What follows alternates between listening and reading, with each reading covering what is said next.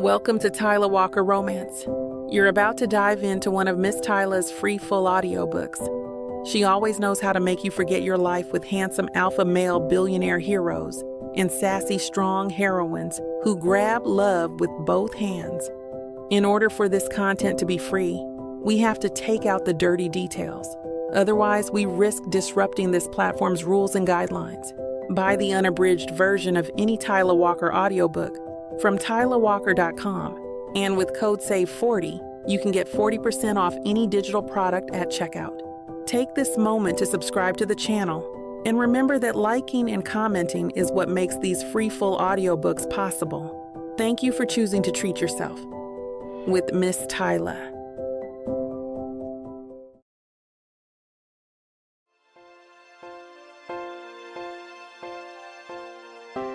Chapter 1. Damon. I stand by the expansive windows in my Manhattan office, looking down on the city lights. There's a sprawl of towering buildings and bright billboards below, little squares of neon that could pass for a modern art installation if I squint just right. It's past 8 in the evening, but I never bothered to turn the overhead lights on. I prefer the hushed glow of desk lamps and the skylines flicker through the glass. I'm holding a sleek invitation in my hands. It arrived this morning in an embossed envelope, thick parchment that practically screamed money. The swirling gold script reads, "Leonardo Astor and Gianna Rossi request the honor of your presence." And so on. Leo's wedding? In Tuscany, in a month's time. The event's already picked up headlines. Golden Son. Marries Italian socialite. Each time I see coverage, I feel an uncomfortable twinge beneath my ribs. My younger brother is the darling of the Astor family. Always has been. He's the living embodiment of everything charming, charismatic, politically savvy, and I'm the older one who's apparently supposed to stand there clapping like a seal. If I had the choice, I'd RSVP with a polite decline and stay holed up in my office to finalize a new real estate acquisition deal. Unfortunately, polite decline isn't in my mother's vocabulary, not for this wedding. An insistent chime interrupts my train of thought. I glance at the phone on my sleek mahogany desk and spy the name Nora Kim glowing on the screen. My personal assistant. Probably calling from her home office, she's unstoppable, even at this hour. I step over to the desk and pick up. "Nora," I say, quiet but direct. "Good evening, Mr. Astor." She always greets me like that. I half tease because I've told her she can use my first name, but she insists on formality when we talk business. "Any chance you've seen the wedding invite yet?" I breathe out slowly. "Yes, and I suppose you're about to discuss a strategy for how I handle it in the press?" "Something like that," she replies, a smile evident in her voice. "Are you free tomorrow for a PR meeting? We should decide how to position your attendance, especially if you're going alone." The same muscle in my jaw tightens, the way it's done since I was a teenager. "I have a busy schedule," I say, leaning back in my leather chair. "You know I don't relish public speculation about my personal life." "Mr. Astor," Nora begins carefully, "this isn't just any wedding. Your entire family will be present. Society pages, tabloids, your investors. Everyone is expecting to see the Astor brothers side by side, beaming for the cameras. You do realize if you arrive unaccompanied, the press will circulate old narratives about you being some unfeeling, aloof workaholic who can't hold a relationship." Her words match the dull ache in my head. She's right, of course. My mother's calls have already suggested, in her polite but pointed way, that I should bring someone so I don't look like the lonely older brother overshadowed by the shining bride and groom. "The old narratives never bothered me," I say at last, though my tone lacks conviction. "Because you usually don't care what people think," Nora answers. "But in this case, negative press could affect your image, and by extension, Astor Holdings. Investors want stability. They want reassurance that the man in charge of their billions is charming and stable." She gives a short laugh, at least outwardly. I rub the back of my neck and stare at the invitation on the desk. Leonardo Astor and Gianna Rossi. Their names loop in fancy gold script. The wedding in Tuscany might as well be the Oscars for how much fanfare it's getting. Leo thrives on that. I do not. Nora, I say, do we have any suitable candidates? I hate hearing myself say the words. This is how I've skirted personal relationships for years, methodical, by the book, with NDAs and discreet companionship arrangements. It's less painful, less complicated. She exhales, clearly relieved I've come around. I've actually done some vetting. We could approach one of your past acquaintances. That's not an option, I cut in. My previous girlfriends all had their own agendas. I'm not letting history repeat itself. Understood, she says, her calm never wavering. We can hire someone new, someone who isn't trying to get a ring or a photo op for personal gain. This would be strictly business, a short contract, an NDA, a clear exit plan. You'd appear engaged for the wedding and then quietly part ways, no scandal, no heartbreak, no uninvited headlines. I clench my jaw at the word heartbreak. I'd like to believe heartbreak doesn't exist in my world. All right. Vet some fresh names.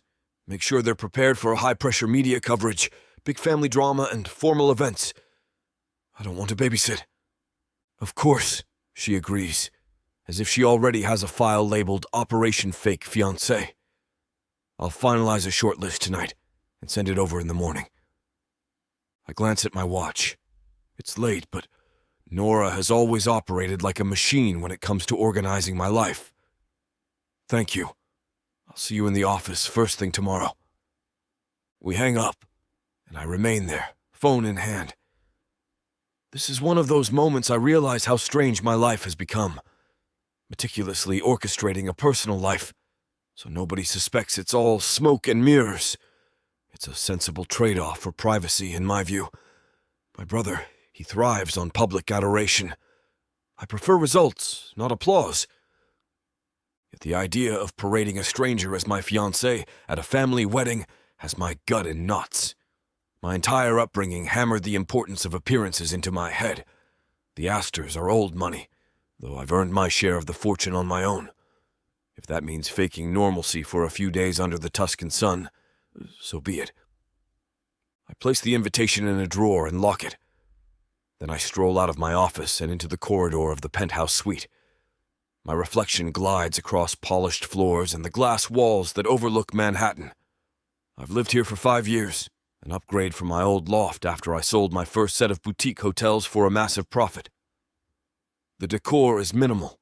Charcoal gray couches, a few abstract paintings in black frames, carefully chosen lighting. No personal photos, no knickknacks, just a testament to my preference for order. In the mirror's reflection, I see what everyone else probably sees. A tall man in a tailored navy suit, crisp white shirt unbuttoned at the collar. My ash-blonde hair is neatly trimmed on the sides and a bit tousled on top, courtesy of the perpetual swirl of my fingers when I'm thinking.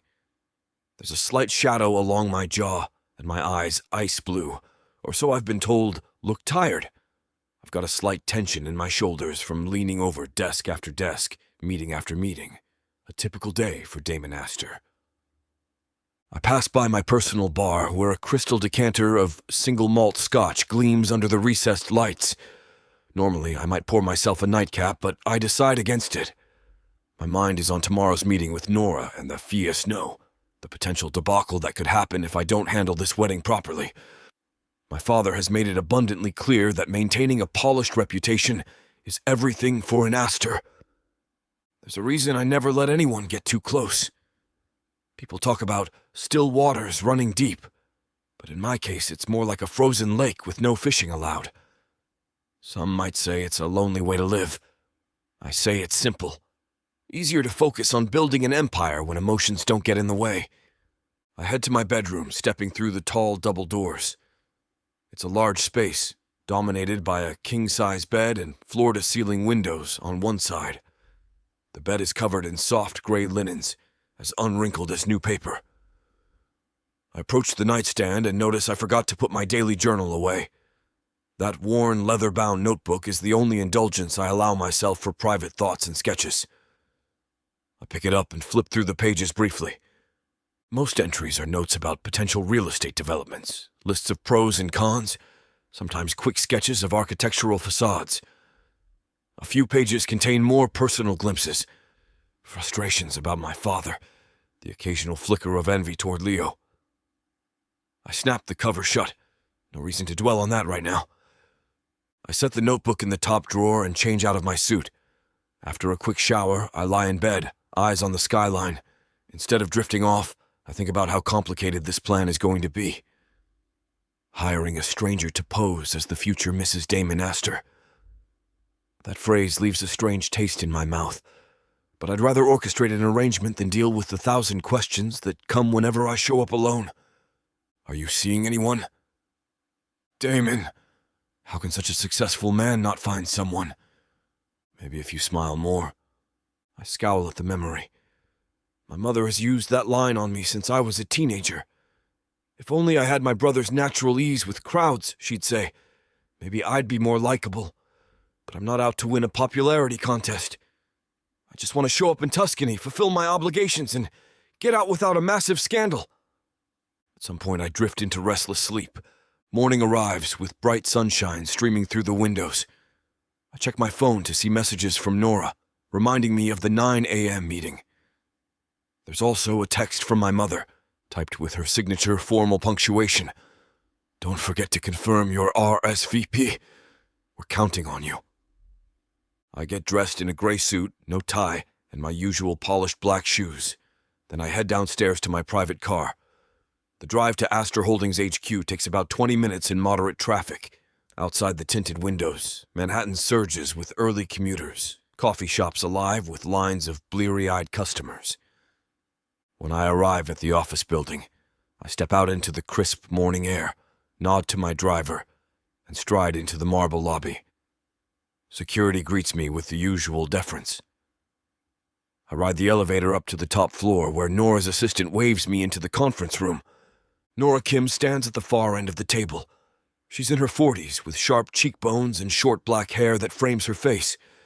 She's wearing a fitted black blazer, holding a slim folder pressed to her side. Her intelligence is the first thing people notice. Then they realize she's also unflappable, no matter how big the storms that rage around the Astor name.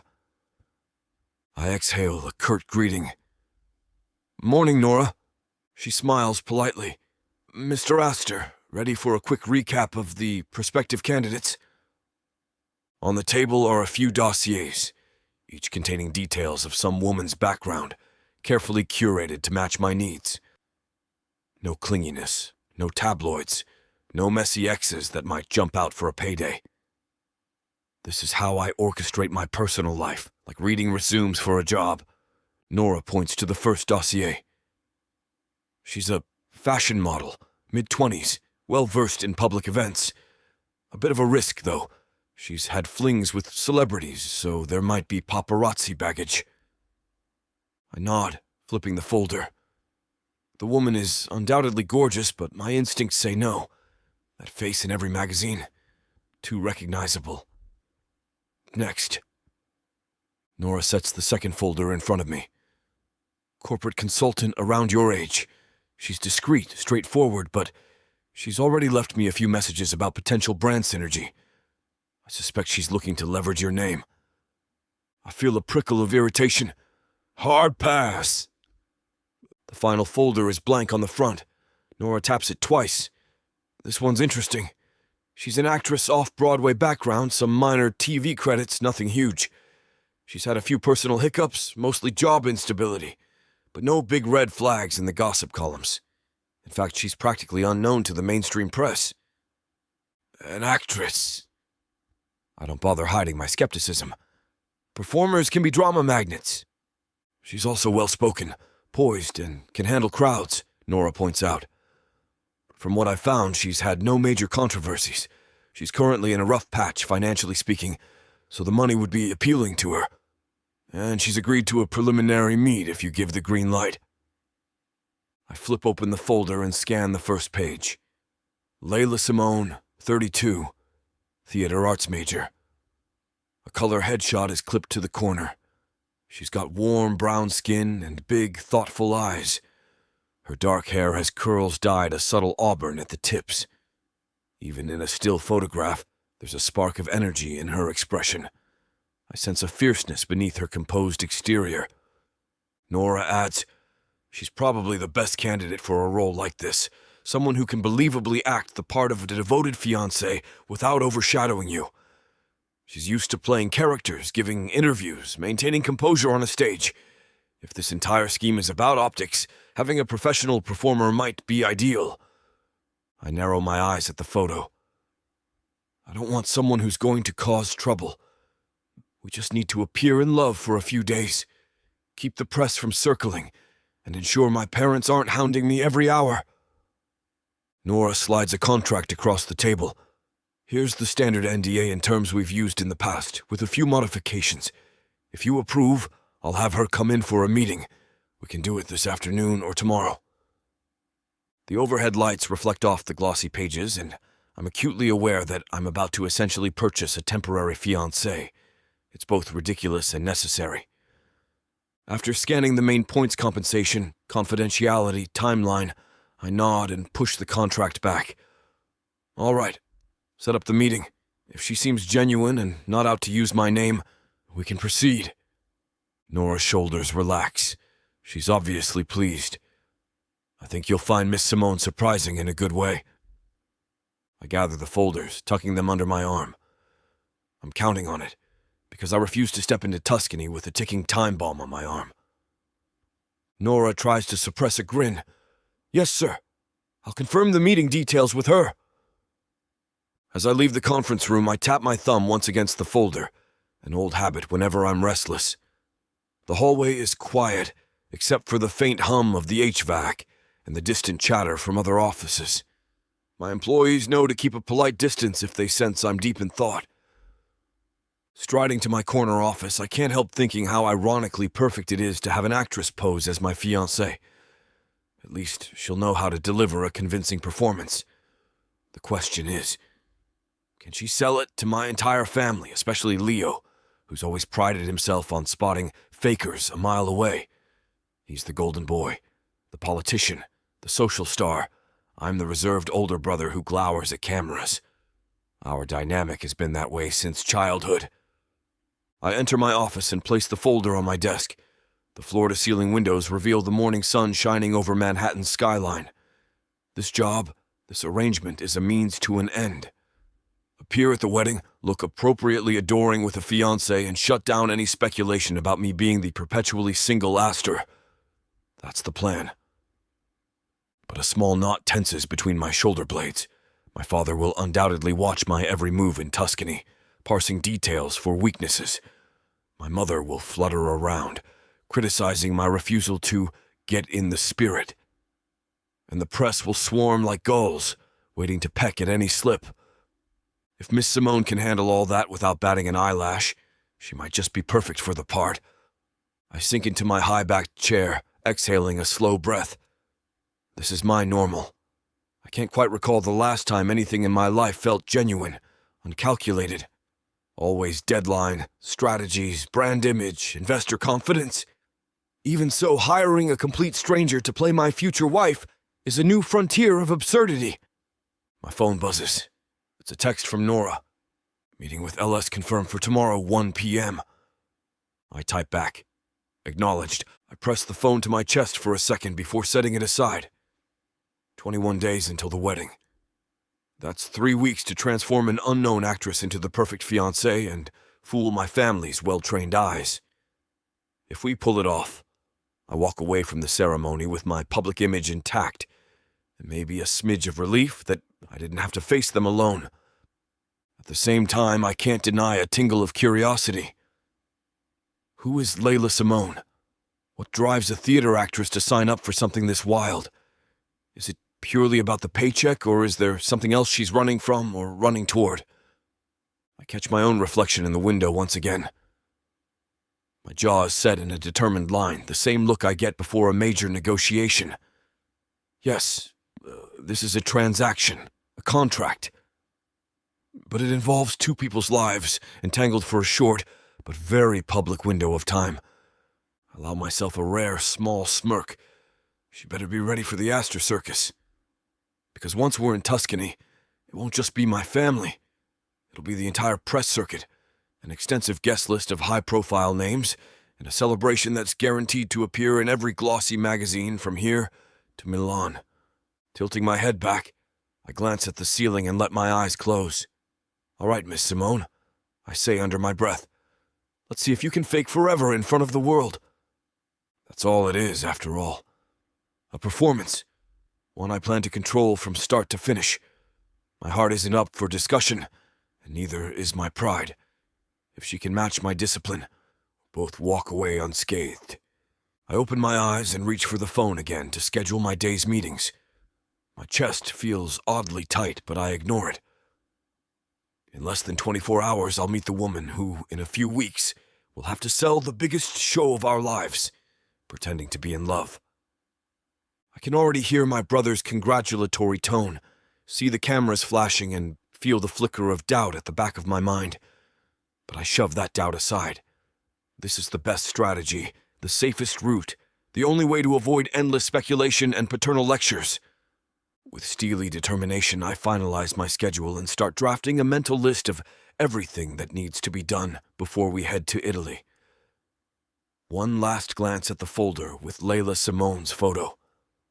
Her dark, curious eyes seem to be staring straight through me, as if challenging me to a duel I hadn't anticipated. I set the photo aside, my resolve firm. Tomorrow we begin the audition of a lifetime, one I need her to ace if I'm going to survive my brother's wedding without a very public embarrassment. No illusions, no real feelings, just a contract, a spotlight, and two people playing the perfect part. I can almost feel the pressure building like a silent crescendo. But I've dealt with high stakes before, and I've never flinched. I won't start now. Chapter 2. Leila. I'm up before sunrise, sitting on the small balcony of my studio apartment in Queens, watching the sky shift from ash gray to the faintest pink. It's quiet enough to hear birds stirring in the scraggly tree that reaches toward my window. The city beyond is only starting to wake, horns and rattling trucks in the distance. Normally, I'd still be asleep, or at least cocooned in bed with my head under a pillow. But today is different. An hour ago, I got a call from a no-nonsense woman named Nora Kim, who claims she's an assistant to some high-profile real estate mogul. She asked if I'd be available for a meeting at noon about a personal engagement. My first thought was, is this a scam? But I recognized the name Astor Holdings from those business segments that run after primetime news. They're the folks who build fancy hotels and open glittering resorts all over the planet. The phone call alone made my heart do a funny flutter. One of those Astors wants me for something. I tug my sweater around me, the morning breeze too chilly for comfort. My phone's still warm in my hand, showing a text from Nora with a location pinned in Manhattan. I sip on my coffee, which is a bit burnt, but I can't bring myself to care.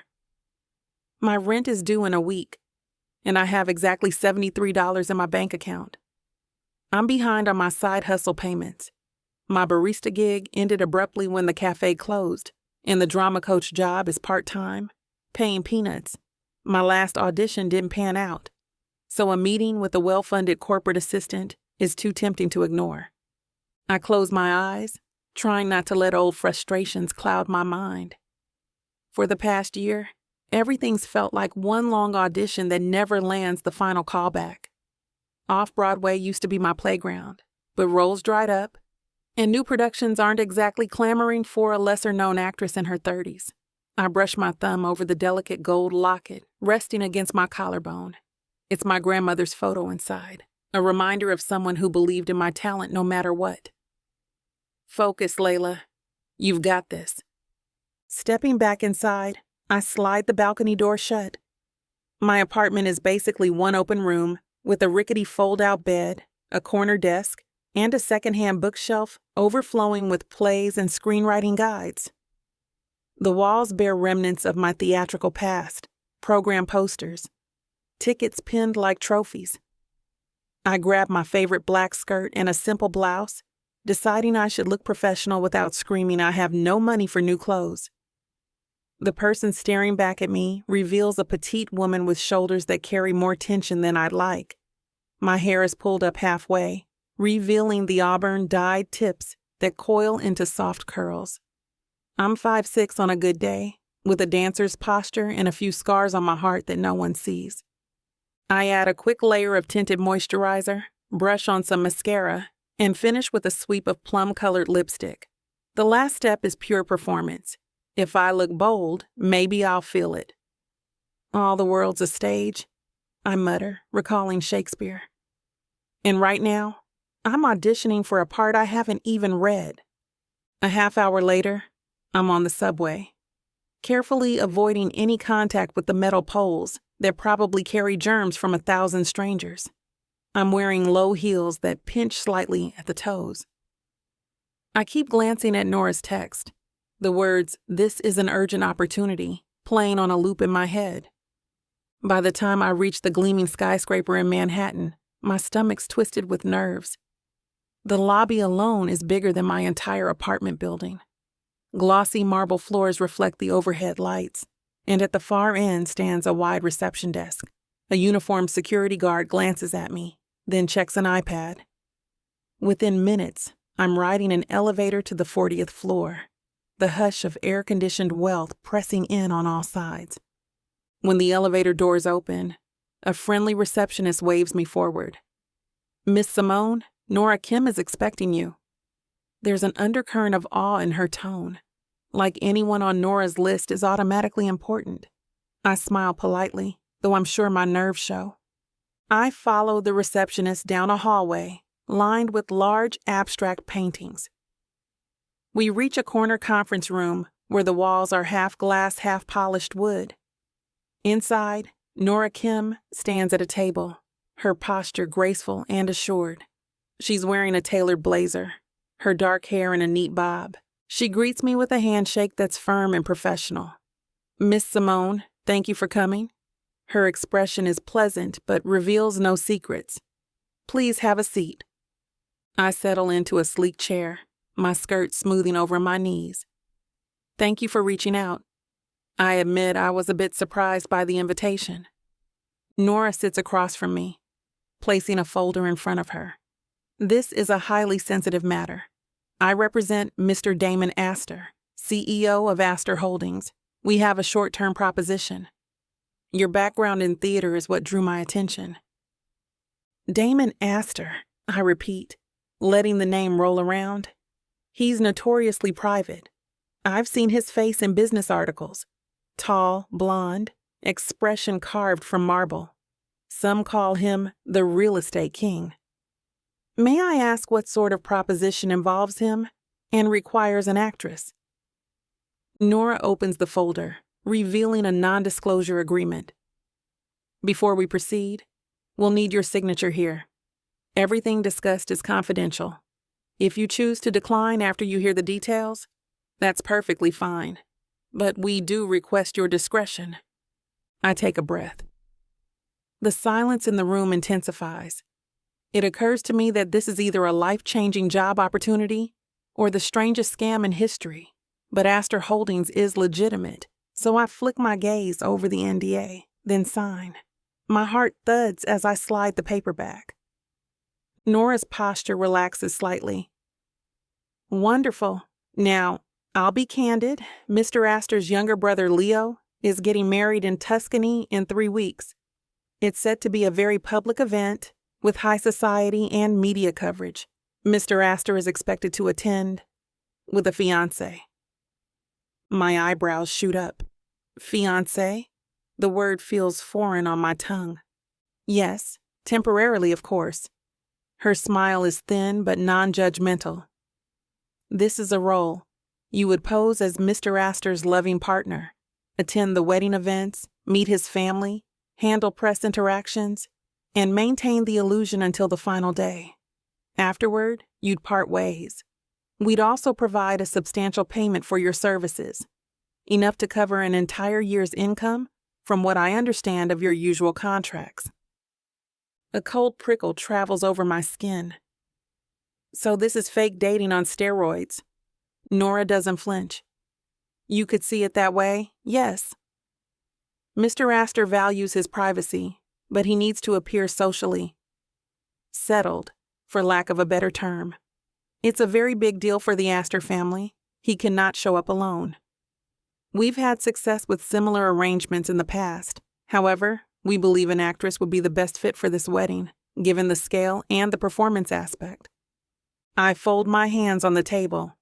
I want to burst out laughing, but another side of me wants to scream, yes, and sign on the dotted line right now because money. But caution wins, so I ask, what's the catch?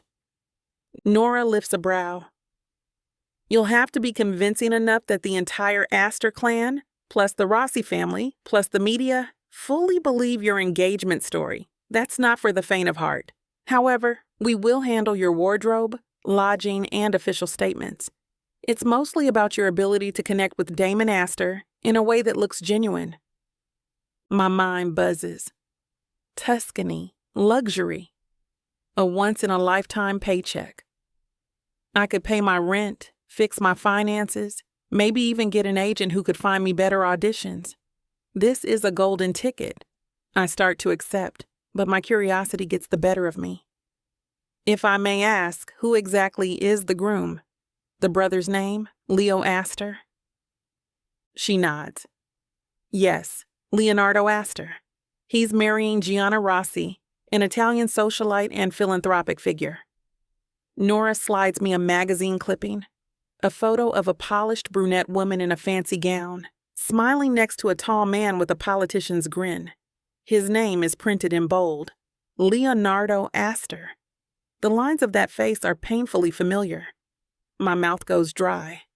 I recognize that face, though it's changed slightly. He's older now, more polished, but the same warm eyes, the same confident jaw. It's the man who once whispered promises in my ear and vanished when I needed him most. The same man who left me in a hospital bed alone. No explanation, no calls, just a few text messages that fizzled out before disappearing entirely. He was my world for a short, intense time 5 years ago. Then poof, gone. My heart drums wildly. My free hand trembles on my lap. Leo Astor, I say quietly, taste bitterness on my tongue. Nora furrows her brow. Yes, that's him. You look. Are you all right? I catch myself. Oh, I'm fine. I lie, swallowing hard. Just realizing how high profile this event really is. I can't tell her about Leo. If I do, they'll never hire me. They'll think I'm drama, and Mr. Damon Astor wants the opposite. But the idea of seeing Leo again, after all these years, ignites a slow burn of anger in my chest. He never even apologized or acknowledged the heartbreak he left behind. Now he's living his charmed life, about to marry into another wealthy family. Meanwhile, I'm hustling to pay rent. Something about that feels too infuriating to ignore. Nora leans forward, concern softening her expression. If it's too much, you can decline. But I should mention the compensation will be quite substantial, well into the 6 figures. 6 figures. That's enough to breathe easy for once, enough to find a stable footing in my acting career, enough to banish the ghost of that humiliating hospital visit. The bills I never fully managed. My father walked out on my mom when I was a kid, then repeated the vanishing act with me after my grandma died. Leo's disappearance was just another needle in my chest, one I never managed to pull out. But maybe returning to his orbit, even in a pretend capacity, could be a chance for closure, possibly even revenge. I inhale slowly, steadying my voice. I accept, I say, forcing a small smile. This is an acting challenge, right? Nora's posture straightens, relief evident. Yes, I'll draft the official contract. We have 3 weeks to prepare you for the wedding. Mr. Astor will want to meet you soon to go over details, craft a believable backstory, and rehearse the dynamic you'll show in public. My mind flashes with an image of Damon Astor, tall, refined, rumored to be as cold as the marble floors in this building. If he's anything like Leo, I'll manage. That's fine, I say. I'm available whenever he is. She slides another set of papers across the table. You can read through these at home. There's a signing bonus, plus the schedule for fittings, etiquette training, and so forth. We'll need you to move quickly on those. The press loves speculation, and we want them to think you've been quietly dating for a while. The swirl of adrenaline in my stomach is equal parts terror and excitement. Of course, I gather the documents, slipping them into my tote bag. As I stand, Nora offers her hand again. I appreciate your willingness to step into this role. Mr. Astor can seem reserved at first, but he's quite straightforward. If at any point you need assistance, you can reach out to me directly. I shake her hand, returning her polite smile. Inside, my heart pounds an erratic rhythm. Thank you. I won't let you down. She escorts me to the hallway, where the same receptionist from before waits with a practiced smile. I'm led back to the elevator, and soon enough, I'm riding back down to the lobby. The elevator hums softly, though my ears ring with the reality that I just agreed to fake an engagement with a billionaire, and that the groom is none other than Leo Astor, my ex, the man who left me at my lowest point. When I step out into the marble lobby, the doorman nods. I hurry outside, blinking against the midday sun. My legs feel unsteady as I cross the street and duck into a small coffee shop. The rich smell of espresso envelops me, a comforting cloud of roasted beans and cream. I slide into a seat by the window, letting the day's events sink in. 5 years ago, I was naive enough to believe Leo Astor when he said he loved me. We'd met in a chance encounter. He was dabbling in local politics, and I was a drama student volunteering at a charity event. We dated for a few passionate months, talking about a future I actually believed in. Then I found out I was pregnant. I remember the shock, the tears, the terror, and then the devastating miscarriage that left me reeling. Leo vanished soon after, offering shallow excuses and eventually ghosting me entirely. It was the worst moment of my life. I thought I'd buried that pain. But now the memories rise to the surface. The way he used to grin, the half-joking, "we'll get married on a beach someday" promise. All of it was smoke. Now he's about to marry someone else in Tuscany, presumably with hundreds of guests and paparazzi. It makes me want to fling coffee at a wall. Instead, I suck in a breath and hold my shoulders high. As soon as I realize I'm gripping the locket around my neck, I force myself to let go. The piece is small and gold, with a faint engraving worn down by time. Inside is a photo of my grandmother, who always told me I had fire in my heart. "Remember who you are," she'd say, in her lilting Caribbean accent. Right now, who I am is a broke actress with an opportunity to change everything. I stare at my reflection in the coffee shop's glass window. A woman with big brown eyes and a determined set to her jaw stares back. "I can do this," I whisper under my breath. It's a role, a well-paying role. My phone buzzes with a text from Zeke, my best friend and fellow actor. "Girl, you free for drinks tonight?" Zeke is the one person who knows the full story about Leo. I decide to text back in a moment. First, I mull over whether to share the news that I'm about to become Damon Astor's fiancée in a high society charade. He'll likely squeal with excitement, or read me for filth for even considering it, or both. My coffee cup is empty, so I stand and rummage through my bag for a few singles. As I pay, my gaze lingers on the sign behind the counter that reads, "Play the hand you're dealt." It feels strangely apartment in this scenario. The hand I'm dealt includes a second chance to face the man who hurt me, and possibly show him I'm not broken or dependent on his leftover kindness. Outside, the city bustles with lunchtime crowds. I merge into the flow, documents safely in my tote. I glance at my phone again, half expecting Nora to call with new instructions, but there's nothing yet. Part of me wonders what Damon Astor is like in person. The tabloids paint him as an enigmatic workaholic who hates small talk. That's fine by me. I'm not looking for romance. I'm looking for a big paycheck and a shot at burying the heartbreak that's lingered too long. I let myself grin at a passing store window, the reflection of my bright lipstick giving me a surge of confidence. If I pull this off, I can wipe out debts, maybe even fund the small experimental theater group I dreamed of starting. And yes, I can walk into that Tuscany wedding with my head held high. A small measure of payback in my step when I see Leo. I won't blow his world up in a dramatic public display. No, that's not my style. But I can show him that Leila Simone is alive, thriving, and clearly doing well enough to land a billionaire fiancé. My mind replays that moment when I realized it was Leo on the invitation. A pang of old hurt threatens to surface, but I push it away. Once more unto the breach, I murmur under my breath, quoting Shakespeare as I weave through pedestrians. We'll see who comes out triumphant. I decide I'll keep everything quiet about my past with Leo. Damon Astor and Nora don't need the details. If I told them, they might worry I'd stir conflict in their precious wedding. I'd lose this job and the chance to reclaim my sense of control. No, this remains my secret. I'll handle Leo in my own way, calm, collected, with a pointed smile that says, "You can't break me again." By the time I reach the subway entrance, my heart feels steadier. The plan is set.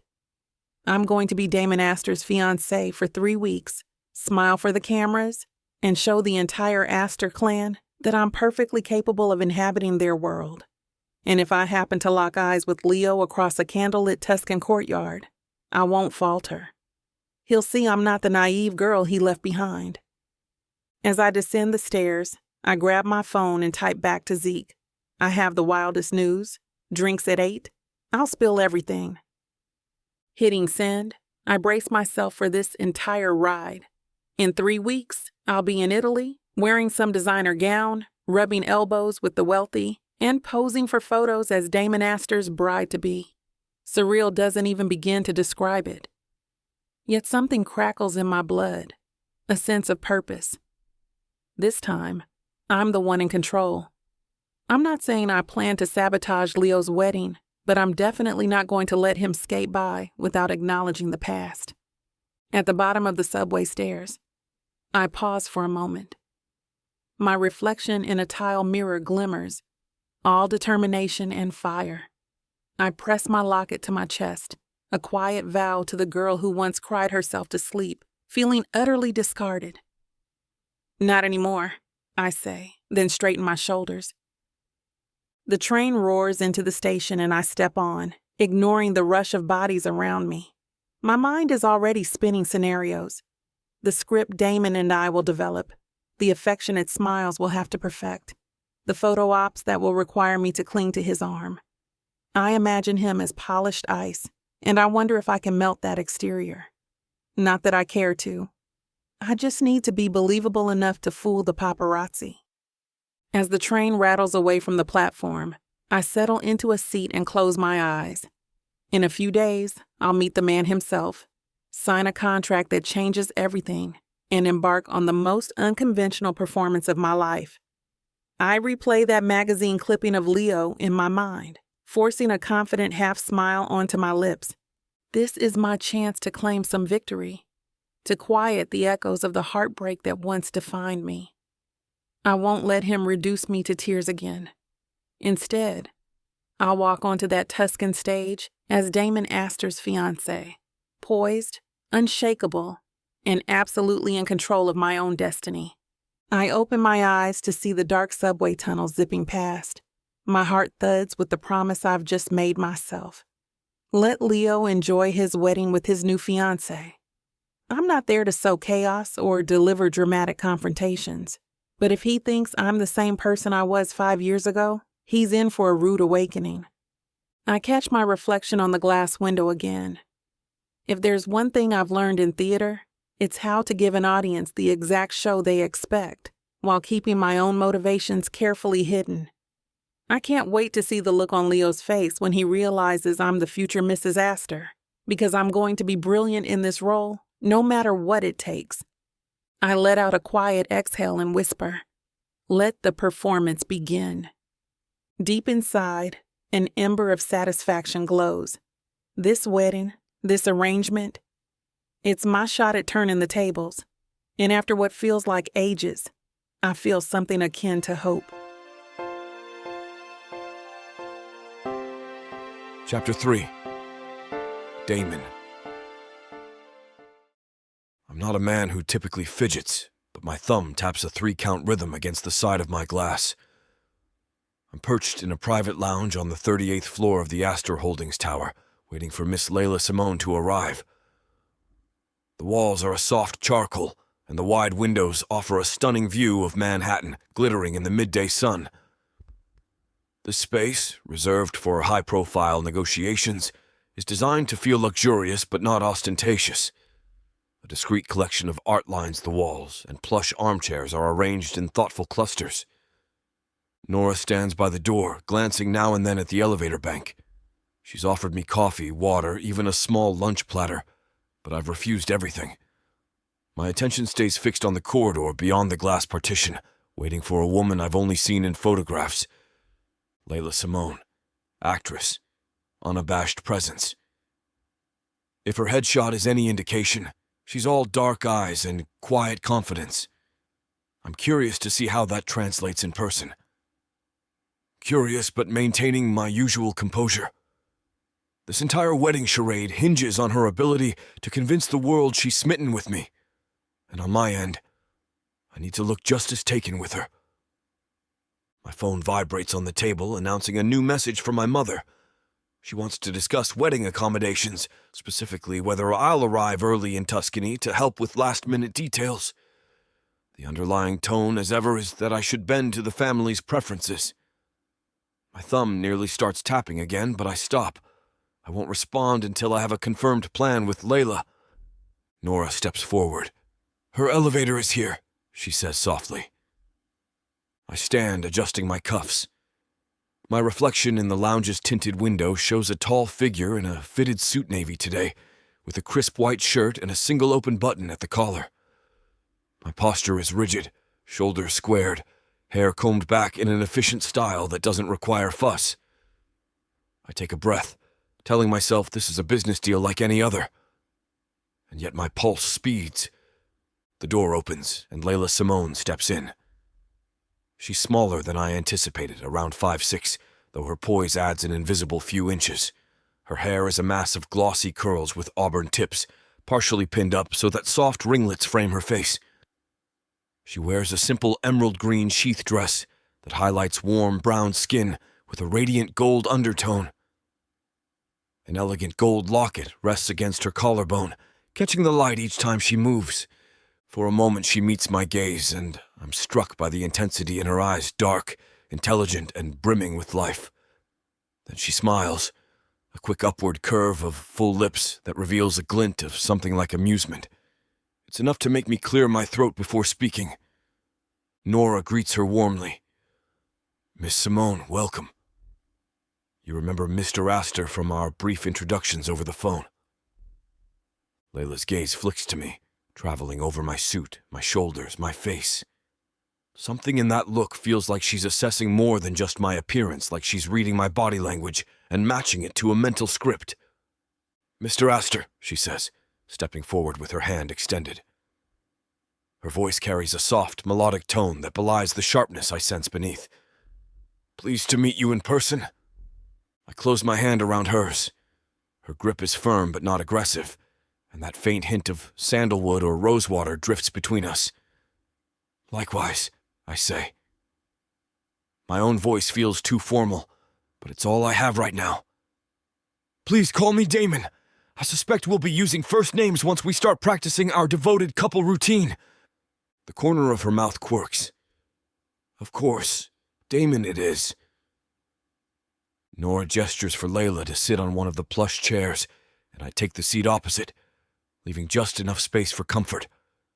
But as soon as we're both settled, Leila crosses her legs in a confident motion, the lines of her posture almost regal. Nora sits near us. I'll let you two discuss the details of your upcoming arrangement. We have a schedule of events and a short timeline for how we want to present your relationship to the press. I'll jump in if needed, but otherwise, please talk freely. I nod. Thank you, Nora. Then I turn to Leila. I appreciate you agreeing to this. I understand it's unorthodox. She laughs softly, eyes dancing. That's one word for it, but I'm game if you are. I hear Tuscany is lovely this time of year. Her tone carries a wry humor, which sets me slightly at ease. This might be easier if she can roll with the absurdity. Good. Let's start with a brief overview of what we expect to do in the next 2 weeks before we fly to Italy. Nora hands Leila a slim folder. We have some fittings scheduled at a few boutiques. We'll get you an updated wardrobe suitable for Astor family events. Damon will accompany you to some of those appointments so the press can catch glimpses, just enough to spark interest without giving away the entire story. Our PR consultant has suggested a small handful of paparazzi leaks walking out of a store together, maybe a lunch date or two. That way nobody is blindsided when you show up at the wedding. Leila glances at me, one brow arched. Let me guess, you're not a huge fan of public spectacle? I let out a measured breath. Not particularly, but it's necessary for the narrative we're crafting. We want to appear like we've been seeing each other quietly for a few months, and that this engagement has been in the works. The last thing I need is my family and the press crying scandal about a sudden fiancé. She taps a manicured finger against the folder. Understood. We'll play it slow and steady. By the time we land in Tuscany, the paparazzi will think we're practically old news. A small flicker of appreciation warms my chest. She gets it. No fuss, no sudden tabloid drama. Exactly, I say. Nora coughs discreetly. If you two would like to talk alone, I can step out. Sometimes it helps to establish personal boundaries and comfort levels for how you'll present yourselves in public. Everything from how you hold hands to how you greet each other in front of family. Leila's lips twitch in something resembling a smirk, and she shrugs. Sure, it'll be our first real date, in a sense. Nora checks her watch. I need to make a few calls anyway. Let me know when you're ready, and we'll finalize the schedule. She gathers a few papers and exits, leaving the lounge door ajar. Now it's just us, and the subtle quiet that falls over the room is oddly intimate. Leila seems unfazed, crossing one leg over the other again, and that gold locket shifts slightly against the emerald green fabric of her dress. I sit forward. So, I begin, voice lower than intended. I'd like to know more about you.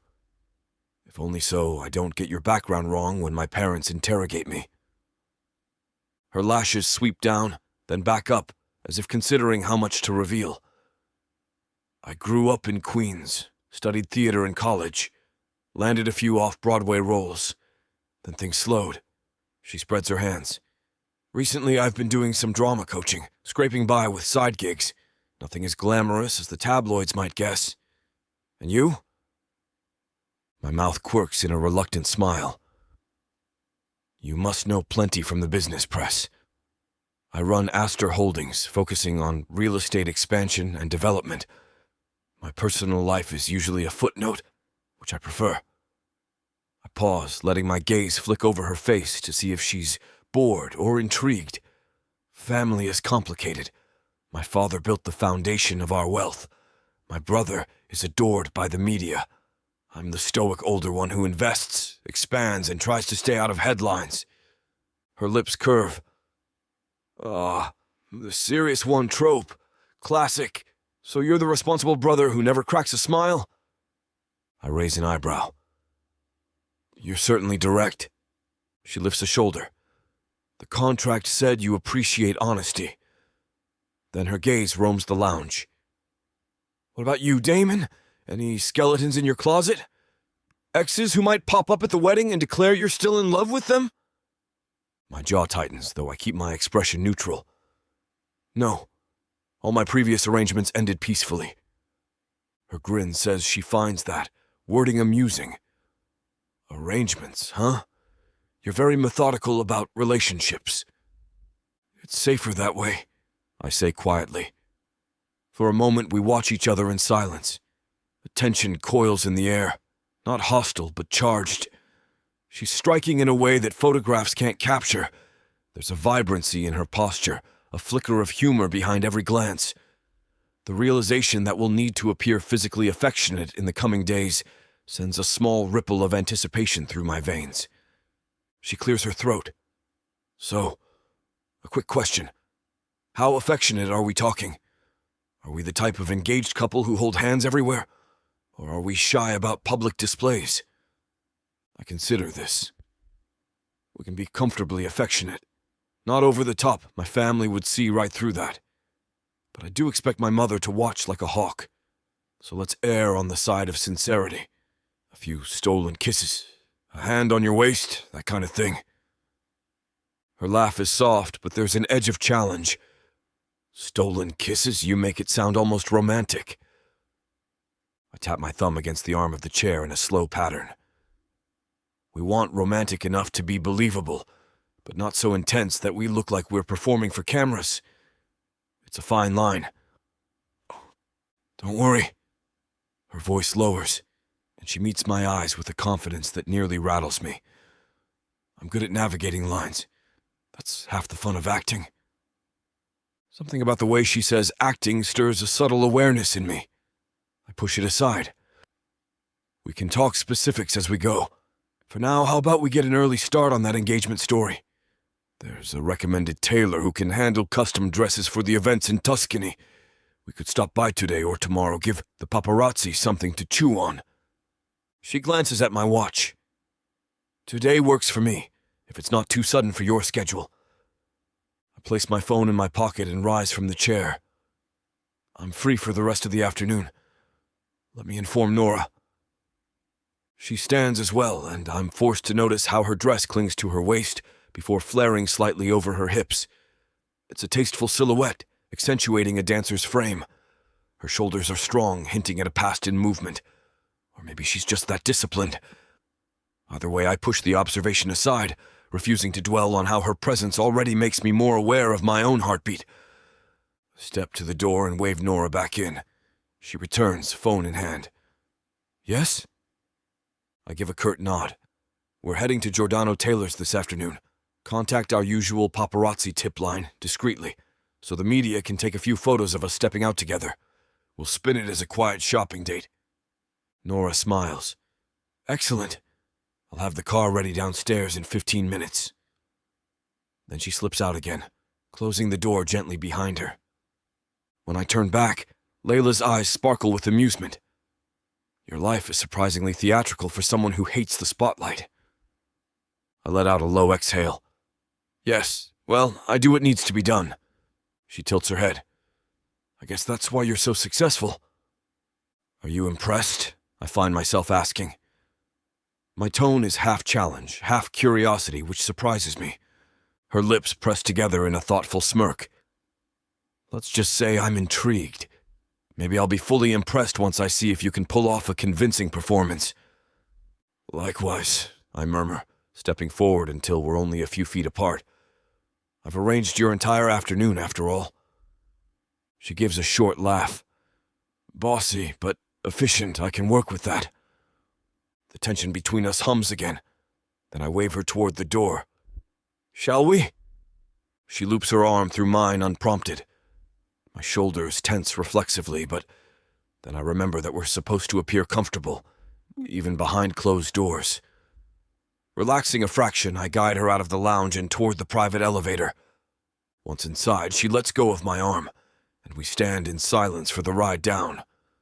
I glance at the mirrored doors, catching sight of our reflection. She's wearing a half smile, her gaze flicking to me now and then while my expression is impassive, though I feel a faint twist of excitement in my gut. If I didn't know better, I'd say we look like a couple headed to a brunch reservation. When we reach the lobby, a few employees discreetly greet me, eyes curiously flicking to Leila. She offers them a polite nod, but I can sense she's taking in the environment: marble floors, towering columns, the faint hum of wealth. In the short walk to the black luxury SUV waiting outside, I see one or two cameras flash near the sidewalk. Our tip to the press must have leaked fast. Leila leans in slightly, her hand brushing my elbow, posture calm. Inside the SUV, tinted windows shield us from prying eyes. I relax into the leather seat, feeling the engine's low rumble as we pull into traffic. We'll be at the tailor in about 15 minutes, I say. She settles across from me, legs crossed, and glances around the spacious interior. Nice. If you do this for every shopping trip, I could get used to it. You will be well taken care of, I confirm. Then, after a moment, I add, what made you decide to accept this arrangement? You're an actress. You might have had other opportunities. Her eyes flick to the passing cityscape. Let's just say the timing was perfect. I needed the break from the grind, and the money isn't exactly pocket change. She lifts her chin. Plus, I'm curious. People fascinate me, especially the powerful ones who pretend they don't have hearts. I stiffen slightly, but she gives me a knowing smile. She's daring me to confirm or deny. I've never claimed I don't have a heart, I murmur, aware of how defensive it sounds. I simply keep my emotions private. That's fair. She shifts, letting her hair fall over one shoulder. Maybe I'll break your shell, maybe I won't. Either way, I'll sell the role. She has a directness that's equal parts unnerving and refreshing. Let's focus on the performance first, I reply. A short pause follows, and she looks out the window, apparently content to let quiet settle. The city rushes by, crossing into more exclusive shopping districts.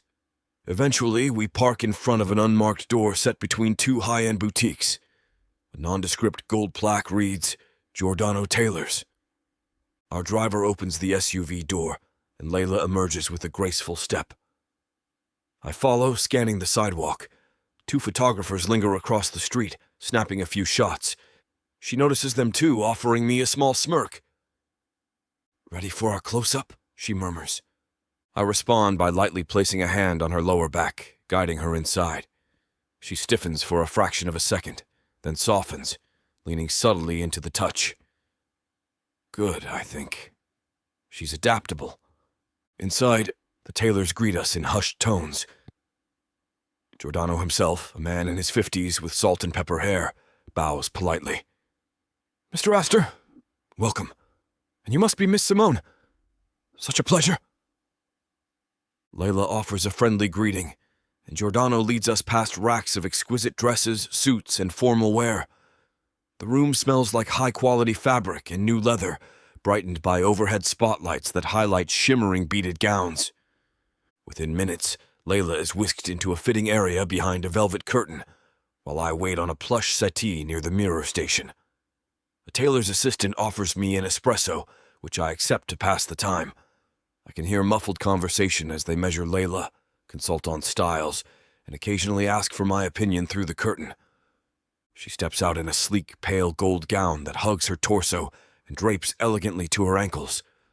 My eyes trace the line of her shoulders, the contour of her waist, the gentle flare at her hips. She glances my way, one brow raised, waiting for a reaction. My voice emerges husky. It's good. Her lips turn up in a half grin. Just good? I clear my throat, setting the espresso aside.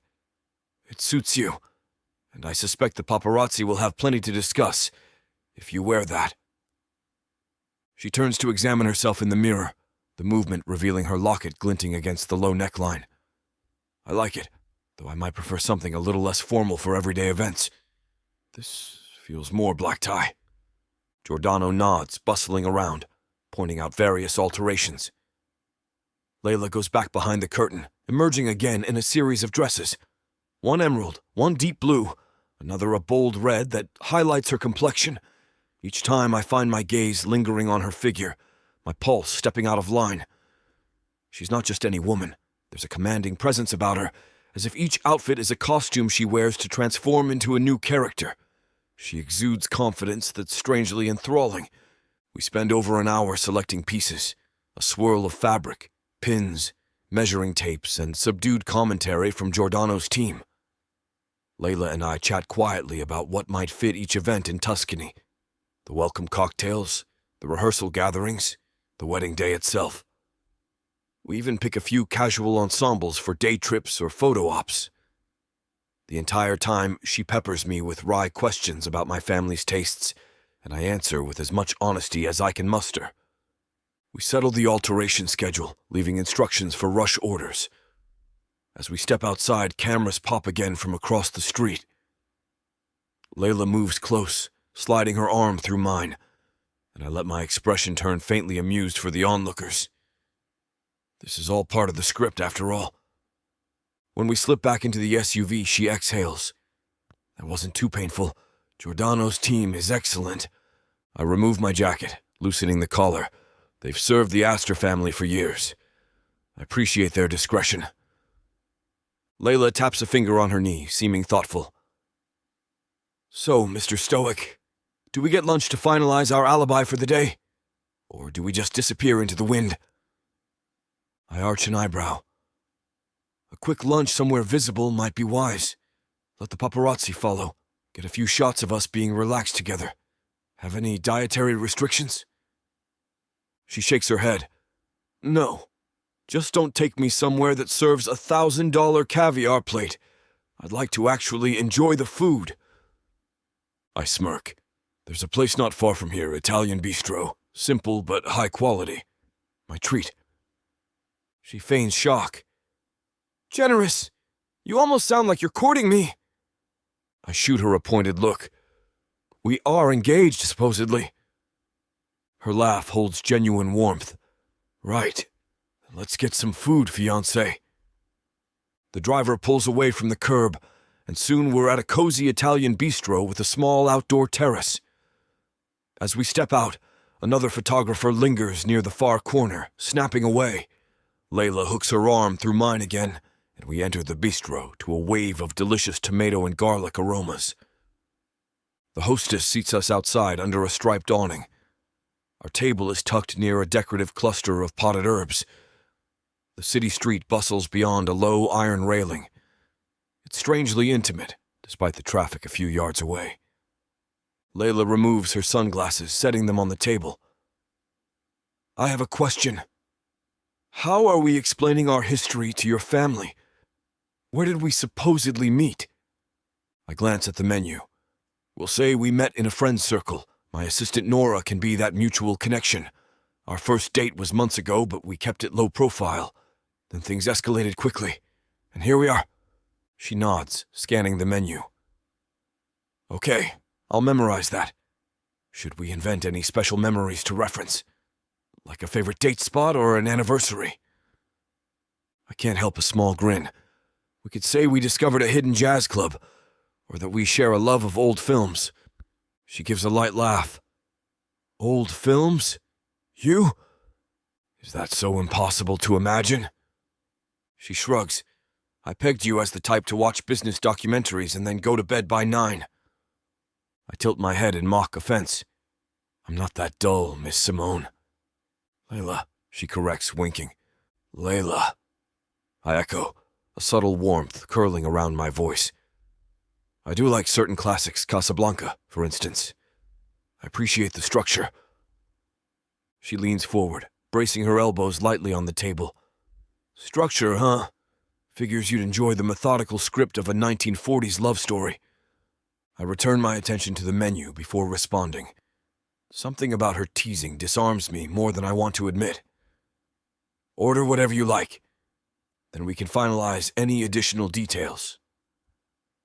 When the waiter arrives, Leila chooses a pasta dish with spicy tomato sauce, while I pick a simpler grilled chicken and vegetables. She requests a glass of white wine. I stick to water. As we wait, she fills the silence by pointing out the couples around us, how they speak, the small touches they exchange. She has a keen eye for body language. I realize she's teaching me how we can mimic those signs of affection. Linking hands across the table, leaning in during conversation, exchanging quick, amused glances. We practice by threading our fingers together on the tabletop, ignoring the faint flush that creeps up my neck. "Natural," she says, quietly impressed. "Just relax your shoulders a little. There, we look like a couple discussing weekend plans." The thought of us truly being a couple sends a fleeting jolt through me, but I push it aside. We're acting, and we're good at it, both of us, in our own ways. The food arrives, and we share a comfortable moment sampling each other's dishes. She pretends to feed me a bite of her pasta, a playful glint in her eye. I oblige, chewing the spicy sauce with a straight face, ignoring how foreign this kind of carefree intimacy is for me. I'm used to women who either want to impress me or fade into the background. Leila does neither. She's engaged, vibrant, and utterly unapologetic about it. When we finish, she dabs her lips with a napkin and sits back. That was delicious, and it should give the paparazzi enough to photograph. I glance behind me. Sure enough, I spot a camera flash through the glass. Our plan is working. "Yes," I say, lowering my voice. "Now they'll be curious but not suspicious. We'll let them fill in the blanks." She gazes at me for a moment. "You know, this might actually be fun if you weren't so tense about it. Let yourself enjoy the game." My jaw sets as I tuck my credit card into the bill folder. I enjoy success, not games. She stands when I do, hooking her purse over her shoulder. "You'll learn that the two aren't mutually exclusive." Then she brushes past me, heading for the exit. Outside, we pause on the sidewalk to hail the SUV. She's standing close enough that I can see the tiny flecks of gold in her eyes. "So what's next?" she asks softly. "Tomorrow we can plan a mock interview or two, practice answers to questions my parents might pose. After that, I'll arrange some time for us to go over wedding details." I hesitate, noticing a flicker in her expression. "Unless you have concerns?" She hesitates, as if weighing something. Then her gaze clears and she shakes her head. "No concerns, I'm good." We slide into the SUV again. This time she sits closer, though not enough to be suspicious. My phone buzzes and I see a text from my mother. "Your father and I want to finalize flight details. Let us know if you and your fiancée are arriving early in Tuscany." I sigh, typing back a vague response. "We'll confirm soon." Leila peeks at my screen. "Your family's eager."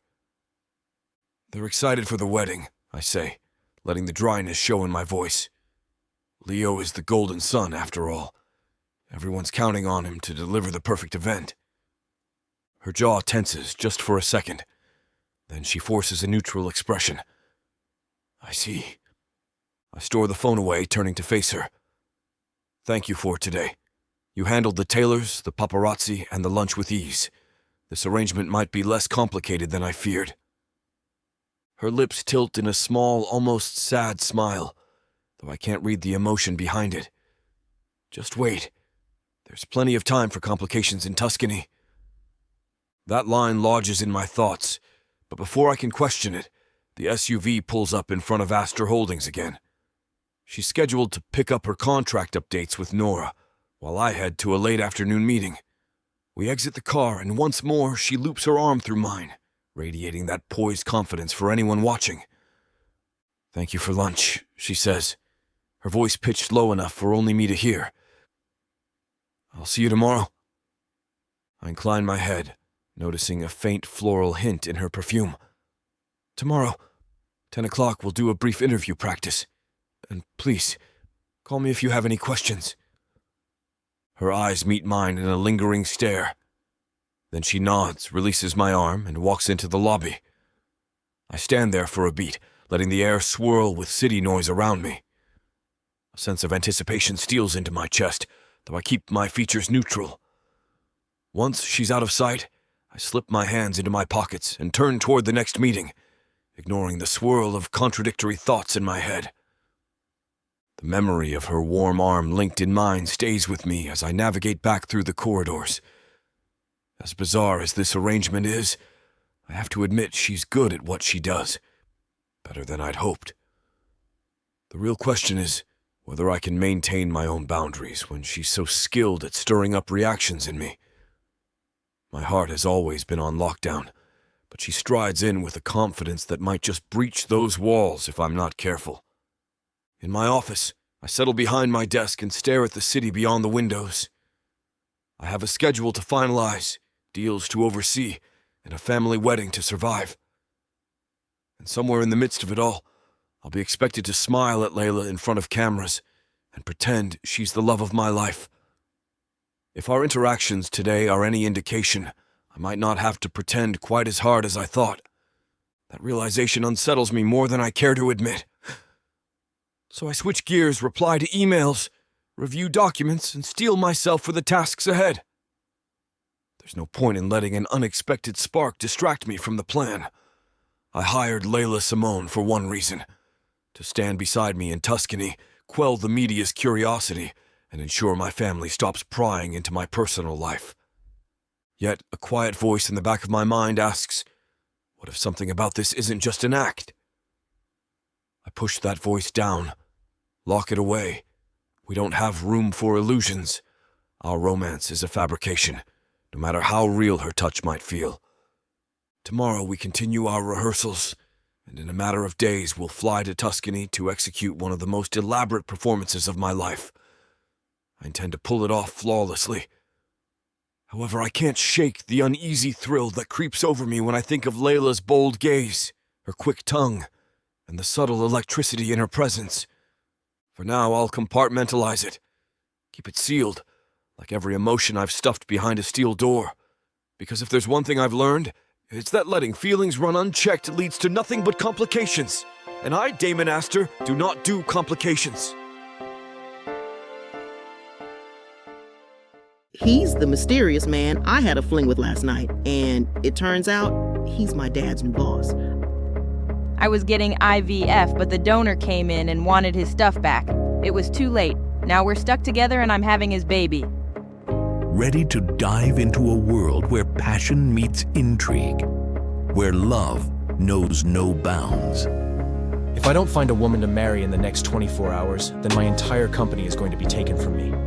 There's only one woman I can ask, but she hates me because I ruined her father. Introducing the Escape Your Life with Romance Book Bundle by Amazon best-selling author Leila Walker, a collection of 100 standalone romances that promised to sweep you off your feet. And the best part? Get 90% off on the whole bundle, baby. For $99.99, you'll get over 800 hours of pure romance with strong alpha males and sassy women who don't back down. They can pass all the tariffs they want, ladies. But you won't find this deal for 100 audiobooks for less than $1 each anywhere else. 90 cents per book for all the dirty fun I can handle?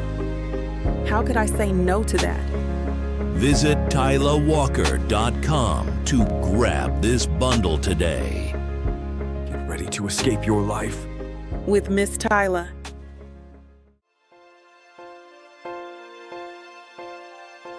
Chapter 4. Leila. I press my forehead to the jet's window and watch as Tuscany unfolds beneath us. Rolling hills swathed in green, rows of cypress trees, sun-blanched villas scattered like pearls across the Italian countryside. It's both breathtaking and terrifying because the moment we land, my plan, the biggest act of my life, officially goes live. Damon sits across from me in a plush leather seat, studying his tablet as if the world beyond that screen doesn't exist. The subtle tension in his shoulders tells a different story. With his ash blonde hair swept back neatly, he looks every bit the buttoned-up billionaire. Light stubble frames his jaw, and there's a quiet intensity around his ice blue eyes that never quite dims, not even when we've shared jokes these past few days.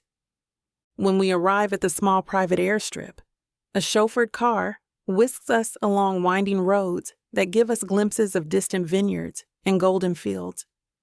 Damon and I make small talk about the flight, about how many days remain until the wedding. Underneath, I sense he's bracing for something. Probably the usual barrage from his family, or maybe the prospect of parading a stranger as his fiancée. I play with the delicate gold locket lying against my collarbone. A moment later, I catch Damon's eyes on my fingers, as though he's about to ask what's inside. But the car rumbles up a long driveway, turning a corner, and I lose myself in the sight of the Astor family's Tuscan estate. The main villa stands 3 stories high, its stone walls colored like honey in the late afternoon sun. Green shutters frame tall windows, and climbing vines weave up the facade, as if nature decided to dress it in living lace. There's a courtyard, paved with smooth stones, neatly trimmed hedges, and a grand fountain where water flows in gentle arcs. My heart hammers a little harder. I'm about to face Damon's parents, and somewhere lurking nearby is Leo Astor, the man who once shredded my faith and love. The old ache in my chest tightens, but I force a gracious smile as the driver opens our door. Damon steps out first, all quiet command and precision. He offers his hand to help me from the car, and I accept with a subtle tilt of my chin. The Tuscan sun kisses my skin, warm air stirring the hem of my summer dress. I've chosen something simple and elegant, lightweight fabric in a dusty rose color, sandals laced at my ankles. My hair is up in a loose twist, auburn tips brushing my shoulders.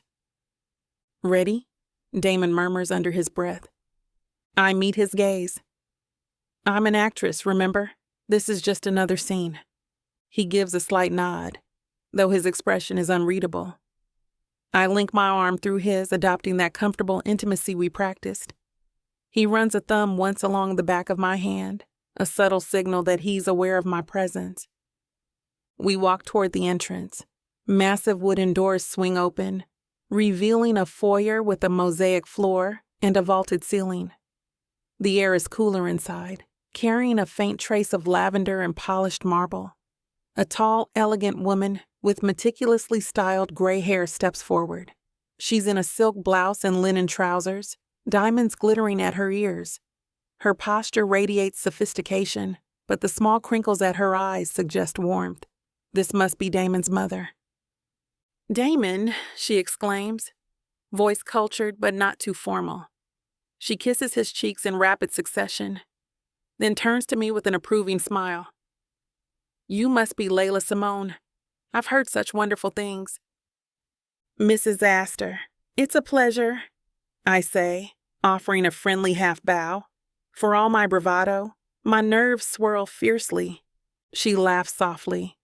"Oh, my dear, call me Celeste. We're about to be family after all." Her gaze flickers over my dress, my locket, then my face. There's a keen intelligence in her eyes, as if she's taking in every detail. "Welcome to our home." Behind Celeste, an older man approaches. Silver hair, strong posture, the carved features of a patriarch. He's nearly as tall as Damon, though a bit more stocky. Damon's father, presumably. He offers me a firm handshake. "Graham Astor," he announces with a decisive nod. "It's good to meet you. Damon's been very private about you." I slip my hand from his grasp, summoning a sincere smile. "I like to keep a low profile, Mr. Astor." Graham studies me for a beat. "As do we," he says, eyes lingering on Damon. There's a loaded glance between father and son, one I can't quite interpret. Maybe it's the tension Damon hinted at, about living in Leo's spotlight. Celeste takes charge, clapping her hands lightly. "Let's bring you to the courtyard for refreshments." The rest of the family is milling about, getting ready for the pre-wedding festivities. You'll meet them all soon enough. My stomach knots. Soon enough, I'll be face to face with Leo, and I'll have to pretend I'm just Damon's fiancée, unaffected by any other past. "That would be lovely," I answer, mustering calm. We walk through a corridor lined with portraits and gilded frames, the air heavy with old-world prestige. Celeste comments on the upcoming schedule: cocktail hours, family dinners, tours of the vineyard. I nod politely, glancing at Damon from time to time. He moves with practiced elegance, shoulders back, stride confident. The man is a vision in a cream linen shirt, tucked into tailored trousers that skim his lean hips. He's undone 2 buttons at his collar, revealing a hint of tanned skin. My gaze darts away, realizing I'm ogling a little. I remind myself, this is all for show. I'm not meant to actually swoon over him, no matter how much my pulse misbehaves whenever he's near. He catches my eye once, a faint question on his face, and I quickly toss him a reassuring smile. Stepping into the courtyard, I find a handful of staff setting up trays of water and sparkling wine on a wrought iron table. The fountain nearby trickles serenely. Celeste directs me to a seat beneath a pergola, crawling with vines. Graham and Damon sit across from us, the father with an air of mild impatience, the son checking his phone for messages. I notice how Damon's long legs extend gracefully, ankles crossed. There's something cat-like about his stance, as though he's always ready to spring into action despite his calm facade. Celeste hands me a glass of sparkling water. Leila, how was your journey? It can be quite exhausting, even on a private plane. She says it without arrogance, just matter-of-factly. I sip, smiling at the gentle fizz. The flight was smooth, and the scenery is unbelievable. I've never been to Tuscany before, so I'm in awe. Graham eyes me over the rim of his glass. We're happy to share it, although we typically keep our gatherings intimate. He exhales, glancing at Damon. Leo, of course, insisted on something more grand for his wedding. It's become quite the event. My stomach flips at the mention of Leo's name. I maintain a poised expression. I hear it's going to be the social highlight of the season. It certainly will, Celeste agrees. If only we could avoid the media circus, but Leo thrives on that attention, and Gianna seems accustomed to it. Damon tenses faintly, but he's saved from replying by the arrival of a tall, elegant staff member who whispers something to Celeste. She sets down her glass, brightening. They've put Miss Simone's luggage in the villa across the courtyard, adjoining Damon's suite. Why don't we give you two a chance to freshen up? Dinner is at 8, and we'll have extended family here for the welcome meal. I rise, smoothing my dress. Thank you. I'd love a moment to settle in. She smiles, guiding me through a garden path that leads to a smaller but still lavish wing of the estate. Damon follows, his eyes scanning the grounds as if on constant alert. The gardens are lush with bursts of lavender, rose bushes, and neatly trimmed hedges forming whimsical patterns. Stone benches line winding pathways, each vantage revealing another picturesque corner of Tuscan paradise. We reach a secluded entrance where an ivy-draped arch frames the door. Celeste leaves us with a gracious nod, reminding us of dinner in a few hours. Once we're alone, Damon fidgets with the door handle, pushing it open to reveal a small foyer. The space leads into a living area with antique furniture, upholstered in cream and gold, tall windows let in sunlight that dances across terracotta floors. Wow, I whisper, stepping into the space. Your family does guest accommodations in style. Damon's mouth quirks. They consider this a modest arrangement. He moves to a door on the right. My suite is just through here, so we have connecting rooms. For appearances, we'll be seen entering and exiting as though we're sharing quarters. That's subtle, I tease, crossing my arms. Are you sure they won't leave a camera in the corner to document our every move? He half smiles, a rare glimpse of humor. They wouldn't dare. That's more Leo's style. Then his expression sours briefly, as though he regrets mentioning his brother. I clear my throat, pretending not to catch that slip. So I guess I'll take a few minutes, maybe lie down and prepare for dinner. Meeting the entire Astor extended family in one evening? I should conserve energy. He nods. If you need anything, just knock. I'll see you soon. He lingers a moment, eyes traveling over me as if trying to gauge my emotional state. His gaze rests on my locket, then flicks to my face. We'll manage this, he says quietly. We've rehearsed enough in Manhattan. I nod, forcing a confident grin. Of course. Piece of cake. He disappears through the connecting door, leaving me alone in the softly lit living room. I set my purse on an ornate side table, noticing the swirl pattern carved into its legs. The hush in the suite feels oddly charged, as though the walls themselves know a secret. My stomach flutters with nerves, or maybe it's the memory of seeing Leo's name swirl into conversation. I've got this, I whisper, trying to ground myself. It's an act, and I'm the lead. I make my way into the bedroom, which is equally lavish. 4-poster bed, embroidered linens, and a balcony overlooking a small rose garden. I take a few minutes to freshen up, letting my hair down to redo it in a neater twist, reapplying lip color. My reflection in the ornate mirror shows a woman who seems composed, though my heart has a persistent drumbeat that suggests otherwise. Before I can decide how to spend the next hour, there's a soft knock at the main door of the suite. I hesitate, then approach, half expecting Damon. Instead, a uniformed staff member stands there, her kind face crinkling into a smile. Signorina Simone, some of the guests have gathered in the courtyard for a small welcome. Would you like to join them now or wait for dinner? I glance behind me, longing for a moment to gather my wits, but I know I need to make an impression sooner rather than later.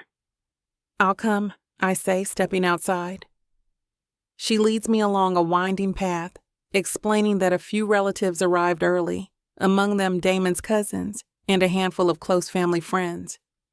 We round a corner and arrive at a charming patio where people chat in little clusters, glasses of wine or sparkling water in hand. I instantly feel their gazes flick in my direction. The hush of curiosity wraps around me. Time to perform. I put on my warmest smile. Hello, I say, stepping forward. I'm Leila Simone, Damon's fiancée. A handful of introductions follow. A middle-aged couple, his paternal aunt and uncle, greet me with genuine welcome. One of his cousins, a sophisticated woman in her 30s, gushes about how excited the family is to meet the newest Astor edition. Each greeting is a test, and I pass with cheerful, polite remarks, even allowing a dash of playful humor. They laugh when I joke about practicing my Italian, encouraging me to try out basic phrases. I feel a presence behind me before I hear his voice. You must be the fiancé. The hair on my arm stands on end.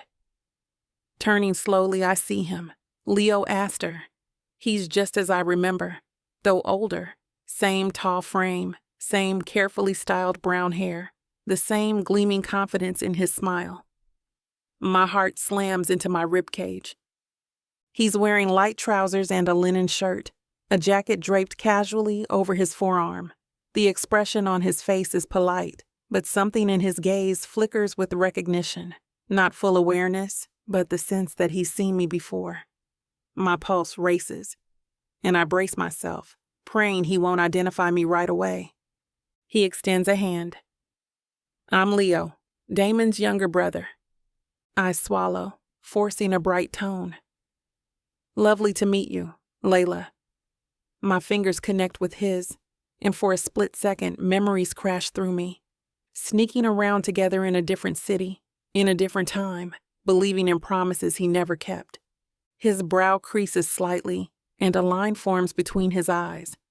Something's stirring in his mind, but he can't place me yet. I slip my hand free, clearing my throat. Congratulations on your upcoming wedding.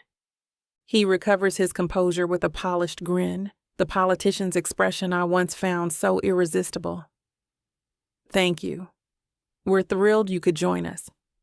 His gaze flicks over my face again, lingering. Then he's pulled away by someone calling his name, leaving me with a head full of static.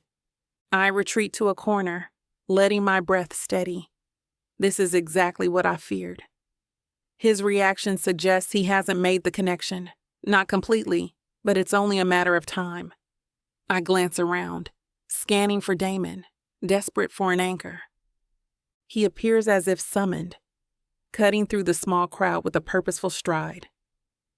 The sight of him, tall, lean, dressed in understated elegance, shouldn't calm me as much as it does, but I can't deny the relief washing over me. He spots me, eyes narrowing with concern, and he moves in like a silent protector. "Everything all right?" he murmurs, placing a hand lightly on my waist. The contact is half performance and half genuine comfort. I nod, forcing a bright smile. "I'm fine, just a bit overwhelmed by the introductions." His thumb grazes my side, a fleeting gesture. "We'll keep it brief then." Turning me slightly, he directs me toward another group of relatives, most of whom greet me warmly. One cousin, a chatty woman with curly hair, marvels at how we met and praises my outfit, clearly impressed by Damon's taste in clothes and company. Yet I can't shake the lingering sense of doom from my encounter with Leo. He's only a few yards away, chatting with someone else, but his gaze occasionally drifts back to me. Each time my heart thumps louder. Damon picks up on my tension. Leaning in, he whispers, "You seem uneasy." I flash him a quick, tight smile. I'm just taking in the moment. So many new faces. He must sense there's more to it. His hand shifts on my waist, pressing gently, and the unexpected warmth of that touch travels through my body. I inhale, catching a whiff of his subtle cologne, woodsy, with a faint hint of something crisp and cool. This man exudes such a quiet, grounded strength. His presence feels like a shield, warding off the swirl of anxiety that threatens to swallow me. Dinner approaches, and we slip away to freshen up. Back in my suite, I stand by the window and look out at the Tuscan hills, now bathed in the golden glow of early evening. I exhale slowly, remembering the real reason I'm here. I need closure from Leo's betrayal. I need the money from this arrangement. But I can't ignore how complicated it feels, especially when Damon's gaze ignites something in me I haven't felt in a long time. My phone buzzes on the side table. It's a text from Zeke. "How's Italy? If your fake fiancé is hot, wink twice." I swallow a laugh, texting back, "He's scorching, but the situation might be too complicated." Zeke's reply pings, "Girl, it's always complicated. Secure the bag, get some wine, and be fabulous." I manage a small grin. A wave of doubt washes over me like a cold breeze, though. Is this entire charade going to blow up in my face? The family is warm enough, but who knows what secrets lurk beneath those polished smiles? Damon, for all his controlled demeanor, might unravel if he learns about my past with his brother. And Leo, if he remembers me fully, will he cause a scene? A soft knock draws me away from my phone. Damon's voice filters through. "Dinner starts in 10 minutes. I open the door and find him in another crisp linen shirt, this one a deep charcoal that makes his pale hair glow. He glances at me, letting his gaze drift over my flowy knee-length dress in midnight blue. The flame in his eyes flickers, nearly hidden behind his composed mask. "You look lovely," he says quietly. My pulse speeds up despite my attempts to remain cool. "Thank you," I reply, smoothing the skirt. "You clean up nicely yourself." He offers his arm, and I slip mine through. There's a shared look, an awareness that we're about to face a dining room filled with watchful eyes and complicated histories. The air between us crackles with tension, part nerves, part attraction, that neither of us acknowledges out loud. We walk down the corridor. My sandals click softly on the tile as we pass windows, where the sky's deepening into a velvety dusk. Damon's arm feels solid beneath my hand. The memory of Leo's cautious stare intrudes, and I fight the urge to run in the opposite direction. Instead, I square my shoulders, letting Damon's presence ground me. My mind circles back to the question that's been nagging me since we arrived. Is this a bad idea? Probably. But it's too late to turn back now. I'm committed to seeing this through. For the money, for my pride, for a final chance to put Leo behind me. Damon glances my way as we approach the dining hall, his expression softer than usual. We'll get through tonight, he murmurs like a promise. I nod, swallowing past the flutter in my throat. Yes, I whisper. We will. Chapter 5. Damon. Dinner ends in a flurry of polite laughter and forced smiles, and I do my utmost to keep my composure. Our extended family moves through the corridors of the estate, drifting off to parlors or the courtyard. Leila remains at my side the entire time, engaging in easy banter with my uncle, then charming one of my cousins with her quick wit. She's much better at this than I am. She practically sparkles in any social space. Meanwhile, I respond to the usual inquiries with as few words as possible. Yes, we're thrilled about the wedding. Yes, Leila and I met months ago. Yes, she's wonderful. That part at least doesn't require lying. She is wonderful in the sense that she's holding it all together for both of us. Eventually, we manage to escape the throng, stepping into a small reading room where the windows open onto moonlit gardens. The hush inside this intimate space is a relief. I catch Leila's eye, noticing the hint of tension behind her bright smile. You did well, I say, voice low enough that no one else can overhear. She sighs in amusement. I won't lie, your family is intense in we're trying to be charming way. Your mother is sweet, though I sense she's always evaluating me. I nod, sinking onto a tufted love seat. She's always assessing. My mother is a strategist at heart, disguised under impeccable poise. Should we go to your suite? We can call it a night. Leila gives a hesitant glance toward the hall. That might be best. I'm beat. She rubs her temple, then offers me a weary grin. Plus, we need to finalize tomorrow's itinerary. I think we have a formal garden tour and then some cooking demonstration. Or maybe it's a boat ride. Everything's blurring together. I stand, gesturing for her to take my arm. She loops hers through it, leaning in just enough to project confidence for any passers-by. Despite my typical discomfort with physical contact, I find myself relaxing, in part because her presence is oddly reassuring. We slip out of the reading room and glide down the corridor, hearing distant echoes of laughter as other guests wander about. At the door to our wing, Leila fishes a key from her handbag.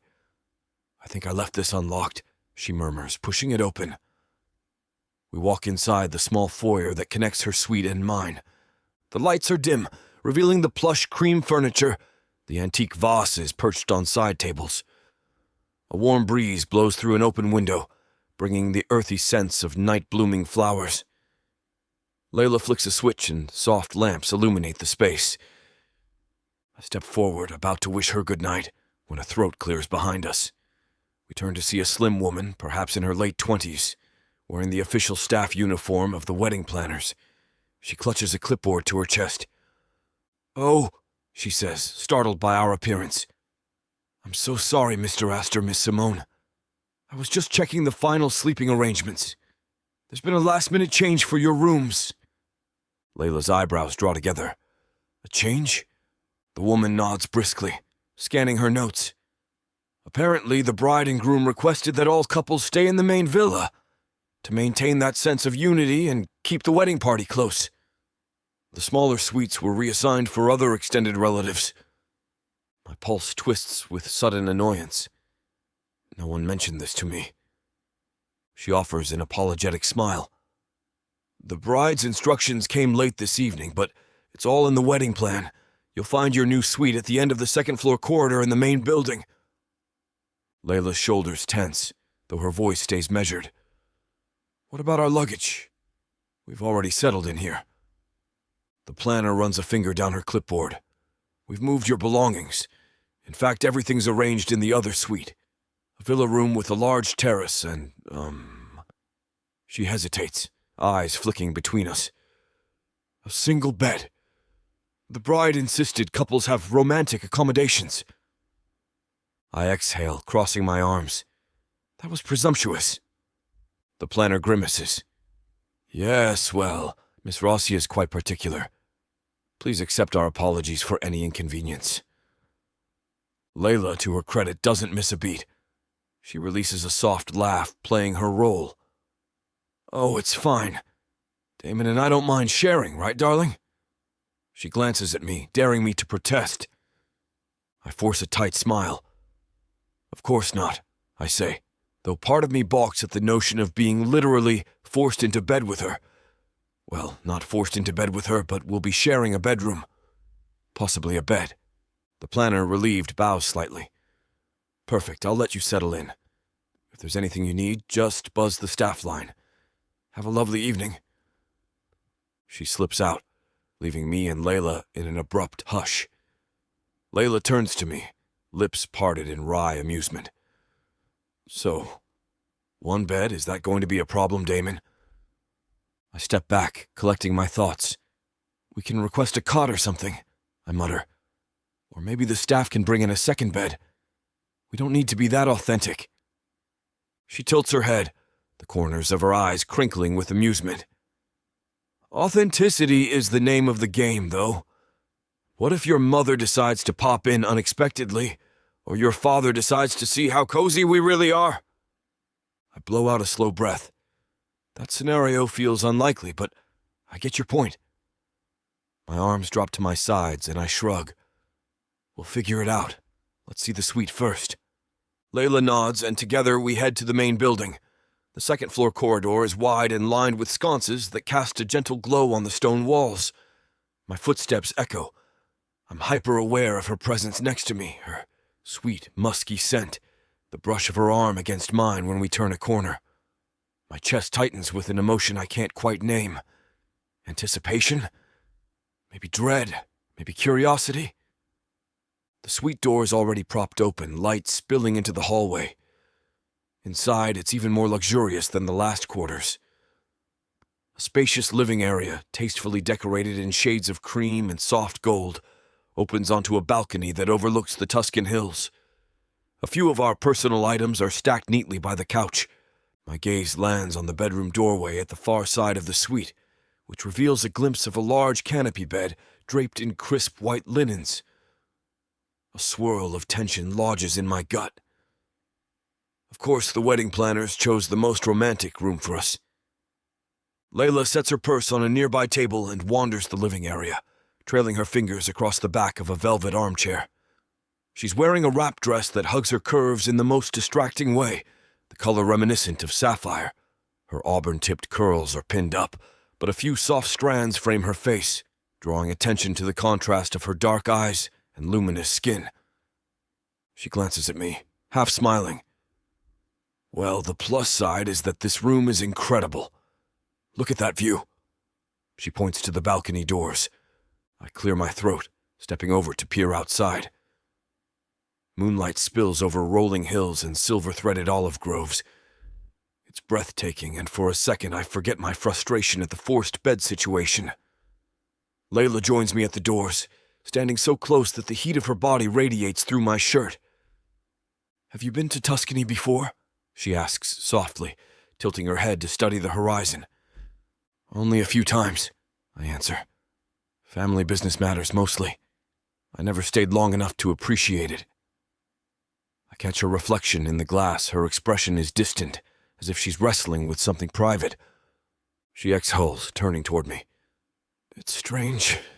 A place this beautiful feels unreal, like we're on the set of some romantic film. Her gaze lingers on the faint stubble along my jawline, then flicks up to my eyes. And we're the leads in a story that everyone's watching. I swallow the dryness in my throat, trying not to notice how her lips part, how a pulse in her neck beats steadily. It's just for the wedding, I say, voice more hushed than intended. We'll get through it. She nods, eyes searching my face. We always do. For a moment, neither of us moves. The tension in the air is palpable, charged by the knowledge that we're meant to occupy the same bed. Her lashes lower, and I'm struck by an urge to lean in, to see if her scent is as warm and comforting up close as it was earlier. A beat passes, and she finally steps back, rubbing her arms in a brief, nervous gesture. "I'll go check out the bedroom," she says. "See if they at least gave us something big enough, so we won't elbow each other all night." I nod, grateful for the reprieve from the magnetic pull that thrums between us. I follow her at a slight distance, crossing into the bedroom area. Sure enough, it's a sprawling bed with a carved wooden frame and a plush duvet in ivory. My throat tightens again. We're not actually sharing that, are we? Leila circles the bed. She sets her palm on the mattress, pressing gently. Soft. It might swallow us if we're not careful. Her smile is lopsided, as if she's trying to lighten the mood. Then she looks at me, her posture uncertain. We should talk about how we handle this. I mean, do you want me to ask for a second bed? We can spin some story about not wanting to disturb the wedding decor or something, or we can tough it out. My shoulders tense, the memory of my mother's watchful eyes flickering in my mind.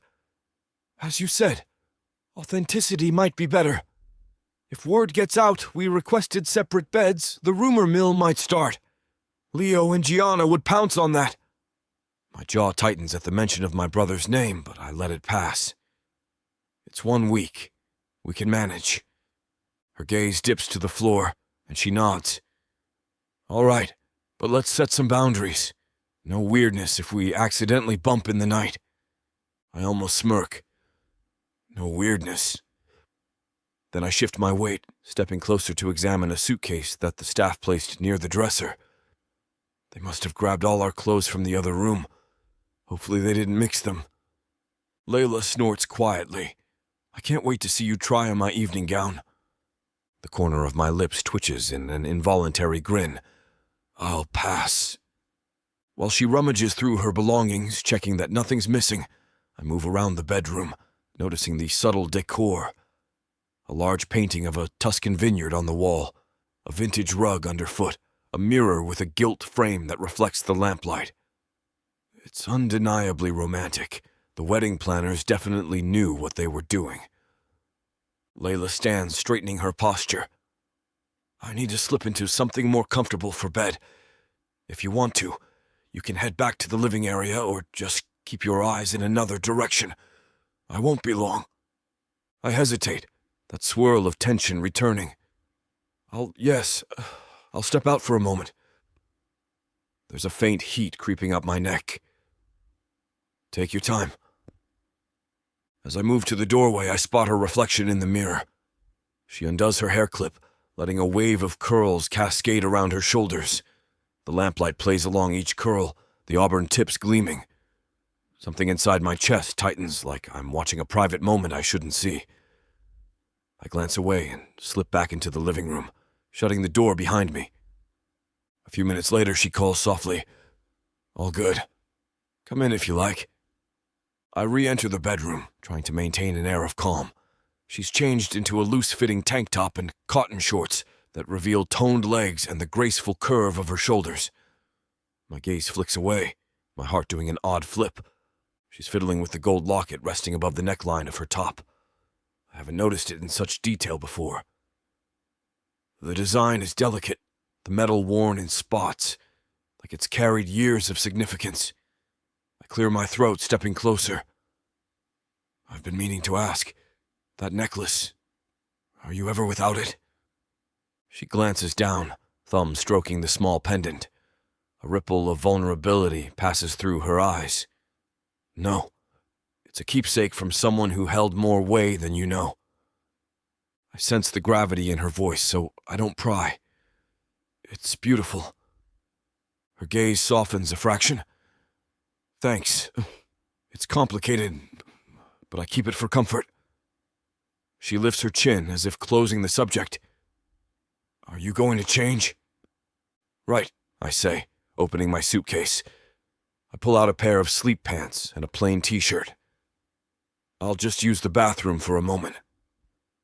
When I emerge a few minutes later, Leila's already pulled back the duvet and slid into the bed.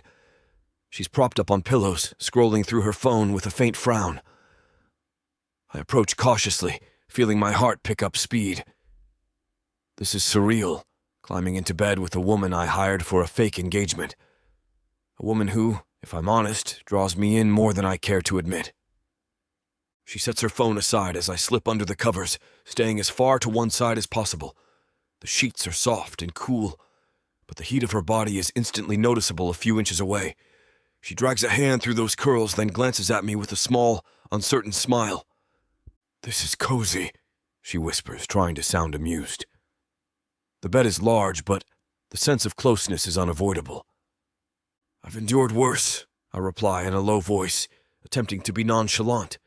My thumb taps a small rhythm on the blanket, and I force myself to still it. "We should get some rest. Tomorrow is apparently jam-packed with events." She hums in agreement, but neither of us moves to turn off the bedside lamp. The quiet in the room is punctuated by our breaths, the rustle of sheets whenever she shifts. Her soft floral scent envelops me, making it impossible to ignore how close we are. After a moment, I roll onto my side, facing the window so I don't stare at her. She does the same in the opposite direction, murmuring a quiet, "Good night, Damon." My throat is oddly tight. "Good night, Leila." I close my eyes, trying to focus on the muffled sounds of nighttime in the villa, the distant hum of cicadas, the whisper of a warm breeze slipping through the balcony doors. My mind, however, is fixated on the woman behind me, the subtle rise and fall of her breathing, the fact that if I shifted back just a little, I'd feel her body pressed to mine.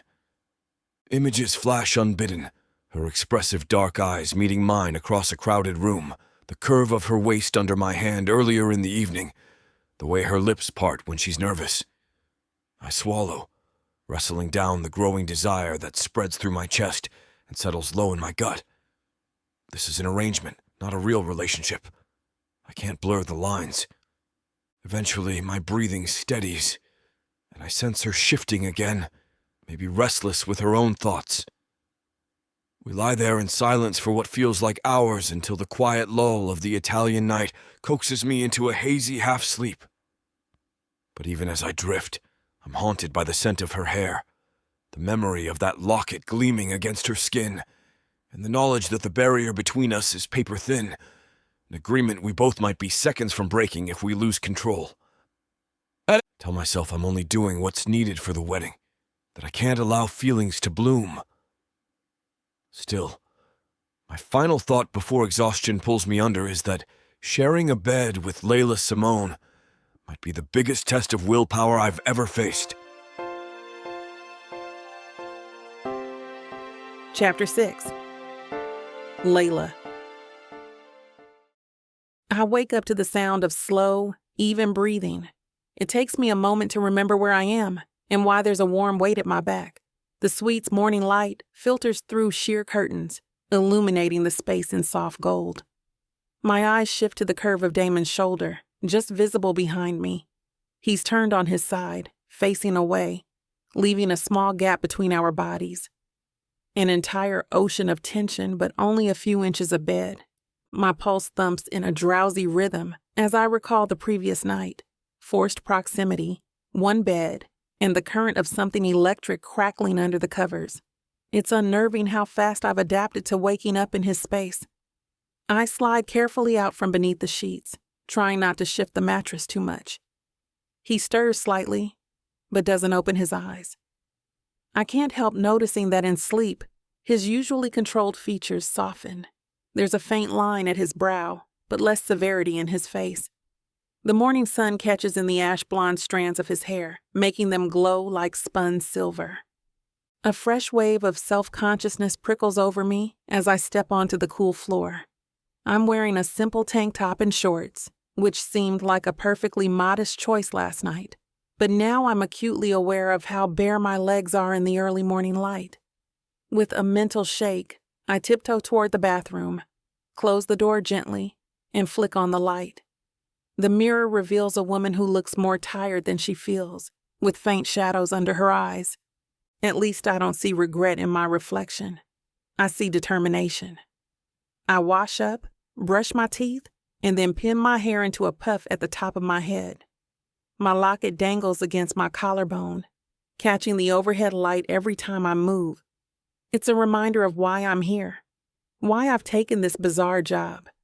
Money, closure, and a chance to stand in front of Leo Astor without crumbling. When I emerge, Damon's awake, sitting on the edge of the bed in gray sleep pants and a plain black t-shirt. He looks up as I step out, his blue eyes still foggy with sleep. Something about that unguarded expression makes my chest do a fluttery little dance. He clears his throat. "Morning," he says quietly. "Morning?" I glance around, noticing how the sheet hangs half off the bed, testament to someone's restless slumber. Probably mine. "Sorry if I hog the blankets." A faint smile tugs at his mouth, though his gaze remains thoughtful. "I've endured worse," he replies in that measured baritone. "We, survived the first night." My lips quirk. "We did indeed. And we have a cooking class to survive next, if I recall. Some big family bonding event. Are you ready to see me dazzle everyone with my non-existent culinary skills?" He stands, smoothing a hand down his t-shirt. "I'd guess your confidence will outweigh any deficiencies." He pauses, studying me. "You slept all right?" I nod, ignoring the quickening of my pulse when his gaze dips to my bare legs.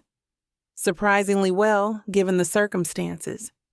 Then I brush past him, inhaling a faint whiff of crisp soap and something inherently Damon. "I'll get dressed."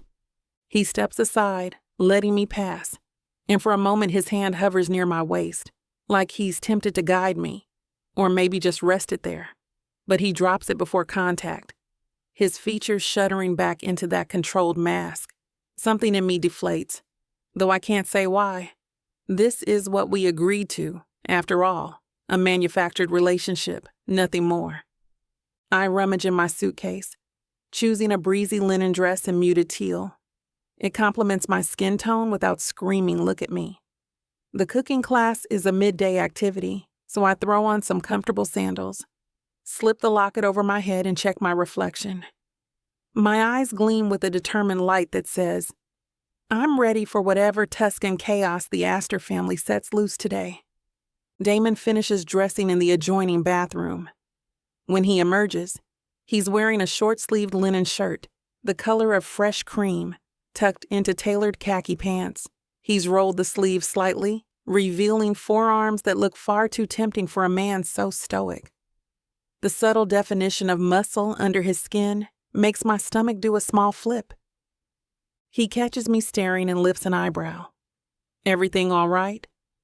"Yes," I say, focusing on tying the lace at my sandal's ankle. "You clean up nicely, that's all." A wry half-smile crosses his lips. "Thank you. You look good, too." My cheeks warm a bit. We stand there, an awkward hush heavy in the air, until a polite knock at the door saves us from the silence. Damon strides over and opens it to find a staff member announcing that brunch is served on the terrace and the cooking lesson will begin shortly after. We walk down to the terrace together, arms brushing occasionally, but not linked. The morning sun is already bright, and a soft breeze carries the fragrance of rosemary and the faint sweetness of ripening grapes. The large stone table is piled with fresh fruit, pastries, coffee, and an array of cheeses. Family and guests gather in small groups, chatting and sipping espresso. I notice Leo off to one side, leaning against a column, engaged in conversation with Gianna, his fiancée. She's a petite woman with glossy dark hair swept into a sleek bun. She wears a delicate sundress and exudes a sophistication that's all high society polish. Leo glances our way, and a flicker of recognition passes through his eyes, but he doesn't break from Gianna. I take a seat, forcing my attention elsewhere, especially since I can still feel the sting of his stare from last night. If he remembers me, he's biding his time before confronting me. Or maybe he's just suspicious. Either way, I'm not giving him the satisfaction of rattling me. Damon fixes me a plate of melon slices and wedges of cheese, and the gesture is oddly intimate. He slides the plate in front of me, then sits at my side, making small talk about the morning's events. The conversation flows easily. He can be surprisingly charming when he wants to be. His features are relaxed as he explains to a curious aunt how we met, weaving half-truths with enough detail to sound believable. I chime in occasionally, throwing in a playful remark about how he wooed me with architectural sketches and an indecent amount of cappuccinos. The aunt laughs, clearly smitten with our performance. Before long, we're led to a large open-air patio where rows of cooking stations have been arranged for the group class. Aprons hang from pegs on the wall, and a cheerful Italian chef stands at the front, introducing herself in thickly accented English. She encourages everyone to pair up, gather ingredients, and follow her guidance as she teaches us classic Tuscan recipes. Damon stands behind me, one hand lightly resting at my waist in a way that signals we're a team. I can't help a little thrill at the subtle possessiveness of that touch. "I'll handle the chopping," he murmurs near my ear. "I'm decent with a knife. You can do the mixing or whatever else." I toss him a sidelong grin. "You plan on micromanaging me in the kitchen, Mr. Astor?" He smirks. "Don't tempt me." We collect tomatoes, basil, garlic, and fresh olive oil from baskets laid out at the station. The chef bustles around, giving instructions for a simple bruschetta topping, followed by homemade pasta dough. I roll up my sleeves, dust my hands with flour, and start kneading. Damon stands across the station, slicing tomatoes with precise efficiency. I can't resist teasing him. "You handle that knife like a pro. Are you harboring some secret hobby as a chef?" He shakes his head with a faint smile. "I prefer takeout, actually, but I appreciate method. Slicing evenly, controlling the blade. It's calming." I arch an eyebrow. "Calming? You must be very calm right now, because those tomatoes are beautifully diced." His eyes flick to me, amusement dancing in them. "Thank you." As the session goes on, the chef instructs us to drizzle olive oil over the tomato mixture. I scoop some into a small measuring cup, tipping it carefully into the bowl. A trickle escapes, sliding over my fingers. Without thinking, I lift my hand and lick the oil from my index finger, letting the fruity taste linger on my tongue. A hush falls around our little station. My gaze snaps to Damon, who's watching the movement of my lips with an intensity that sends a flush up my neck. He sets his knife down, those blue eyes locked on me, and I realize I've effectively short-circuited his composure in 3 seconds of accidental seduction. Or maybe it wasn't entirely accidental. I grin mischievously. "Too much oil?" His throat bobs as he swallows. "It's fine," he says, voice low. Then he picks up a wooden spoon, scraping the mixture with more vigor than necessary. My stomach flutters with satisfaction at his reaction. It's nice to know I'm not the only one fighting an undercurrent of attraction. Everyone else around us is chattering away, unaware of the silent, charged exchange at our station. Everyone, that is, except Leo, who stands a few stations over. His gaze sliding across to me every so often. Each time I sense his eyes, a chill runs through me, but I pretend not to notice. Let him look. He's not my problem, at least not right now. We move on to making fresh pasta. I shape the dough into a ball, and Damon helps me flatten it before feeding it through a hand-cranked machine that stretches it into thin sheets. The repetitive motion is surprisingly soothing, except for the fact that every time Damon's hand closes over mine to guide the dough, my pulse jumps. He leans closer, the warm scent of his cologne filling my senses. "You're pressing too hard," he murmurs. "Let the rollers do the work." You say that like I've done this before. I laugh softly, adjusting my grip. "A little help?" He slides his hand atop mine, easing the dough forward with a gentle push. My breath hitches at the contact, Muscles in his forearm shift under sun-kissed skin, and I feel a sudden urge to trace that subtle cord of strength with my fingertips. Instead, I focus on the dough. We finish up, cutting the pasta into rustic ribbons. The chef applauds our efforts, moving on to show us how to prepare a simple sauce. The day's heat intensifies, and a sheen of perspiration glistens at the nape of Damon's neck. I catch myself eyeing the line of his throat, a flicker of images crossing my mind, like how his stubble might feel against my skin, or if he'd let out that same quiet grunt I heard last night when he turned over in bed. I shake off the thought, forcing a smile as someone's aunt swoops in to admire our progress. She samples a spoonful of tomato sauce, praising the flavor, then gushes about how well Damon and I work as a team. "When's your wedding date?" she asks, fanning herself with a recipe card. We're all so excited for the next Astor ceremony. Damon stiffens slightly, but I recover quickly, letting out a light laugh. We haven't decided yet. One wedding at a time, right? She chuckles, agreeing that Leo and Gianna's event is enough madness for the moment. As she departs, Damon exhales. "We'll need a plan for that question," he mutters. "Let's say we're overwhelmed by this wedding," I suggest. "We can claim we might do something small and private, maybe in a year." He nods, returning his attention to the sauce. That's logical. The rest of the cooking lesson flows by in a pleasant haze of slicing, stirring, and half-flirtatious banter. Damon occasionally brushes past me to grab an herb or a utensil, and each touch of our arms sends sparks dancing under my skin. At one point, he wipes a stray bit of flour off my cheek with his thumb, and the softness in his eyes nearly unravels me. It's a reminder that under that granite exterior, there's a man who can be gentle, if he chooses. I sense movement at my peripheral vision and realize Leo is there, shifting closer. He's alone now, Gianna presumably off mingling. He inspects our cooking station with a too polite smile, and my heart stutters. His eyes hold a flicker of something, curiosity, recognition, regret. I can't decipher it, but it puts me on edge.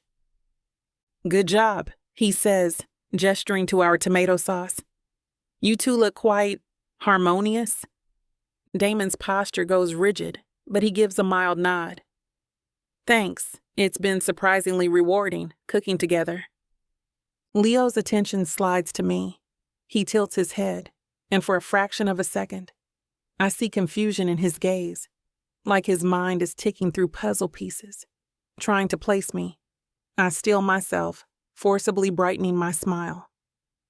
"Hey, almost brother-in-law," I say, voice dripping with feigned warmth. "Try a bite of the pasta we made." He picks up a fork, swirling a small strand of the sauce-coated noodles. I can barely breathe while he chews, waiting for some sign that he recognizes me. But after a moment, he nods. "Delicious. You've got a natural talent, Leila. Maybe you and Damon should open a restaurant."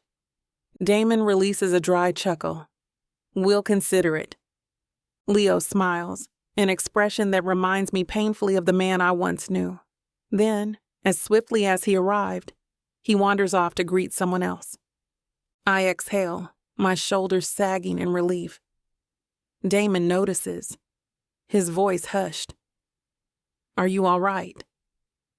"Fine," I lie, swallowing the rising tension in my throat. This place is hotter than I expected, and that man has a knack for making me uneasy. Damon's eyes narrow. "Leo can be intense. If he bothers you, let me know." My chest warms at the quiet protectiveness in his words. He places a hand at the small of my back, guiding me toward a table where we can sit and enjoy the finished dishes. The sensation of his palm through my dress is steadying. "Thanks," I whisper, letting out a shaky breath. Our entire group settles around large wooden tables, topped with baskets of bread and bottles of red wine. I tuck in beside Damon, hoping the presence of others will shield me from Leo's scrutiny. The conversation is lively as everyone plates the fresh pasta and samples their creations. Laughter breaks out whenever someone jokes about the mess in the kitchen. My heart gradually settles, and I allow myself to appreciate the warmth of the moment. Good food, lively chatter, a view of sunlit vineyards. Damon pours me a small glass of wine, a respectful question in his eyes.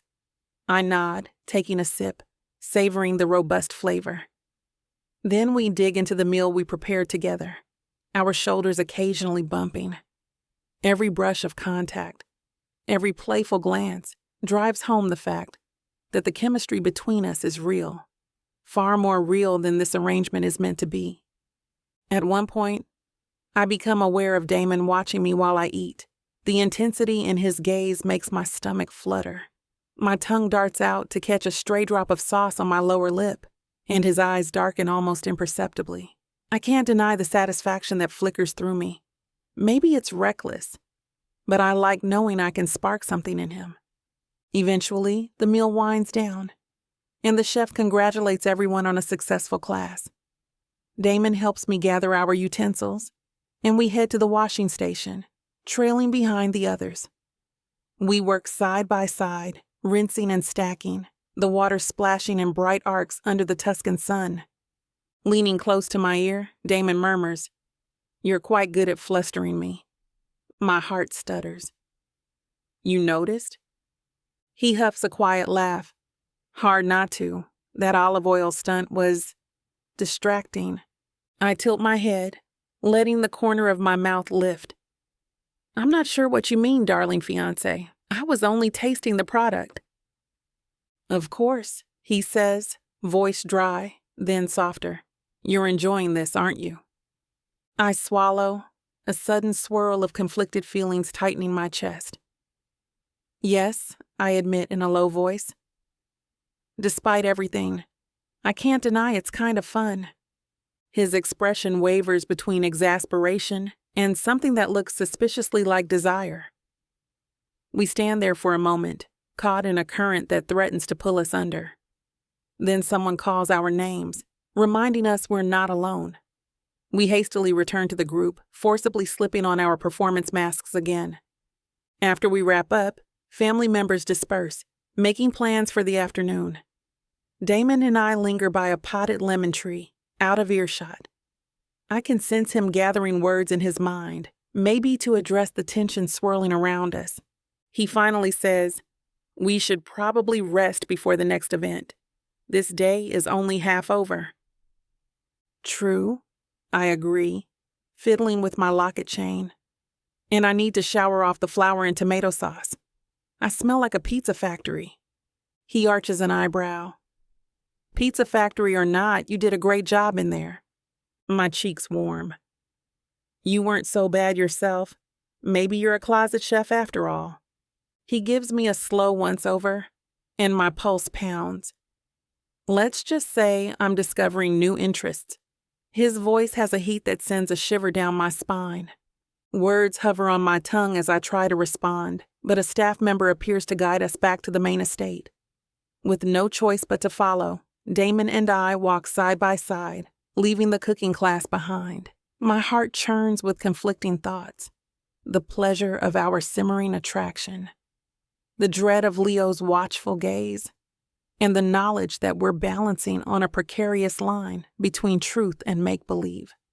As we cross the courtyard, the sunlight glinting off decorative fountains, I can't help but wonder how long we can maintain this delicate act, because each moment spent teasing Damon, or feeling his hand on my waist, or hearing that note of sincerity in his voice chips away at the barriers I've built. And with Leo lurking in the periphery, the stakes feel higher than ever. Yet for now, I cling to the warmth of Damon's presence at my side, because in this strange, swirling dance of half-lies and real desire, he's the only thing grounding me. And if I'm lucky, maybe that ground won't crumble beneath my feet before I get what I came for, and figure out if there's more to this than just a performance. Chapter 7. Damon. I'm standing at the top of a grand stone staircase, watching a swirl of masked figures below. The estate's courtyard has transformed into a world of shimmering lanterns, glittering gowns, and the quiet hum of classical music. Rows of cypress trees loom beyond, rustling in the evening breeze, adding to the old-world mystique. It's an Astor family tradition, this masquerade. A pre-wedding event designed for mingling, photo ops, and subtle power plays beneath stylish masks. I'm wearing a sleek black suit tailored to perfection, paired with a half mask in dark velvet that covers the upper left side of my face. It ties at the back of my head, leaving my jaw and mouth free. The mask edges are adorned with slim lines of silver filigree, understated and precise, just like me. At least that's what I tell myself. Yet I'm anything but calm right now because I spot Leila at the far side of the courtyard, and my heart seizes in a way I can't control. She's wearing a gold lace mask that accentuates her luminous brown skin, the auburn tips of her hair shining under lantern light. Her dress is deep teal, draped to hug her curves, with a modest V-neck that's somehow more enticing than any plunging gown. Her posture exudes confidence, shoulders back, chin lifted. I can't take my eyes off her. Someone bumps my elbow gently, and I realize I'm blocking the path on the staircase. Muttering a quick apology, I descend. With each step, the music grows clearer, soft violins dancing through the air. Voices rise in polite laughter as masked guests flutter from one conversation to another. I catch glimpses of my father's silver hair, a few cousins in elaborate gowns, and staff in crisp attire offering trays of Prosecco. I push through the crowd, adjusting my mask once more. Leila stands near a tall wrought iron candelabra, laughing at something Gianna is saying. The two women look like a mismatched painting. My fiancée in bold teal, the bride in a pristine white cocktail dress. Gianna's mask is glittering silver, and she's gesturing theatrically with a flute of Prosecco in her hand. I drift closer, drawn by the sound of Leila's laugh. She exudes a warmth that everyone seems to gravitate toward, an effortless ability to put people at ease. My mother is nearby, quietly observing, and I don't miss her approving nod in Leila's direction. If nothing else, Leila has definitely made a positive impression on my family, but I still can't forget that this is all supposed to be for show. A carefully staged romance. So why do I feel a pang of something suspiciously like pride? I stifle the thought, stepping up beside Leila and laying a hand at her waist. She glances up at me, the curve of her lips suggesting an unspoken challenge. "Enjoying yourself?" I ask, keeping my voice low. She tilts her mask slightly, letting me see the quirk of her eyebrow. I've had 4 people ask me if I'm a theater actress. They said I move like I'm performing. I allow a small smile. They're not wrong. She laughs softly, leaning in so her hair briefly brushes my shoulder. "Damon, you realize this kind of event is basically a stage. Everyone's performing a role in these masks and fancy clothes. You're the only one who seems genuinely at ease, though," I say, noticing how her lips curve. Her gaze flickers to my mother, then returns to me. "Well, I've had practice. And let's be real, I'd rather be comfortable than cower behind a facade of forced small talk." It's a gentle dig at the way these gatherings usually operate. I can't help but admire her boldness, even as it unsettles me. "Just don't offend half my family," I joke, only half kidding. She taps her champagne flute against my arm. "Let's see how the night goes." I sense movement behind me and turn to see Leo drifting into our circle. He's wearing a white mask that mirrors Gianna's silver ensemble, an obvious attempt at a coordinated look. His eyes land on Leila, and though his expression is polished, there's a lingering hint of recognition or curiosity. I tense, unconsciously shifting closer to Leila, as if I can shield her from whatever unspoken tension simmers between them. "Brother," Leo greets me, raising his glass. "Enjoying the festivities?" I offer a curt nod. "As much as one can, it's a spectacle." He laughs. "Don't sound so morose. A masquerade is meant to be fun." Leila threads her arm through mine, playing her part perfectly. "I think it's wonderful," she says, voice light. It's like stepping back in time, except with better cocktails. Gianna chuckles politely, though her smile is brittle around the edges. Leila, you must meet some of my extended family. They've been dying to greet the woman who tamed Damon. Tamed me? I echo, my tone cool. Careful with your words, Jaina. She gives a graceful shrug, ignoring my rebuke.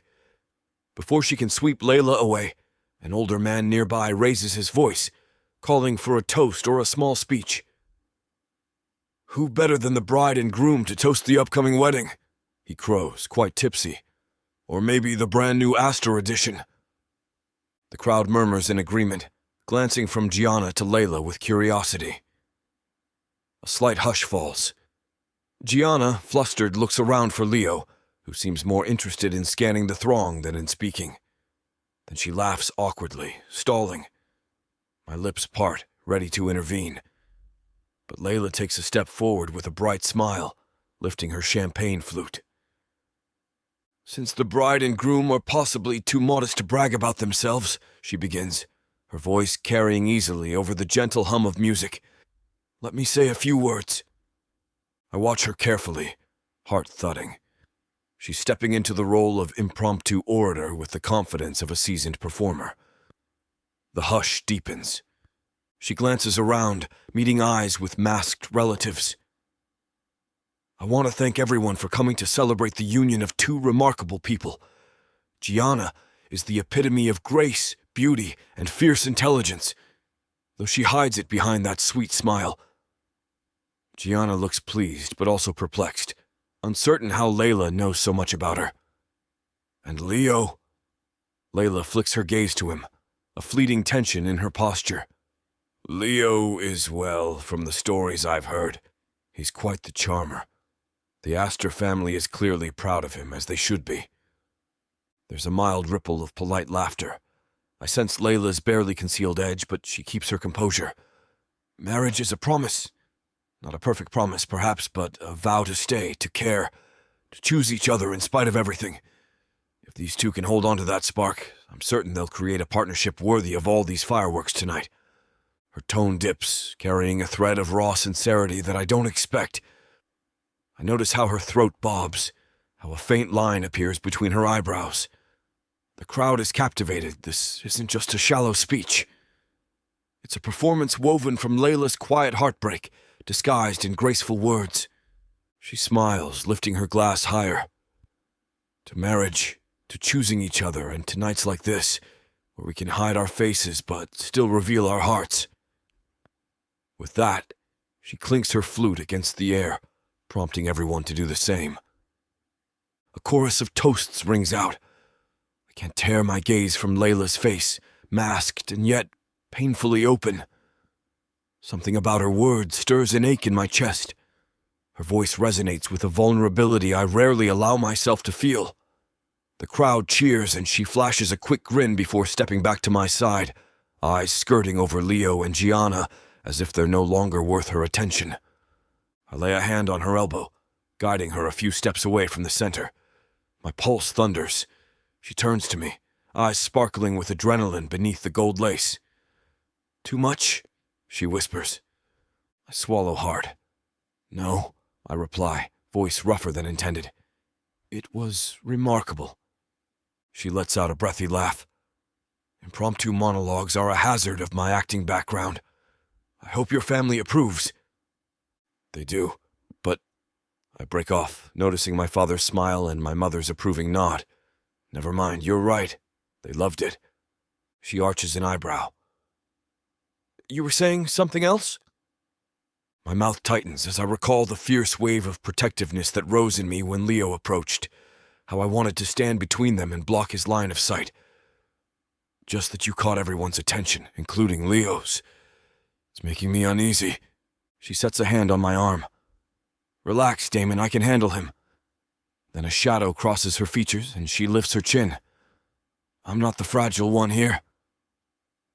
I realize I'm being possessive, which isn't part of the plan. But I can't help it. Watching Leo hover near her earlier brought out an instinct I don't fully understand. I nod, forcing myself to let go of the tension in my shoulders. Of course. This is just business, I murmur, though the words feel hollow. She gives a non-committal hum, as if she doesn't quite believe me. I can't blame her. Lately, everything about this arrangement has blurred in ways I never anticipated. We're interrupted by a swirl of musicians heading toward the fountain, preparing for a classical piece that signals dancing.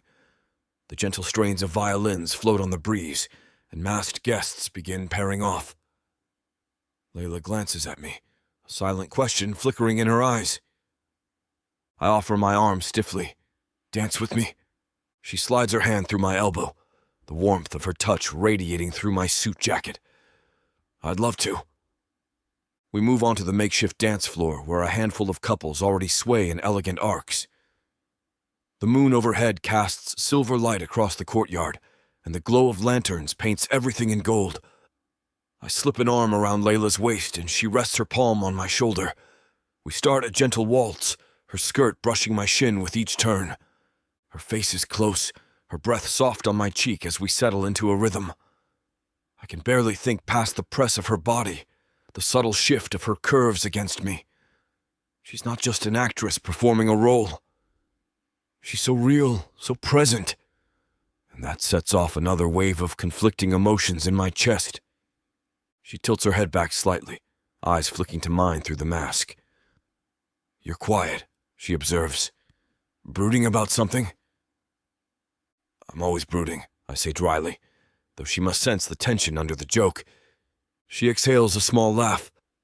Anything you want to share? My thumb starts tapping a restless pattern against the small of her back, something I do when I'm trying to keep my composure. She feels it, I'm sure, because her lips twitch in a half-smile. I'm unsettled, I finally admit. It's difficult seeing you with all these people, especially Leo. He keeps looking at you. She arches a brow. He's probably just confused. Me stepping in to make that speech can't help. Or maybe it's your eyes that keep shooting daggers across the courtyard. I don't deny it. Instead, I tighten my hold, guiding her in a slow turn that brings us to the edge of the dance floor. The fragrance of night-blooming jasmine drifts across us, mingling with her sandalwood and rosewater scent. You have an effect, I say simply. Her lips part. On your family? On me. She blinks, the gold lace mask shifting slightly with her surprise. We linger in the stillness for a beat in the far corner of the courtyard, dancers spinning around us in a swirl of color. She softens her stance, resting both hands lightly on my chest. That might be the point, Damon, she says quietly. We're selling a story, remember? But I hear the waver in her voice, see the flicker of nerves in her eyes. There's something real under all these layers of performance, and it both thrills and terrifies me. I lean closer, my voice dropping to a hush only she can hear. I know. Just don't get too close to him. Her expression tightens. Trust me, I have no desire to be near him. She glances over my shoulder, scanning the crowd. Look, he's occupied with Gianna.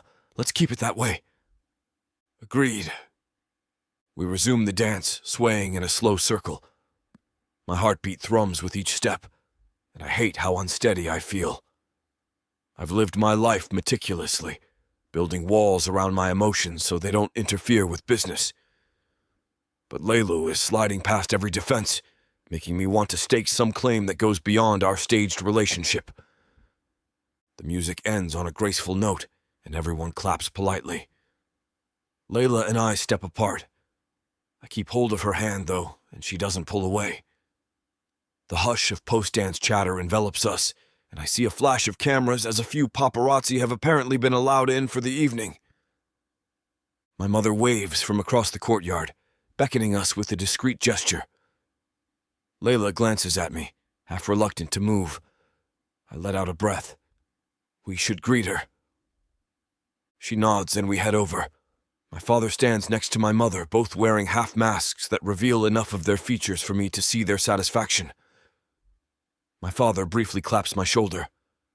That was quite a toast your fiancée gave. We might ask her to speak at the wedding reception.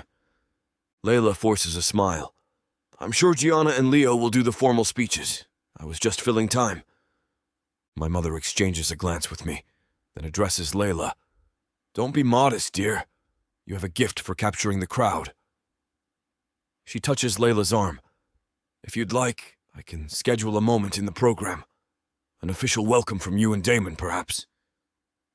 Leila's eyes cut to me, seeking reassurance. I sense her hesitation, but before I can respond, Leo slips in from behind, cutting through the small group with a smooth apology. I hope I'm not interrupting. I just wanted to say that was a lovely speech, Leila. Her shoulders tighten, and I resist the urge to step between them. Instead, I shift slightly closer to her. Thank you, Leo, she says, each syllable crisp. He smiles, though it doesn't reach his eyes. You seem to know a lot about me and Gianna, but we haven't had much chance to talk. Maybe we can fix that sometime. My chest knots. The air bristles with attention no one else seems to notice, not even my parents. They stand there exchanging polite pleasantries, but I feel the invisible line being drawn. Leo's invitation is a challenge, a test. Leila's jaw sets. I'm sure we'll have plenty of time during the wedding events, she answers lightly. No rush. Leo dips his head in a half nod, eyes lingering on her a moment too long before stepping back. My parents appear oblivious, launching into a discussion of tomorrow's schedule, but my entire focus is on Leila, reading the stiffness in her posture, the way her breath quickens. She's putting on a mask of her own, and I'm the only one who notices. I interject, changing the subject so my parents don't press Leila further. They soon drift off to speak with other guests, leaving Leila and me alone again, the tension swirling around us like the evening breeze. She exhales, turning to me. He's definitely suspicious. I nod, the hollowness in my chest only growing. Yes, and I'm not sure what to do about it. Her gaze drops to the gold chain of her locket, which she fiddles with absently. We stick to the plan, she says, quieter now. Convince everyone we're a real couple. Keep him at arm's length. I reach out, letting my palm settle on her shoulder. Under the lantern glow, her eyes reflect a mix of courage and hidden hurt. I realize with startling clarity that I want to shield her from this tension in a way that goes beyond any contract. The protective urge is sharper than I anticipated. I won't let him corner you, I say, voice firm. She looks up, surprise softening her features. Thank you, she whispers. Then she attempts a playful smile, though it trembles slightly. Let's not dwell on him tonight. How about we go find some champagne that hasn't been claimed? I offer her my arm. Let's do it. We weave through the crowd again, stepping around swirling skirts and men in tailored suits. Someone calls Leila's name, praising her speech, and she responds with a gracious nod. I catch glimpses of her smile, and that curve of her lips I'm growing addicted to. My chest constricts because I'm actually happy to walk beside her, to see her shine, and that's not how this was supposed to go. We reach a quieter corner near a statue of some Renaissance nobleman, where a table holds a half-finished bottle of champagne and 2 empty flutes. I pour for both of us, handing 1 glass to Leila. The notes of conversation fade into background static, leaving just me, her, and the flickering flames of an ornate candelabra overhead. She sips, gaze sliding over my shoulder to where Leo mingles in the distance. Then she deliberately turns back to me. Cheers, fiancé, she says softly, tapping her glass to mine. Our eyes lock, and I sense the question hovering unspoken. Is this real? Or is it still an act? The truth is, I don't know anymore. My chest throbs with a mix of longing and fear. Everything about Leila confounds me in the best and worst ways, from her fierce independence to her hidden vulnerability. I down a swallow of champagne, the bubbles prickling my throat. You're enchanting in that mask, I admit, but I like you better without it. Her cheeks flush, and she lowers her gaze, a rare hint of shyness. Careful, Mr. Astor. You're starting to sound sincere. I reach out to brush the backs of my fingers along her jaw. Maybe I am. She inhales sharply, parting her lips as if to respond. But she never gets the chance because someone calls my name from across the courtyard, a cousin eager to introduce me to a business associate. The interruption jars me back into the present, reminding me of all the eyes on us. Reluctantly, I slip my arm around Leila's waist and guide her toward the waiting cousin. She falls in step. Tension lingers in every muscle like a coiled spring. I can't blame her. Leo's presence, the act we're putting on, the swirl of curiosity around us. It's more than enough to rattle anyone. We continue the masquerade, greeting and chatting, plastering on polite smiles, all while an undercurrent of apprehension and desire simmers between us. The night stretches on, the music changes tempo, and new dances begin. But every time I see Leila in conversation with someone else, especially if Leo's anywhere near, my chest tightens in ways that make no sense logically. This entire event was supposed to serve as another stage for our performance. Yet I find myself forgetting the lines, stumbling into feelings that were never part of the script. Jealousy, protectiveness, attraction that borders on reckless. By the time the last dance is announced, my mind is spinning. Leila is speaking with my mother, so I hang back, trying to gather my composure. I watch her from a distance, her graceful hands, her animated expression when she's comfortable. She laughs at something my mother says, and I realize I'm smiling like an idiot at the sight. I shake my head, forcing myself to recall the terms of our arrangement. It's just business. No illusions. My thumb taps a tense rhythm against my glass, an old habit I can't seem to shake tonight. She glances my way, catching my eye, and a subtle wave of warmth passes between us. If we keep going like this, I'm not sure how we'll separate act from reality anymore. As the final notes of music ring out and the crowd applauds, I let out a slow breath. Leo lingers on the edges, his gaze flicking toward Leila one last time before turning away with Gianna on his arm. He's still suspicious, possibly on the brink of uncovering something I'm not prepared to face. Meanwhile, my fiancée, my contractual fiancé, has me in a state of constant disorientation. The masquerade may be winding down, but the consequences of these tangled feelings are only starting to unfold. As I catch Leila's eyes across the courtyard, I know one thing for certain. Protecting her from Leo isn't just a business decision. It's personal, far more personal than I ever intended. You know that feeling when a book pulls you in, wraps around you, and refuses to let go? When the tension is so thick, you swear you can feel it? Welcome to 30 sinfully addictive romance audiobooks that will ruin your sleep.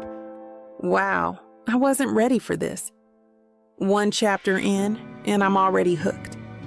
Oh, you thought this was just another audiobook collection. No, sweetheart. This is the Dirty 30. Forbidden love, dangerous desires, billionaires with secrets, bad boys who bite back. And every last word is dripped in temptation. I thought I could just listen to one chapter before bed. Now it's 2 a.m. and I need answers. Need. So what are you waiting for? Click the link.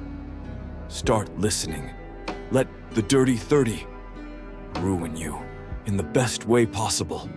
Escape your life with Miss Tyla. Chapter 8. Leila.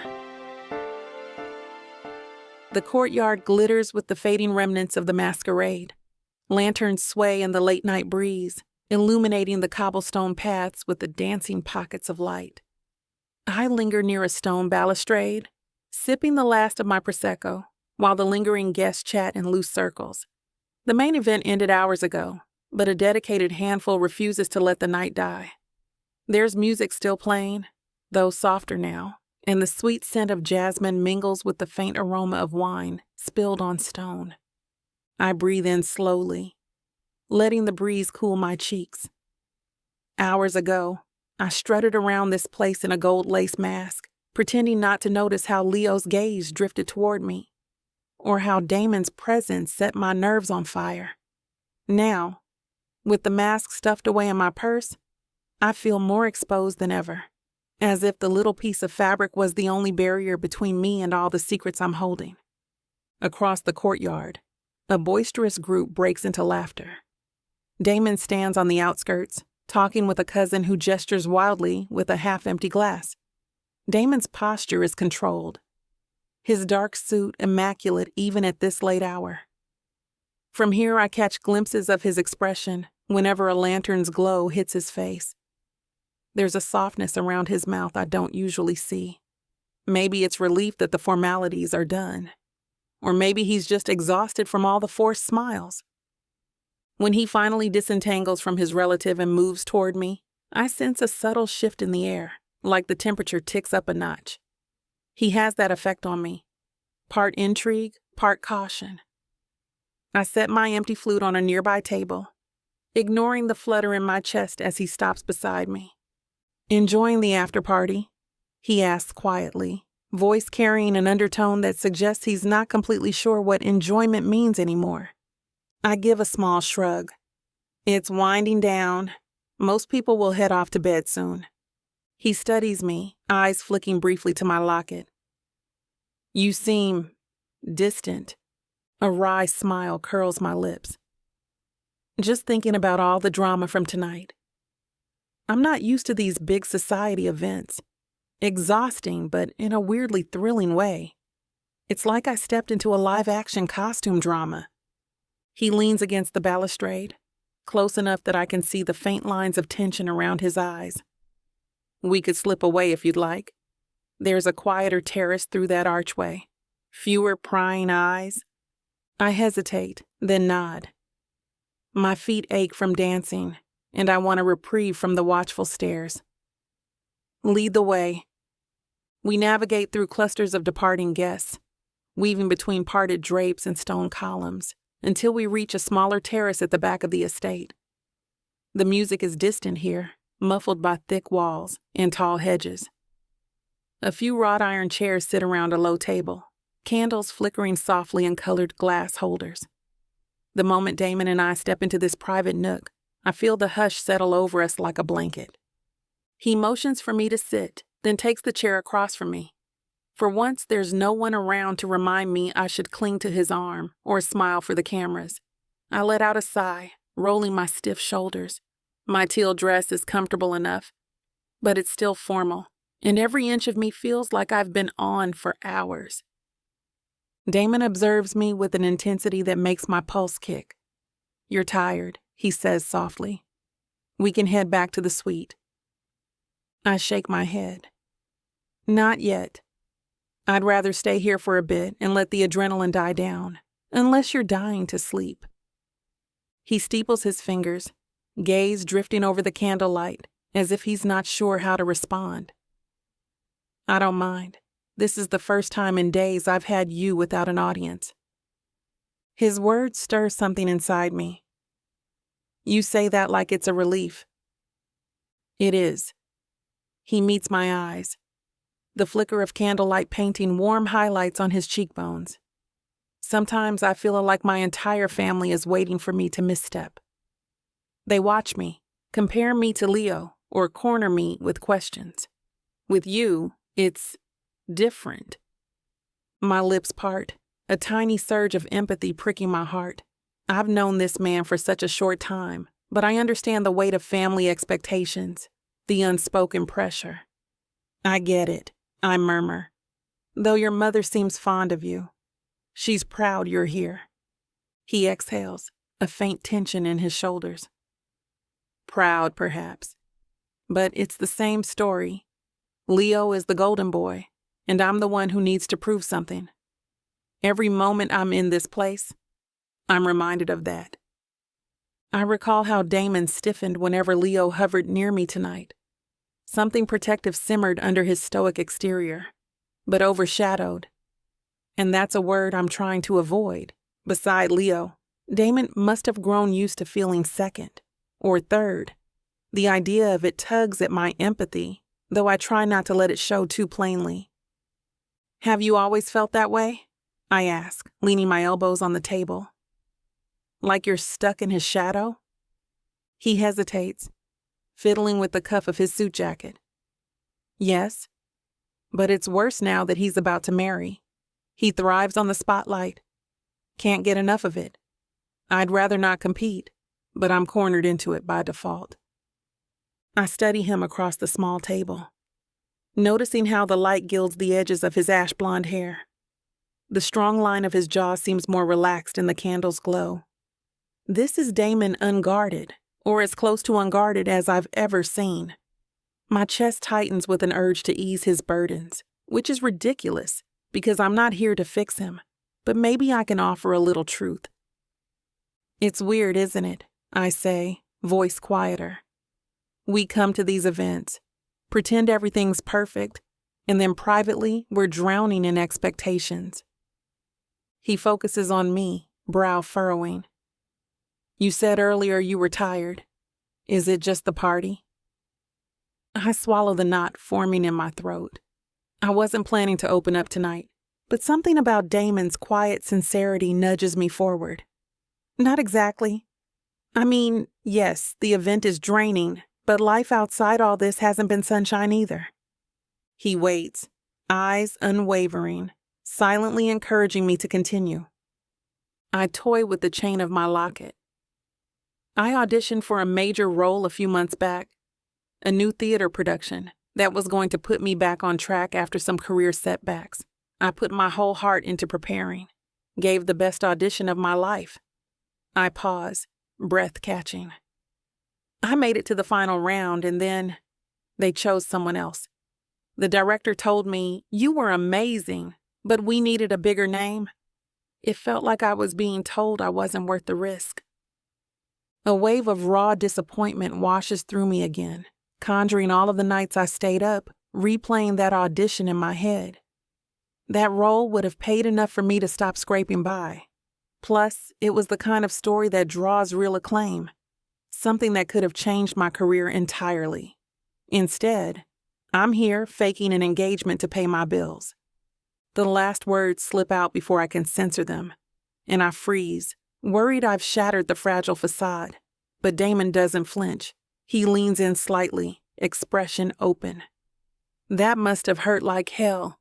The sympathy in his voice cuts through my tough exterior. It did, but I'm used to rejection. It's part of the job, you know. I tried to shrug it off, though the ache still lingers. Just, that one is very important to me, and losing it felt personal, even if it was just business. His mouth tightens. I'm sorry. I trace the rim of a candle holder, feeling the subtle warmth on my fingertips. Isn't that the cruel irony? Theater is supposed to be about talent and artistry, but it often boils down to star power. And I'm not exactly a household name. He watches me carefully. You deserve more. You have a presence that can't be ignored. My lips twist into a rueful smile. Tell that to the casting directors. He's silent for a moment, then exhales. I know a bit about being overlooked, even if it's in a different context. In my family, success is measured by how much you can dazzle. Leo is the politician, the smooth talker, the one who knows how to charm everyone in the room. I build empires quietly. It doesn't translate into applause at the dinner table. A strange comfort settles between us, a shared vulnerability that we haven't touched before. I rest my chin in my hand, eyes on Damon's. We sound like two people who are done with playing second. We just happen to be in a charade together to look first. He cracks a small, lopsided grin, a twisted cosmic joke. Feels that way? I let out a soft laugh, half genuine, half tinged with resignation. But hey, at least I get to be here in Tuscany, wearing fancy dresses and pretending I'm a society princess. It's not all bad. He reaches across the table, placing his hand near mine, not quite touching. No, it's not. His voice deepens, eyes flicking to the gold locket around my neck. Sometimes I find myself enjoying this more than I should. My breath stalls. There's a charged undercurrent in his words, an unspoken admission that lines are blurring. I'm not sure how to respond, so I clear my throat and redirect. So what about your hopes, Damon? You know about my lost role, my frustration with the industry. You must have dreams beyond real estate and proving you're just as capable as your brother. A hint of self-consciousness crosses his face. I've always wanted to create something lasting, resorts, hotels, entire communities that improve people's lives. But it's all overshadowed by... He stops, as if remembering a vow not to use certain words. It's overshadowed by the politics of my family name, and I can't break free without uprooting decades of Astor tradition. So I keep going, forging deals, trying to outthink the next competitor. Eventually I'll retire and... vanish, maybe? Vanish, I echo, a small smirk tugging at my lips. That sounds lonely? He nods, expression tight. It does. But in my mind, it used to be the logical endpoint. Grow the empire, then disappear from this environment, living on my own terms. A pang registers in my chest, surprising me with its intensity. We don't have to let them define us, you know, I whisper. This entire facade is to show them we're strong enough to live how we want. But maybe it's time we live for ourselves, not them. He looks at me, and for a fleeting moment, I see a spark in those ice blue eyes. That's easier said than done. But yes, you're right. The quiet conversation lingers, each of us weighing possibilities we never voiced before. Finally, he shifts his hand, covering mine in a tentative gesture that feels more intimate than any of our public displays. My pulse spikes at the warmth of his palm. You are extraordinary, he says, so quietly I almost miss it. It startles me more than if he'd said something scandalous. I stare at him, heart thumping. Why? His gaze roams my face, pausing on the curve of my lips, the arch of my cheek. Because you walk into a room and command attention without trying. You speak, and people listen. You hold on to your dreams, even when it hurts. You might not have the recognition you want from directors or producers, but it doesn't make your talent any less real. My stomach tightens as I absorb his words. I can't remember the last time anyone, called me extraordinary with that level of conviction. Warmth spreads through my chest, a yearning that's more than physical attraction. Damon, I begin softly, not even sure what I plan to say next. He draws a slow breath, and I notice that restless thumb of his tapping once against the table. Then, as if realizing it, he stills his hand. I shouldn't have said that out of nowhere. It might complicate things. My fingers squeeze his, a spark of boldness overtaking me. Complicate what? This entire arrangement is already complicated. We can handle an honest compliment. His lips press into a hint of a smile. So you're not angry I crossed a line? I arch an eyebrow. I'll survive. Besides, if we're going for authenticity, a fiancé who never gives compliments would be suspicious, right? He laughs under his breath, a low sound that sends a pleasant shiver through me. Fair enough. We linger like that, hands touching, candlelight dancing across the short distance between us. My heart pounds in a way that no audition, no real-life romantic fling has managed in a long time.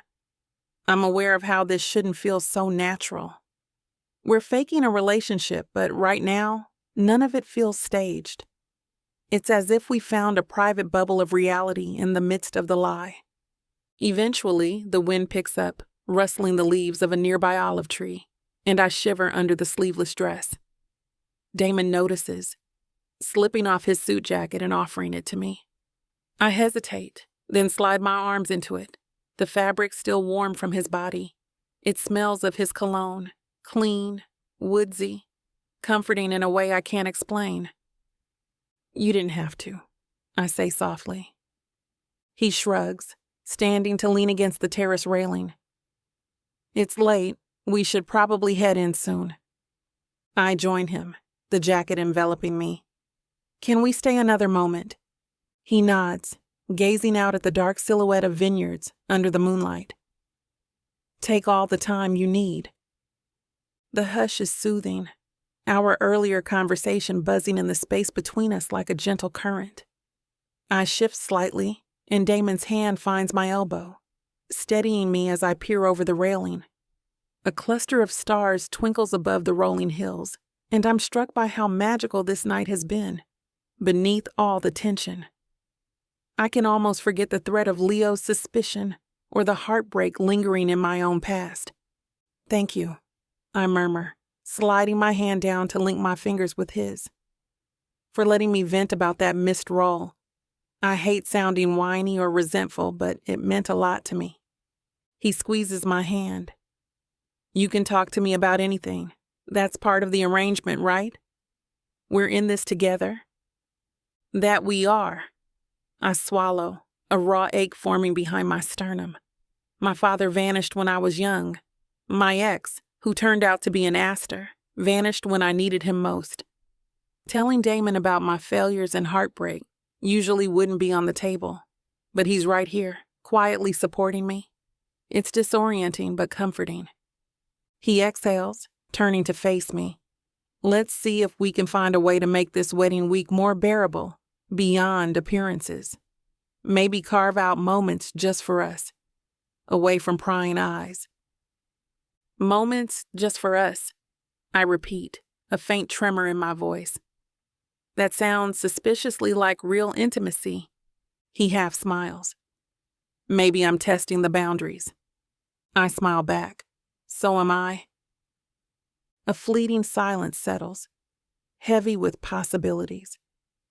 My heart thuds against my ribs, and a distant part of me knows that if we're not careful, we'll cross lines we can't uncross. But for once, I'm not sprinting in the opposite direction. I feel safe here, in this hidden corner of a Tuscan villa with a man who claims he's overshadowed, yet radiates quiet power in every breath. Damon breaks the hush, clearing his throat. We should get you inside before you freeze. I gather the edges of his jacket around me. I guess so. We walk back toward the main corridor, where the last of the guests have trickled upstairs or to the side wings. The estate's corridors are still lit with gold sconces, casting warm pools of illumination on the tiled floors. Our footsteps echo in unison, and the final notes of violin music fade somewhere behind us. At the door to our shared suite, he hesitates as if unsure how to say goodnight. The intimacy of the moment lingers like a soft pressure in the air. I slip out of his jacket and hand it back to him. Thank you again for everything tonight. He inclines his head. Anytime. I open the door and he follows me in. We find the living area dark except for a single lamp left on, illuminating the plush chairs and delicate flowers in a vase on the table. My entire body hums with the remnants of the conversation we just had. His confessions about feeling second best. My confession about losing that role. The subtle praise that warmed me more than any stage lights ever have. I glance at him, breath catching at the sight.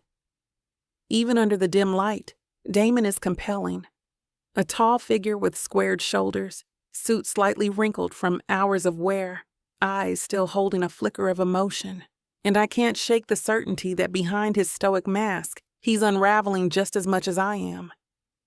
He steps closer, and for a heartbeat, I think he might reach out, might pull me into some form of embrace.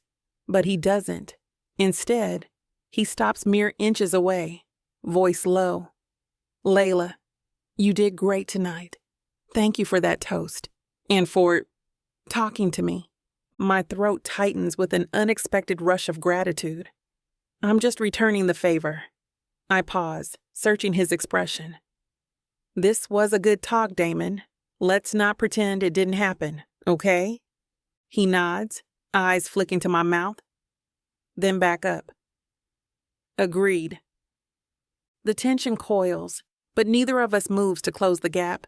Finally, with a soft sigh, he murmurs, "I'll change and meet you in the bedroom." I manage a small smile. "Sure." He disappears into the adjoining bathroom, leaving me standing in the living area with my thoughts swirling like a tilt-a-whirl. Part of me wonders if we can sustain this closeness without tangling ourselves in heartbreak. Another part of me doesn't care. I'm tired of stepping on eggshells, tired of lying to myself that I don't crave genuine connection. I slip off my heels and massage my achy feet. A hush blankets the suite, broken only by the faint hum of air through vents. I glance toward the window, where the curtains flutter in the breeze from the courtyard. In the distance, the moon hangs low, highlighting the rolling hills in silver. Extraordinary. The word replays in my head, igniting a warmth in my chest. I'm not sure if Damon realizes how much that one word means. In a world that told me I wasn't good enough for that lead role, that I needed more fame or fortune, hearing him call me extraordinary is an anchor I didn't expect. When Damon steps back into the living room, wearing a casual shirt and loose pants, my pulse stutters. His eyes find mine, and for a heartbeat, we stand in that quiet. No cameras, no family members, no watchers, just us. I clear my throat, pushing away the sudden urge to say something reckless. "Ready for bed?" He nods, crossing toward me.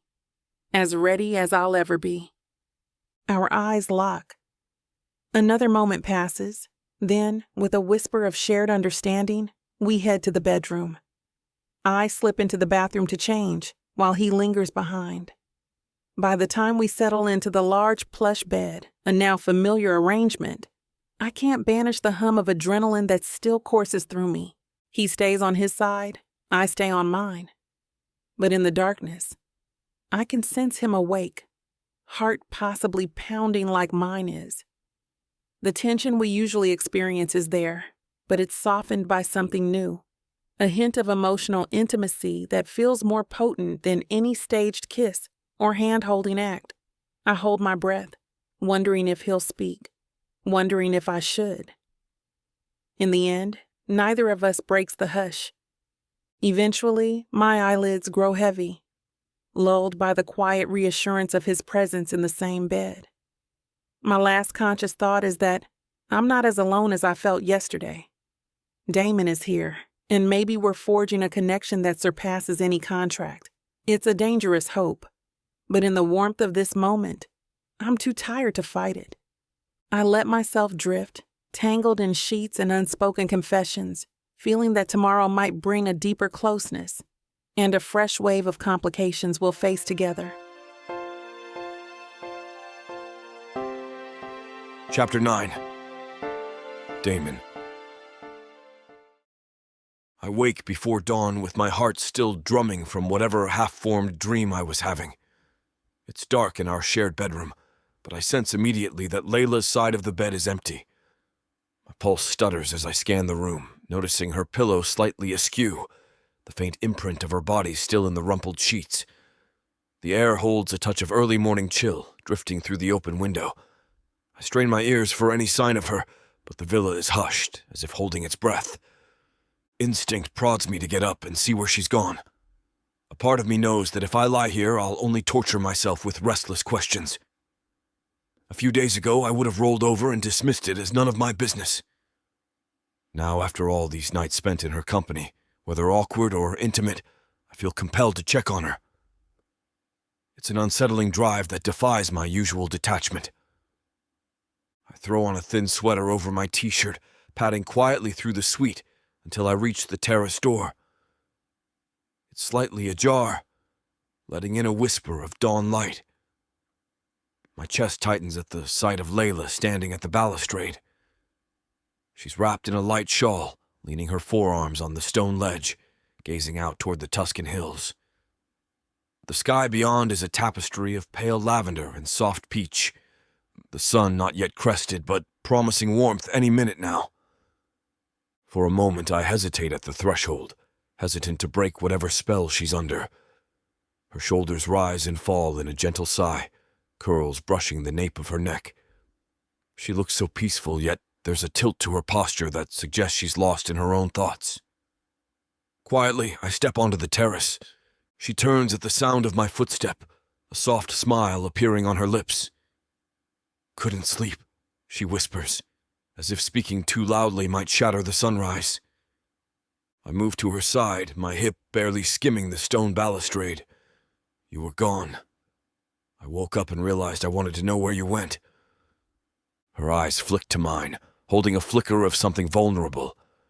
"Sometimes I forget you're not used to me being here, or me being gone." She shrugs, turning her gaze back to the horizon. "I couldn't sleep either. I kept replaying last night's party in my head." The memory of the masquerade tugs at me. Her graceful toast, the tension with Leo, and later, the quiet confession she shared about her career heartbreak. "Any regrets?" I ask softly. She exhales, her breath visible in the cool dawn air.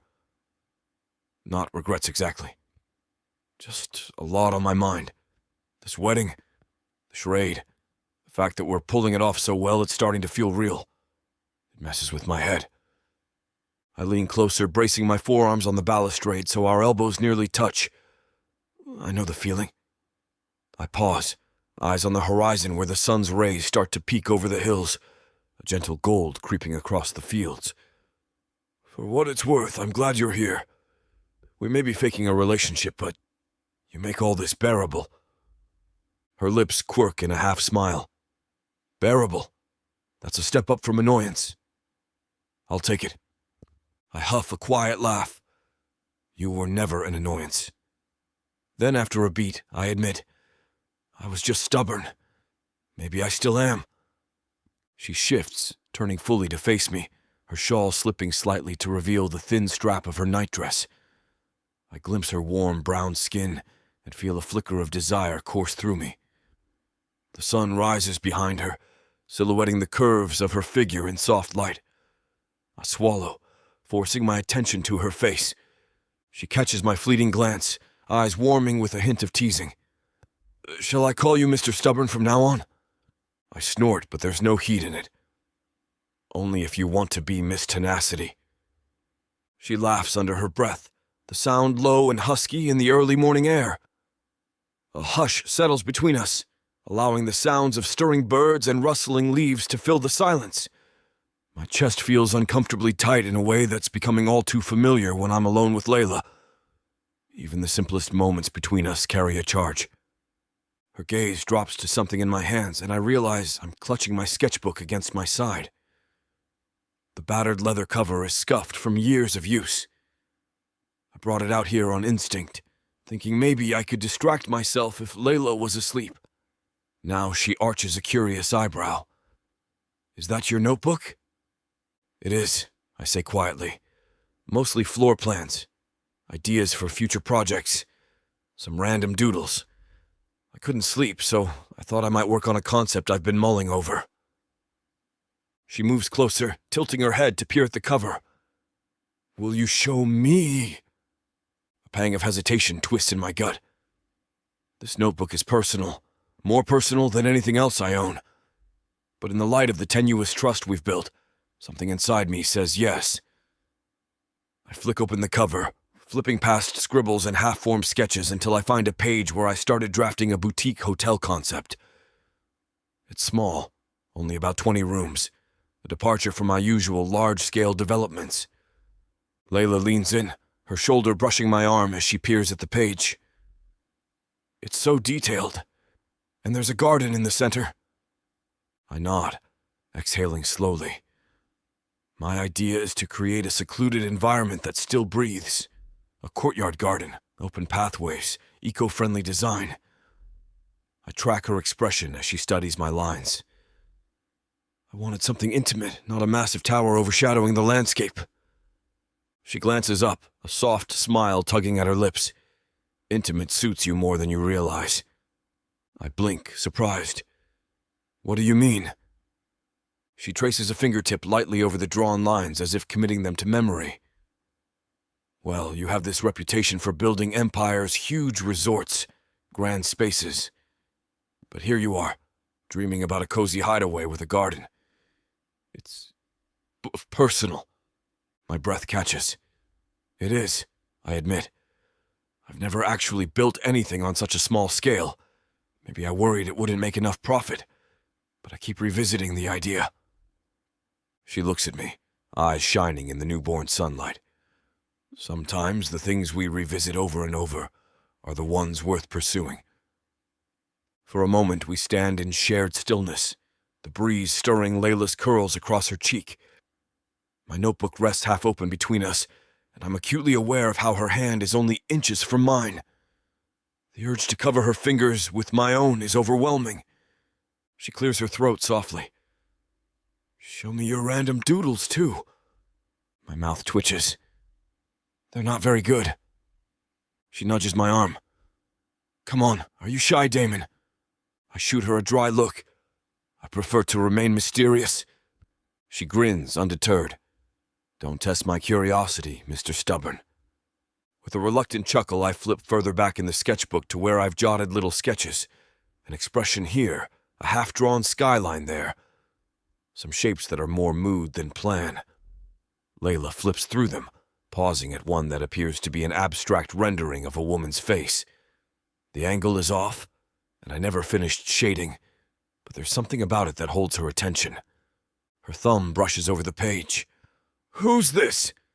I shift, uneasy. No one in particular. I saw a magazine photo and tried to capture the angle of her cheekbones, but I got bored halfway through. She eyes me, a teasing note in her voice. Bored, right? Then she catches sight of something else, a random swirl of lines that might be a locket, though I'm not sure how recognizable it is. Is that a necklace? Heat flushes my neck. Maybe, or just a shape I was practicing. Her gaze lifts to my face, curiosity kindling behind her eyes. You notice more than you admit, Damon Astor. I shrug, trying to look nonchalant. I'm observant. She laughs softly, then closes the sketchbook. I like seeing this side of you. The soft sincerity in her words makes my heart do a small, disconcerting flip. It's not something I share. Her expression gentles. Well, thank you for sharing with me. A hush falls again, and this time it's charged with an even deeper tension. The rising sun paints the horizon with molten gold, illuminating Leila's features in a halo of light.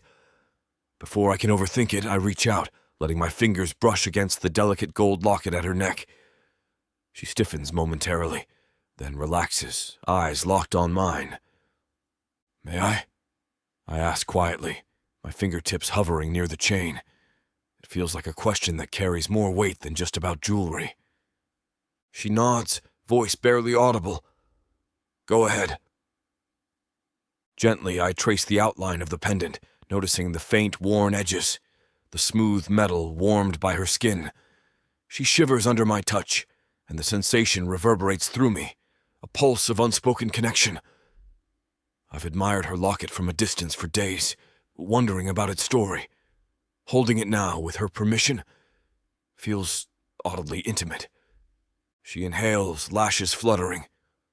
I usually don't let anyone near this, she murmurs, a raw edge to her voice. It's important to me. I nod, swallowing. I understand. My thumb traces the filigree detail, then carefully releases it. My hand lingers near her collarbone, and I find myself drawn in by the closeness. The rising sun bathes her skin in a soft glow, and suddenly I want nothing more than to close the last inches between us. Her eyes flick to my mouth, and my heart pounds like a frantic drum. The memory of her confiding about her lost theater role and my own admissions about feeling secondary to Leo swirl in my head, fueling a growing warmth that demands we close the gap. I can practically taste the moment. We both lean forward instinctively, foreheads nearly touching. Her breath flutters across my lips, and a small sound escapes her throat, halfway between anticipation and alarm. My hand hovers just above her waist, itching to pull her closer. Every nerve in my body screams for release. Time slows, the sunrise casting us in liquid gold, our breath mingling in the dawn. I see her dark eyes, the flicker of longing and fear within them, a mirror to my own uncertainty.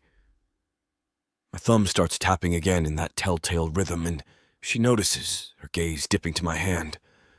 Her lips part, and for a heartbeat, I think we'll tumble headfirst into a kiss that might rewrite every boundary we've set.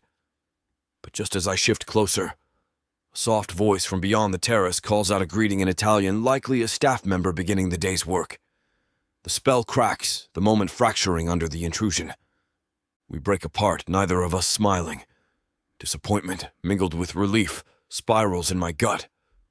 She lets out a shaky exhale, pressing a hand to her chest as if to steady her racing heart. I rake a hand. No, I catch myself. I do not rake a hand through my hair.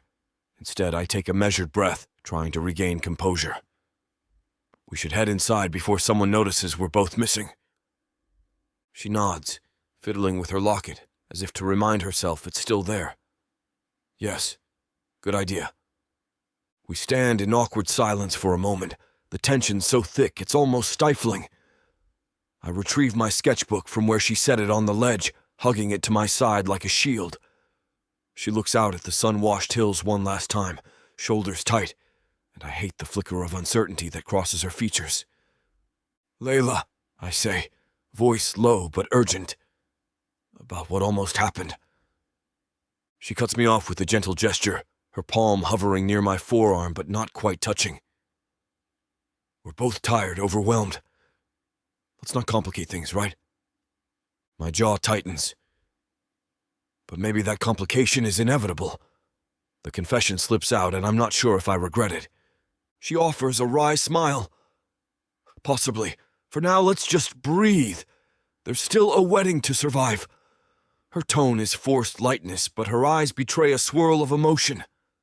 I run my thumb in a quick 3-beat pattern against my notebook, hating the sense of missed opportunity. Yes, you're right. We should keep our heads clear. She nods, though neither of us truly believes we can keep it that simple. We walk back into the suite side by side, tension radiating between us like a live wire. My mind replays the near kiss in a loop, how her lips had been so close I could almost taste her breath.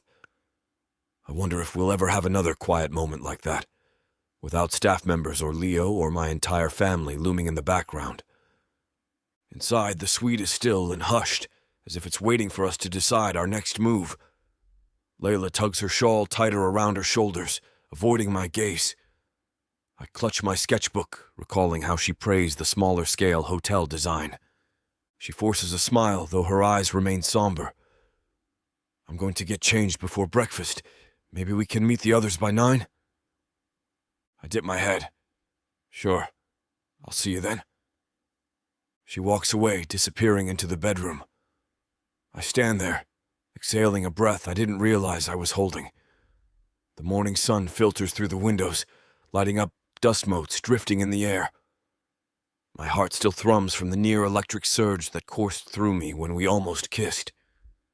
Everything about this arrangement is spiraling past the script we wrote in our heads. I'm not sure how to step back without hurting us both, or if I even want to. Because in that single minute on the terrace, I felt more alive than I have in years, like the quiet, careful walls around me might shatter, revealing a man who actually wants something beyond business success. I head to the bathroom to wash my face, the cold water jolting me with a brief shot of clarity. But no amount of splashing changes the tightness in my chest or the tingling memory of Leila's closeness. We agreed to show a believable romance for the sake of the wedding, but this, whatever's growing between us, runs deeper than any performance. As I dry off and catch my image in the mirror, I notice a faint flush still coloring my cheeks. My jaw clenches with the realization that I want more than a near kiss. I want to see Leila's unguarded smiles, share conversations about her theater aspirations, show her my quiet designs that might never see the light of day unless I find the courage to build them. But we have secrets, lies to maintain, a wedding looming, and a family that demands appearances. Plus, there's the shadow of Leo, whose interest in Leila I can't fully parse. I sense danger in that corner, and it's not only about jealousy. There's something she's not telling me, and it might burn us all if it comes to light. For now, I can only brace myself, swallow the conflicting swirl of emotions, and step out to face the day. Because the moment that almost happened on the terrace was a promise of something that could be extraordinary or catastrophic, and I can't decide which one scares me more. I find myself wishing I had the courage to make it real. Consequences be damned. But until I gather that bravery, I'll move through the motions of this wedding week. And if the morning's any indication, resisting the draw I feel toward Leila Simone is going to be a much harder fight than any business deal I've negotiated in my life. Chapter 10. Leila. I'm convinced Tuscany wants me to lose my mind. The sun is shining too brightly. The air smells too sweet. And this vineyard we're touring might as well be orchestrating a personal opera for Damon and me. I'm trailing behind the group, along rows of grapevines, listening with half an ear to some charming Italian guide explaining the winemaking process. But my attention keeps snagging on Damon, who walks a few steps ahead in a crisp white shirt, sleeves rolled to his elbows. The gentle breeze ruffles his ash blonde hair, and every time he glances back at me, my pulse leaps. The tension between us has been building for days, a slow, relentless burn that spiked this morning when we almost kissed at dawn. He's given me these thoughtful, heated looks that tangle my insides in knots. If this wasn't a paid gig, if we weren't surrounded by his entire family, I'd be hauling him behind the nearest grapevine for a thorough exploration. But we have to maintain the facade. Or maybe we're struggling to keep the facade from becoming real. Suddenly, a handsome, dark-haired man in a tailored linen suit sidles up next to me. He's part of the extended wedding crowd, though I can't recall if he's friend or relative. The sun glints off his sunglasses as he leans in, voice low. "You're Damon's fiancée, right? Leila Simone." I force a polite smile. "That's me, and you are?" He removes his sunglasses, revealing warm brown eyes. "Alessandro, Gianna's third cousin, or maybe second cousin once removed, I lose track." He laughs lightly, and I can see how someone might find him charming. "Anyway, I couldn't help noticing how radiant you look in that dress. Teal is definitely your color." My cheeks warm with a mix of vanity and unease. I'm in a simple summer dress, lightweight fabric that's cut just above the knee, cinched at the waist. Damon teased me earlier about how it showed off my legs, but apparently Alessandro also appreciates the view. "Thank you," I say, keeping my tone polite. We continue walking along the path, Alessandro pointing out random vineyard facts with exaggerated interest, leaning in far too close. I shoot a surreptitious glance at Damon, who stands with the rest of the group near a wide oak barrel. His gaze lands on me, and I can practically see the temperature in his eyes spike at the sight of Alessandro hovering. The muscle in his jaw flexes. My heart thuds with a mix of excitement and trepidation. Alessandro steps nearer, ignoring my attempt to maintain personal space. "Are you enjoying Italy? Perhaps we could explore Florence together if you have a free day." I let out a careful laugh. I think Damon might have opinions on me running off with another man. Alessandro shrugs, as if my fiancé is some minor inconvenience. He won't mind. We could say we're being touristy. Maybe a little day trip, just the two of us. I stiffen, annoyance flaring. This is too forward, even for a friendly wedding guest. I'm not sure that's a great idea. Before I can say more, I sense Damon's presence at my side. He's moved like a silent storm, stepping between me and Alessandro with calm precision. His voice emerges low, each word clipped. "Leila's schedule is already booked, unfortunately." Alessandro's eyes flick to Damon, and a faint sneer tinges his lips. I was just suggesting a bit of local culture. Damon's gaze hardens, and I see the flicker of that protective streak I've been suspecting lurks beneath his suits. If she wants to see Florence, I'll take her. Alessandro lifts his hands in mock surrender. a smirk coloring his tone. Of course. Didn't mean to intrude on your territory, Mr. Astor. Territory. The word sets off a spark in Damon's eyes. She's not property, he says, voice cool. But she's also not interested in your invitation. Have a nice day. Alessandro opens his mouth, perhaps to retort, but the flicker of something uneasy crosses his face when he sees Damon's stance. My fiancé is an imposing presence, even without raising his voice. There's a brittle moment of silence, and then Alessandro laughs dismissively, turning on his heel to rejoin the crowd. I exhale a shaky breath. Thanks for stepping in. He was persistent. Damon nods, still bristling with adrenaline. He had no right to corner you like that. The group moves on, crossing to a stone courtyard where wooden tables are arranged for wine tasting. Bottles of Chianti, Brunello, and Vino Nobile glimmer under the bright sun. The wedding guests chatter excitedly, but Damon and I hang back, tension crackling between us. His face remains stony, his thumb tapping in that restless pattern at his side. I tentatively place a hand on his arm. It's okay, I'm fine. He looks down at me, eyes dark with frustration. He was all over you, smirking like he had a chance. He snaps his mouth shut, as if he said too much. My heart thuds. It was what? He exhales, voice rough. Infuriating. Then he steps closer, lowering his tone so no one else can hear. Why do I feel like punching every man who looks at you? An odd flutter of satisfaction tickles my stomach. Maybe because this is more than a contract for you? He hesitates, conflict shadowing his expression. But before he can reply, Alessandro reappears, holding a glass of wine. Leila, you must try this blend, he says, ignoring Damon's warning gaze. It's unbelievably smooth. I step back, wanting to avoid further confrontation, but Alessandro hooks an arm around my waist. It's far too familiar. Damon tenses, jaw tightening, as he reaches out to yank Alessandro's arm away. Back off, he growls. Alessandro chuckles. That's uncalled for, man. Damon shoves him, not hard enough to hurt, but enough to jolt Alessandro backward. The guests nearby gasp, turning to see what's happening. Alessandro recovers, blinking in outrage. You want to fight, Astor? It's all unfolding too fast. Damon is beyond reason, fists clenched. The wedding crowd stares, half in shock, half in anticipation of a scuffle.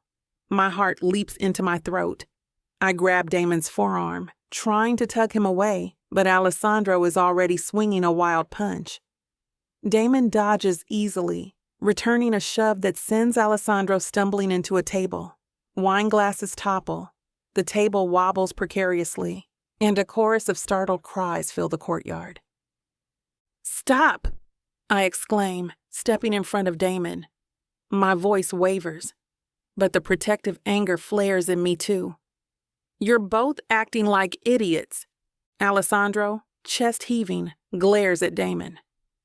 Damon stands taut, fists ready, that lethal calm making him all the more dangerous. Finally, a few wedding guests, cousins, uncles, I can't tell who, rush in to separate them. Alessandro's shirt is stained with the spilled wine, his pride clearly bruised. He jabs a finger at Damon. You'll regret this. Damon's voice is deceptively quiet. Not likely. A babble of voices erupts, someone calling for security or a staff member. My blood is pounding, and I realize we need to leave before this escalates further. I grab Damon's hand, ignoring how my own shakes, and pull him away from the gathering. He relents, letting me lead him past rows of vines, away from the courtyard. A few people call my name, but I don't stop. We break into a half run, cutting across a path that leads back toward the main estate. Damon's breathing is ragged, adrenaline obviously spiking. I can't believe we left everyone behind to deal with the aftermath. But I can't handle the stares, the barrage of questions, or the glint of cameras from opportunistic guests with phones. My heart feels like it might explode. We stumble into the villa through a side entrance, the corridor blessedly empty. Damon halts, leaning against a stone pillar, trying to steady his breath. I rest my hands on my thighs, gasping for air, mind reeling with what just happened. He straightens, turning to me, eyes still stormy. "I'm sorry?" I shake my head, adrenaline coursing through me. "For what? Saving me from that creep? Don't apologize." He steps closer, a fierce protectiveness in his voice. "He touched you like he had the right. He closes his eyes, fighting for composure. I couldn't control it. I wanted him away from you. My chest tightens, not with fear, but with an overwhelming wave of gratitude and something deeper. "Damon," I whisper, pressing a trembling hand to his cheek. "It's okay. I'm fine." He covers my hand with his own, and the searing contact ignites every nerve in my body. Heat thrums between us. I see the conflict, the desire, the guilt, all tangled in his gaze. For days we've danced around the edge of this storm, but now the dam is cracking. I sense it in the frantic tempo of my heart, the flush that creeps up my neck. We're alone, and the tension is at a breaking point. He mutters my name like a curse and a prayer all at once. Then he's kissing me, a hungry, desperate press of lips that makes my mind go blank. I surge forward, meeting him halfway, my fingers tangling in the fabric of his shirt, pulling him close. The taste of him is dizzying, wine, adrenaline, and something purely Damon. He breaks away briefly, breath hitching. "We can't do this here. Someone might see." I grab his wrist, nodding, chest heaving. "Room, now." We don't speak another word, just bolt up the stairs 2 at a time, ignoring curious glances from a couple of staff members. By the time we reach our suite, the tension has ratcheted to a point of no return. Damon kicks the door shut behind us, and we collide in a heated kiss that leaves no room for hesitation. It's all panting breaths, clumsy hands yanking at clothing, and the pounding beat of our hearts. I hate to put a stop to a good time, but it looks like we've hit this platform's limit for spiciness. This platform's got some rules we have to play by if we want to keep giving you these stories for free. And trust me, this scene isn't something you want to miss. While we can't get into all the details here, you can still dive into the full, uncut version at TylaWalker.com. Miss Tyla has an entire collection of unabridged audiobooks and ebooks waiting for you. And the best part? You can treat yourself with 40% off when you use the code SAVE40. That's right. You'll save on any digital product, even bundles that are already discounted. Miss Tyla would never let anyone feel the kind of disappointment you must be feeling right now. So why wait? Treat yourself with Miss Tyla. He finally shifts, gently pulling away. "We should talk," he says, though his tone suggests he has no idea what to say. I sigh, propping myself on an elbow. "We should, but maybe not right this second." My voice quivers with lingering emotion. I can't think straight. My brain is mush. A small, rueful smile touches his lips. "All right, we'll figure it out later." He presses a chaste kiss to my shoulder, then slips off the bed, grabbing the nearest piece of clothing to cover himself. The flush on his face reveals he's just as rattled. I remain on the bed, watching him with a pang of longing that feels almost foolish. We just crossed a line we can never redraw, and the reality of it throbs in my chest. But I'm too spent to dissect all the implications now. Instead, I close my eyes for a moment, letting the echo of our shared heat wash over me. When I finally pull myself up, I see Damon standing by the window, gazing outside with a troubled frown. He meets my eyes, and something unspoken passes between us. an acknowledgement that everything has changed. We might pretend to be an engaged couple for the sake of this wedding, but what we shared moments ago was more real than any contract, and it's a truth neither of us can easily ignore. I gather a robe, slipping it on. He gestures toward the bathroom, presumably to freshen up, and I nod. While he disappears behind the door, I sink onto the bed again, heart racing in a different kind of panic, because I can't decide if I'm grateful or terrified that we just shattered the boundary. Probably both. No matter how we spin it to ourselves, this is no longer a simple business arrangement. And as I sit there, flushed and panting, I realize that maybe, just maybe, we've stepped onto a path that could either ruin us or lead us to something we never thought we needed. Chapter 11. Damon. I wake to a shaft of warm sunlight cutting across the bed, illuminating the woman lying beside me. Leila is still asleep, one arm flung across my chest as if she fell into a dream mid-hold. My head feels oddly clear this morning, despite the riot of conflicting emotions rattling around my chest. After the intensity of yesterday, my impulsive lunge at that sleazy Alessandro, the whirlwind flight back to our suite, and the sheer, staggering power of what happened between us. I can't quite comprehend how she can rest so peacefully. My heart jabs with unexpected tenderness as I trace the delicate slope of her bare shoulder, marveling at how a single night can spin reality on its axis. This was never supposed to be more than a charade. But after feeling her heartbeat against mine, hearing those soft, trembling gasps when we joined, I don't know where to place the line between performance and truth. Her dark curls fan out across the pillow, the auburn tips glowing in the early light. Her breathing is even, lips parted, and a faint smile ghosts across her features as if she's reliving something pleasant. I should be worried about how easily we cross the line, but my chest floods with protective warmth instead. I can't recall the last time I felt anything this fierce. Slowly, I shift, careful not to wake her. My notebook rests on the nightstand half open where I left it in my rush last night. An urge takes hold. To capture her in this vulnerable, unguarded moment. Quietly, I ease out from under her arm. She stirs but doesn't wake, letting out a contented sigh that makes my chest tighten all over again. I slide from the bed, retrieving the notebook and a pencil, then settle on the nearby armchair. The sun cuts a path across the stone floor, bathing Leila in gentle gold.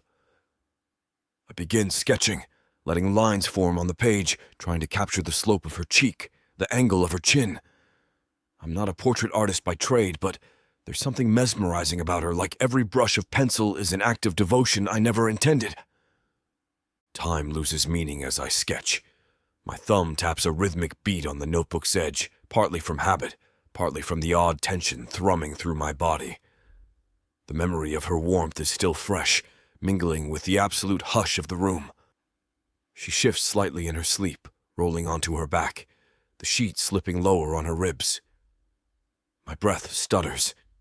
I keep drawing. Eventually, she murmurs something under her breath, lashes fluttering, then opens her eyes. Her sleepy gaze lands on me, and a drowsy smile curves her mouth. "Good morning," she says, voice husky with lingering sleep. Heat stirs in my stomach at the sight of her like this hare must, lips plump from rest, bare skin catching the light. I set the notebook aside. "Good morning." She notices the pencil in my hand, the open notebook, and pushes up on one elbow, sheet hugging her chest. "Were you drawing me?" A note of curiosity threads her tone. My pulse jumps, but I answer with forced calm. "It seemed like the only logical thing to do at 6 in the morning while you hogged the bed." I try for a wry grin to mask how significant this feels. Her cheeks warm, but she meets my gaze with a soft challenge. "I can't believe you stole my image without permission." I let out a short laugh. "I wasn't aware I needed a release form, Miss Simone."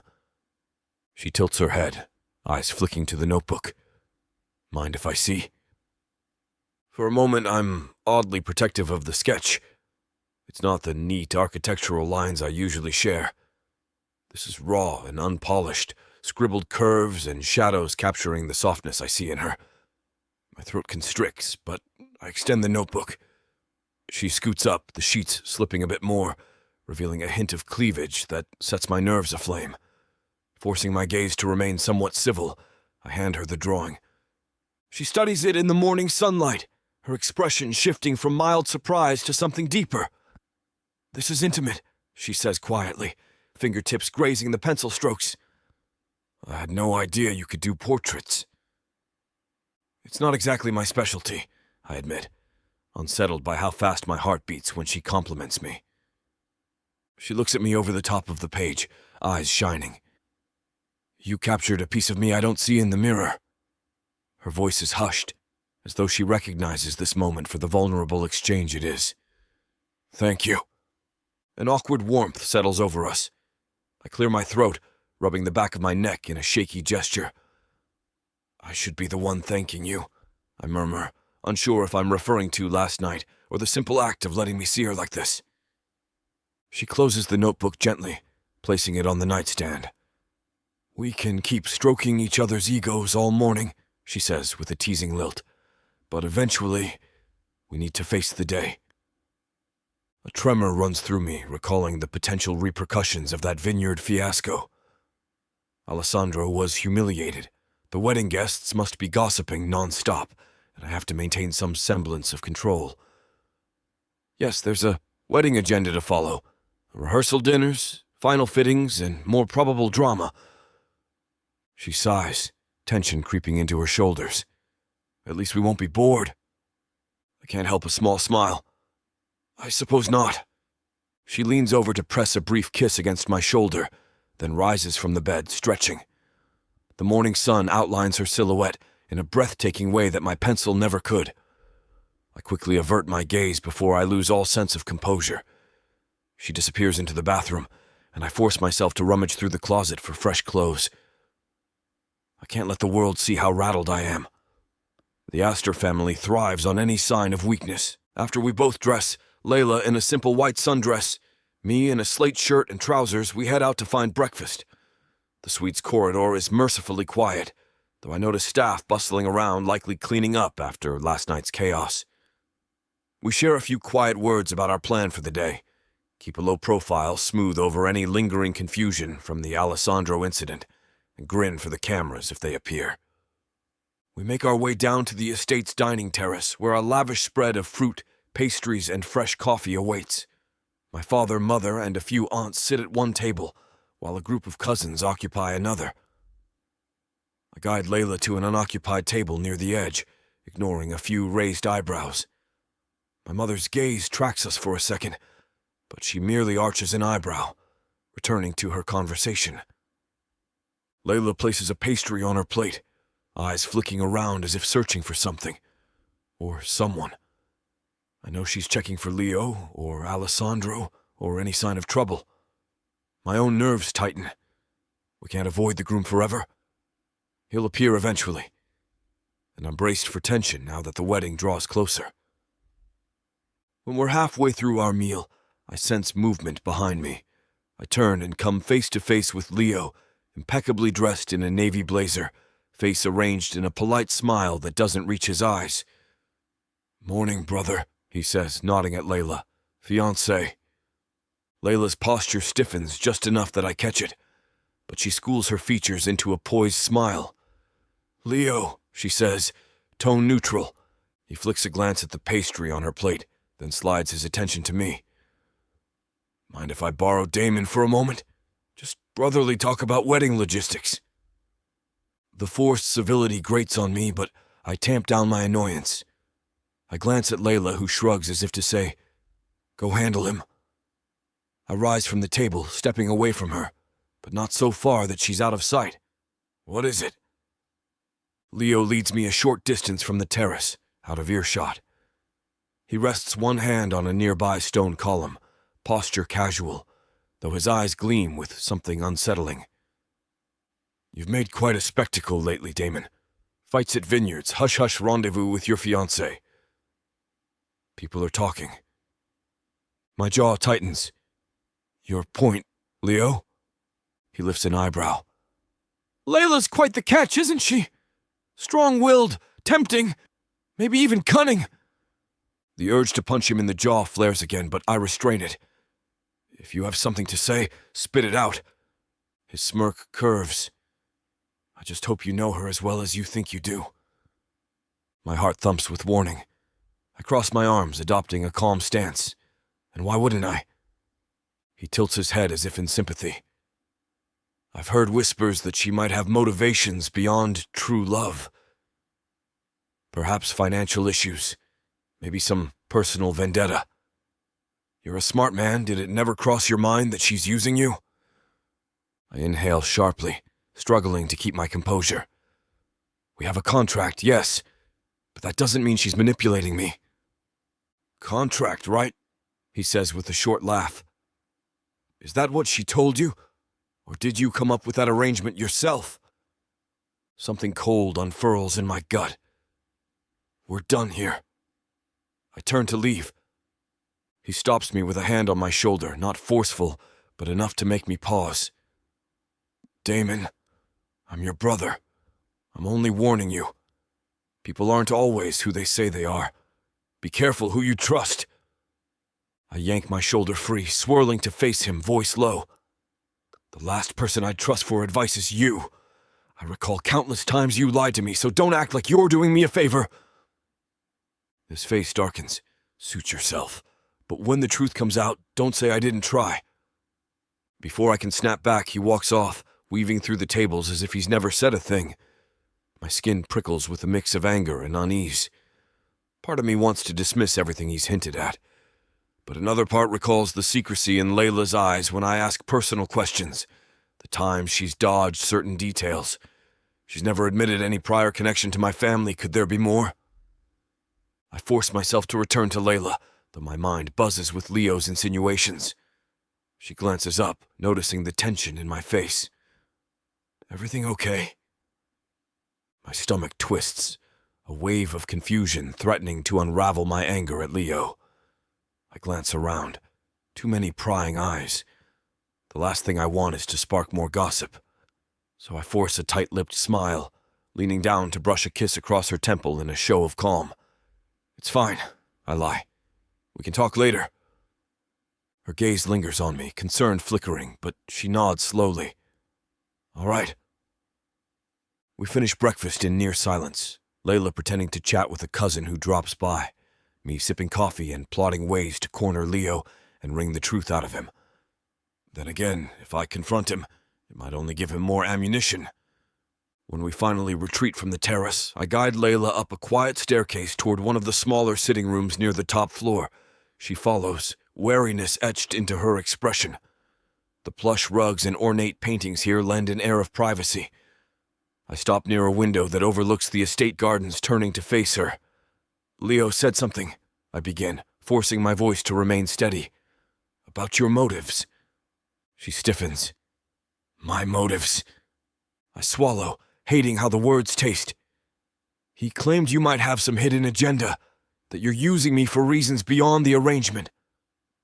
Her eyes flash with hurt and anger. And you believe him? I lift a hand, trying to stay calm. I'm not saying I do, but the man loves stirring trouble, and I'm aware you haven't told me everything about yourself. You show up out of nowhere. You mention heartbreak, but never details. Why are you really here, Leila? She backs up a step, jaw clenching. I'm here because you hired me, Damon. You needed a fiancée. I needed money. That's not exactly a thriller. Could there be more? I press, feeling my pulse climb. Something involving my brother. Her face pales. She crosses her arms as if protecting herself. What is he suggesting, that I'm some gold digger or con artist? I bristle, not wanting to voice it. He implied you're hiding something significant. I've seen the way he watches you. It's personal, Leila, don't deny it. Her expression shudders, eyes darkening. For a moment I think she'll lash out or confess, but she just exhales shakily. You don't trust me, she says, voice trembling with betrayal. My heart squeezes. I don't trust him. But if there's something you're keeping from me, I need to know.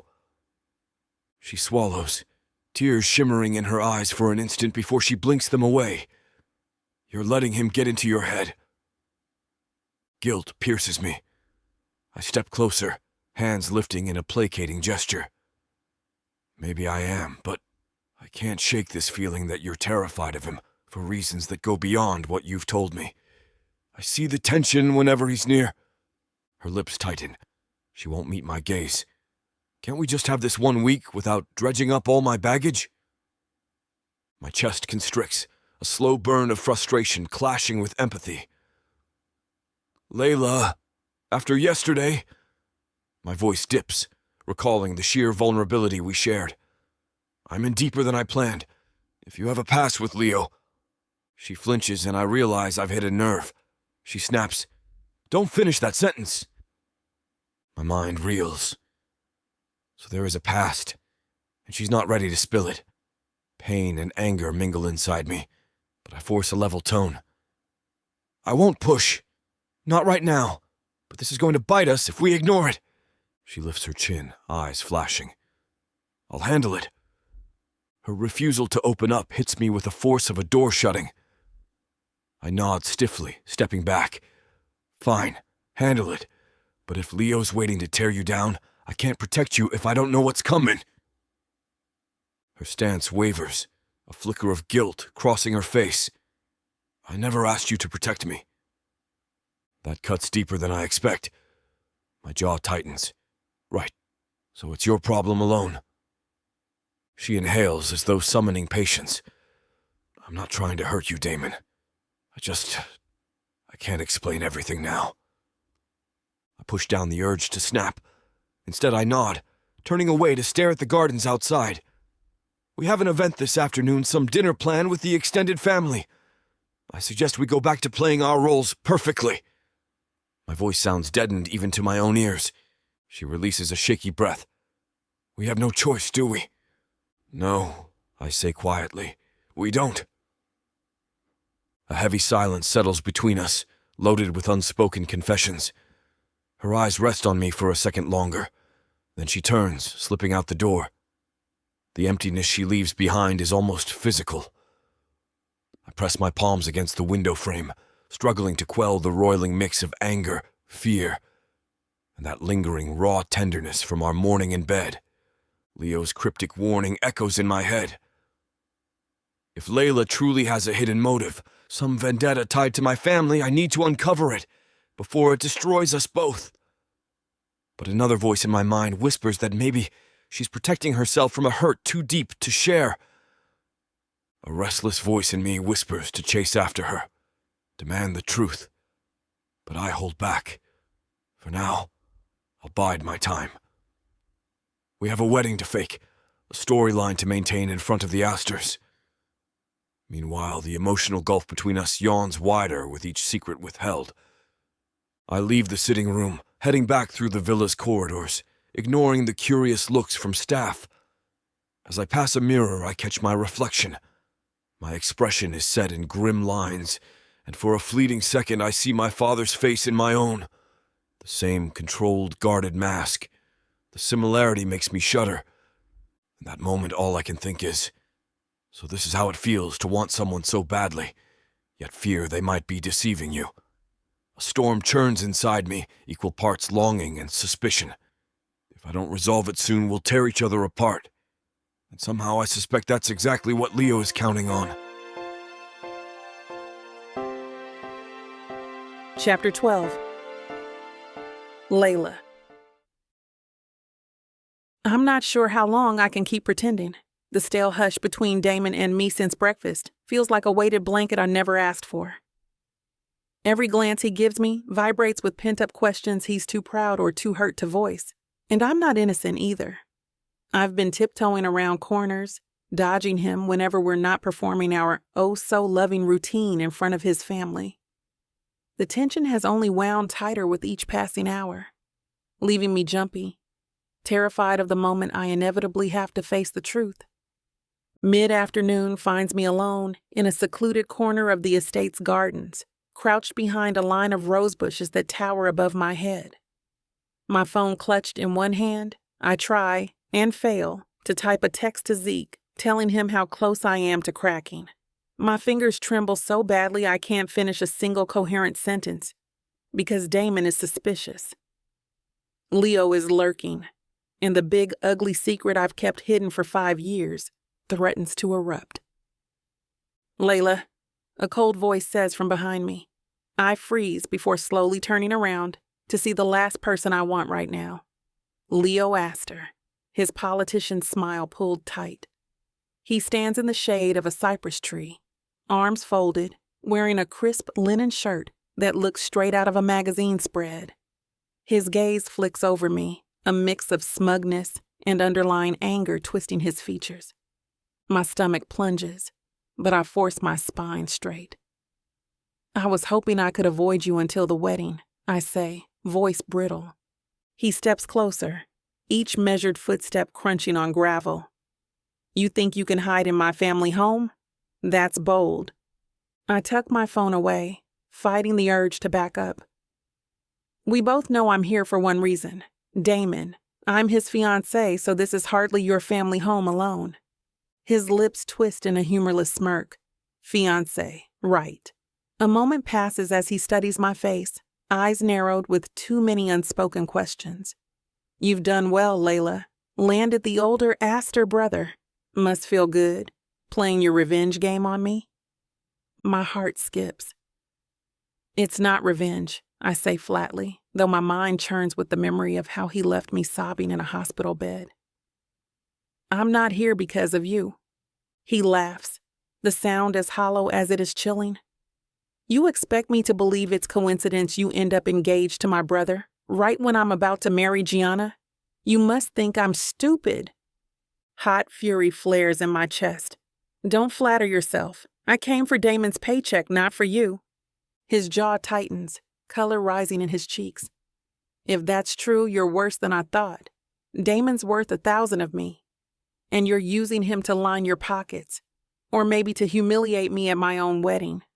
I clench my teeth, mind whirling with arguments. "You forfeited the right to judge me when you disappeared 5 years ago." My voice trembles, raw with that old wound. "Remember that, Leo? The hospital? The endless calls you never returned? You let me grieve alone." His complexion pales. For a flicker of a second, he almost looks guilty, but it vanishes under a wave of self-preservation. "I'm not proud of that, but you left me no choice. It was complicated." My throat constricts with the urge to scream, but I swallow it down. There's no point rehashing ancient pain. "Complicated? Right. So is this wedding you're about to have? Yet I don't see you running away from Gianna. Why me?" He exhales sharply, glancing away. "I was younger, stupid, panicked. You know that's not who I am now." I let out a bitter laugh. "I barely know who you were back then, let alone now." He steps forward, lowering his voice. "If you think you can keep playing house with Damon, I won't let you. He deserves honesty." Nausea twists in my stomach. I force a calm facade. I'm not lying to him, but I can hear the weakness in my own denial. He leans in, voice dropping to a menacing whisper. "He has no idea you once slept in my bed, planned a future with me, carried my child." "Stop," I hiss, cutting him off, terror pounding in my veins. "Don't say it out loud." His eyes flash. "Why not? It's the truth, something you're still hiding. You can't play us both." I can't help the tremor in my hands as my memories roar to life. The faint lines of an ultrasound that ended in heartbreak, the tears I shed alone when he ghosted me. "It's not about playing you. I'm just trying to move on." He snorts in disbelief.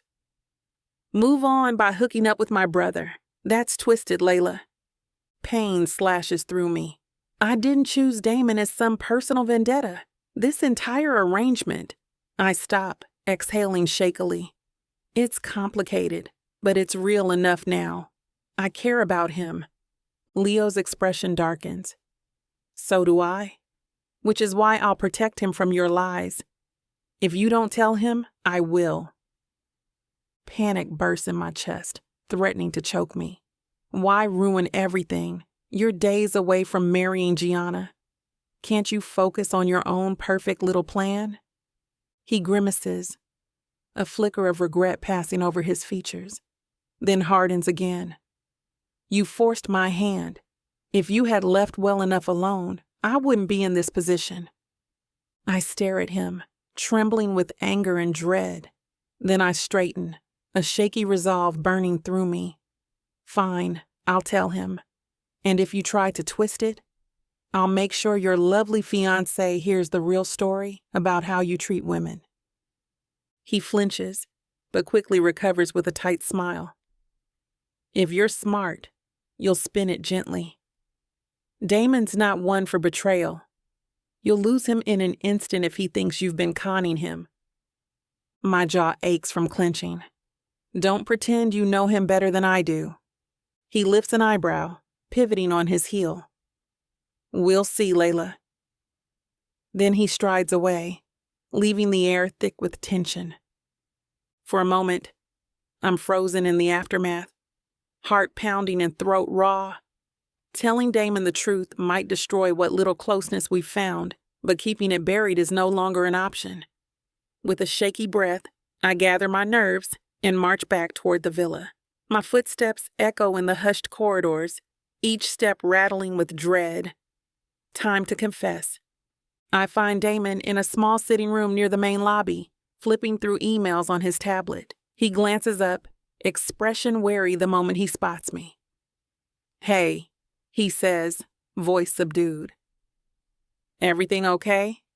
I shut the door behind me, ignoring the little jolt of nerves. We need to talk. He sets the tablet down, posture stiffening. That's becoming our theme. My stomach twists at the guarded tone. He's kept his distance since our confrontation this morning. I notice the faint lines of tension around his mouth, the way he taps his thumb against the edge of the armchair. I move closer, arms folded as if to contain my trembling. Leo cornered me just now, I begin, forcing each word out. He threatened to tell you something. His eyes narrow. Something about your past, I assume. I swallow, my palms clammy. Yes. Silence stretches, thick with unspoken accusations. Damon's brow furrows and he leans forward, resting his elbows on his knees. Go on, he says, voice tight with anticipation. I rub my arms, trying to ground myself. You were right. I've been hiding a connection to your family. I dated Leo 5 years ago. My throat constricts around the next words, but I press on. We were serious. Briefly, I got pregnant. Then I lost it. Miscarriage. He vanished afterward. Cut me off completely. I never saw him again until I realized he was your brother. A thick silence envelops us. Damon stares at me, eyes wide with shock, breathing uneven. I watch the color drain from his face, replaced by a storm of betrayal. You and Leo, he whispers, tone laced with disbelief. How could you not tell me? I want to flee. My eyes sting with tears. I was scared. I thought you'd think I planned this, that I was using you to get back at him, but I swear, I didn't know I'd run into Leo here. My agent, my friend Zeke, set up the meeting with your assistant. I only realized it was your family after I accepted. He pushes to his feet, a frantic energy crackling around him. His voice rises. So you decided to keep this secret. Every time I asked why you were nervous around Leo, you lied. I flinch at the accusation, guilt tangling in my gut. I didn't lie. I manage. I just omitted. I was waiting for the right time. He huffs a humorless laugh. Oh, sure, the right time. Meanwhile, You've let me get blindsided by my own brother in my own home. His gaze cuts through me like a blade. When were you planning to mention that you had a child with him? My throat burns, tears pushing at the edges of my composure. I lost the baby, I say softly, voice catching. And it wasn't even his concern enough to stay. He just walked away. Do you know what that did to me? His expression flickers with something like sympathy, but it's buried beneath anger. And you believed I'd treat you the same? That I'd blame you or... He runs a hand over his jaw, stopping himself from using the gestures we promised not to repeat. Damn it, Leila. I spread my arms, helpless. You grew up with him. He's the golden child. I'm just a random actress who... My voice cracks, and I pause to gather breath. I didn't know how to explain any of this without you seeing me as the enemy. He stares at me, chest heaving, searching for words. So everything, our arrangement, the sex, your tears, was just an elaborate stage piece? Because if you truly cared, you'd have told me the truth a long time ago. A fissure of pain splits my heart. That's not fair. I care about you more than I expected. That's exactly why I was terrified. His hands clench at his sides, face twisted with betrayal. You used my biggest insecurity, my rivalry with Leo, to wedge yourself into my life. Now after we cross every line, you finally decide to come clean? I feel like an idiot. Hot tears slip down my cheeks. You're not an idiot, Damon. I never wanted to hurt you or exploit your issues with Leo. He takes a sharp step forward, voice raw. But you did, and it hurts like hell. I suck in a shuddering breath, voice trembling. I'm sorry. I don't expect forgiveness, but I had to tell you before he twisted it. Damon exhales, eyes closed for a moment. A pained expression carving lines on his face. Then go, he says quietly. I can't look at you right now.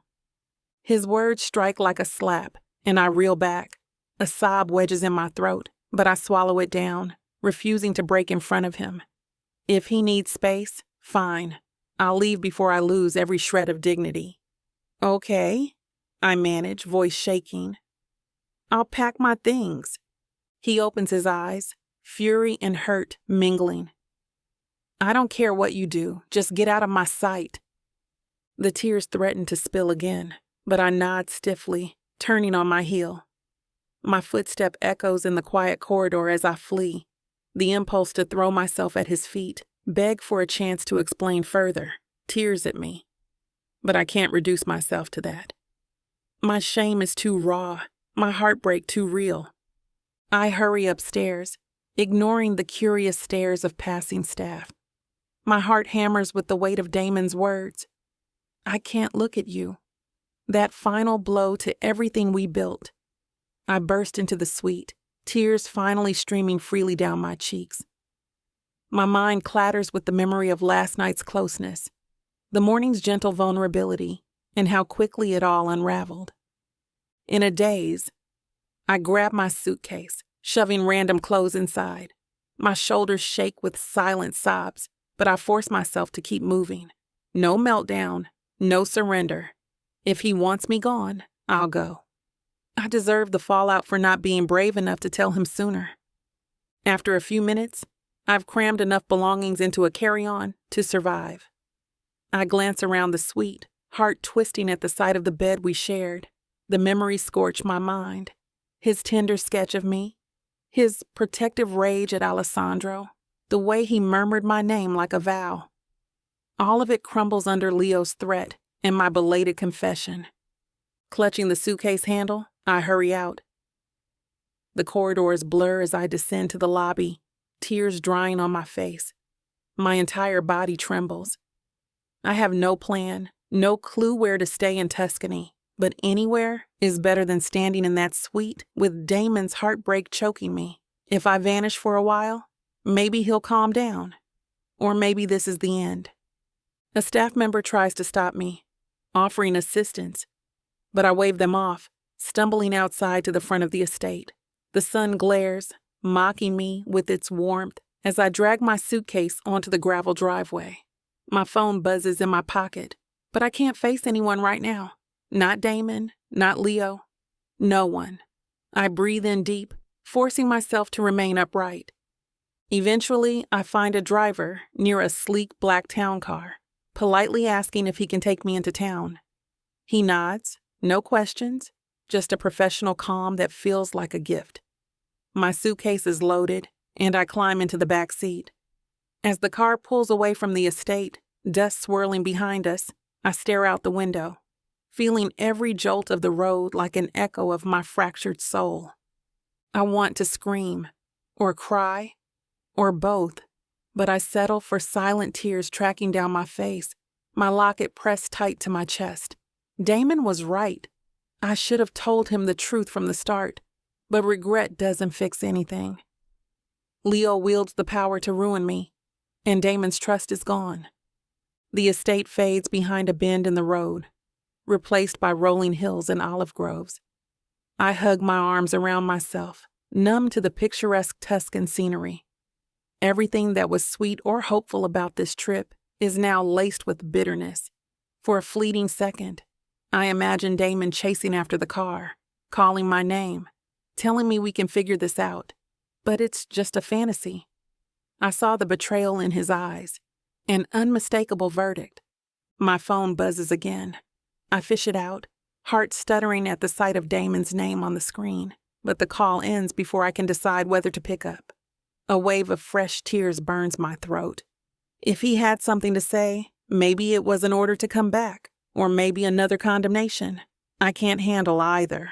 I shut the phone off, burying it in my bag. I need space to breathe, to think. As the car speeds along, the driver glances at me in the rearview mirror, concern in his eyes.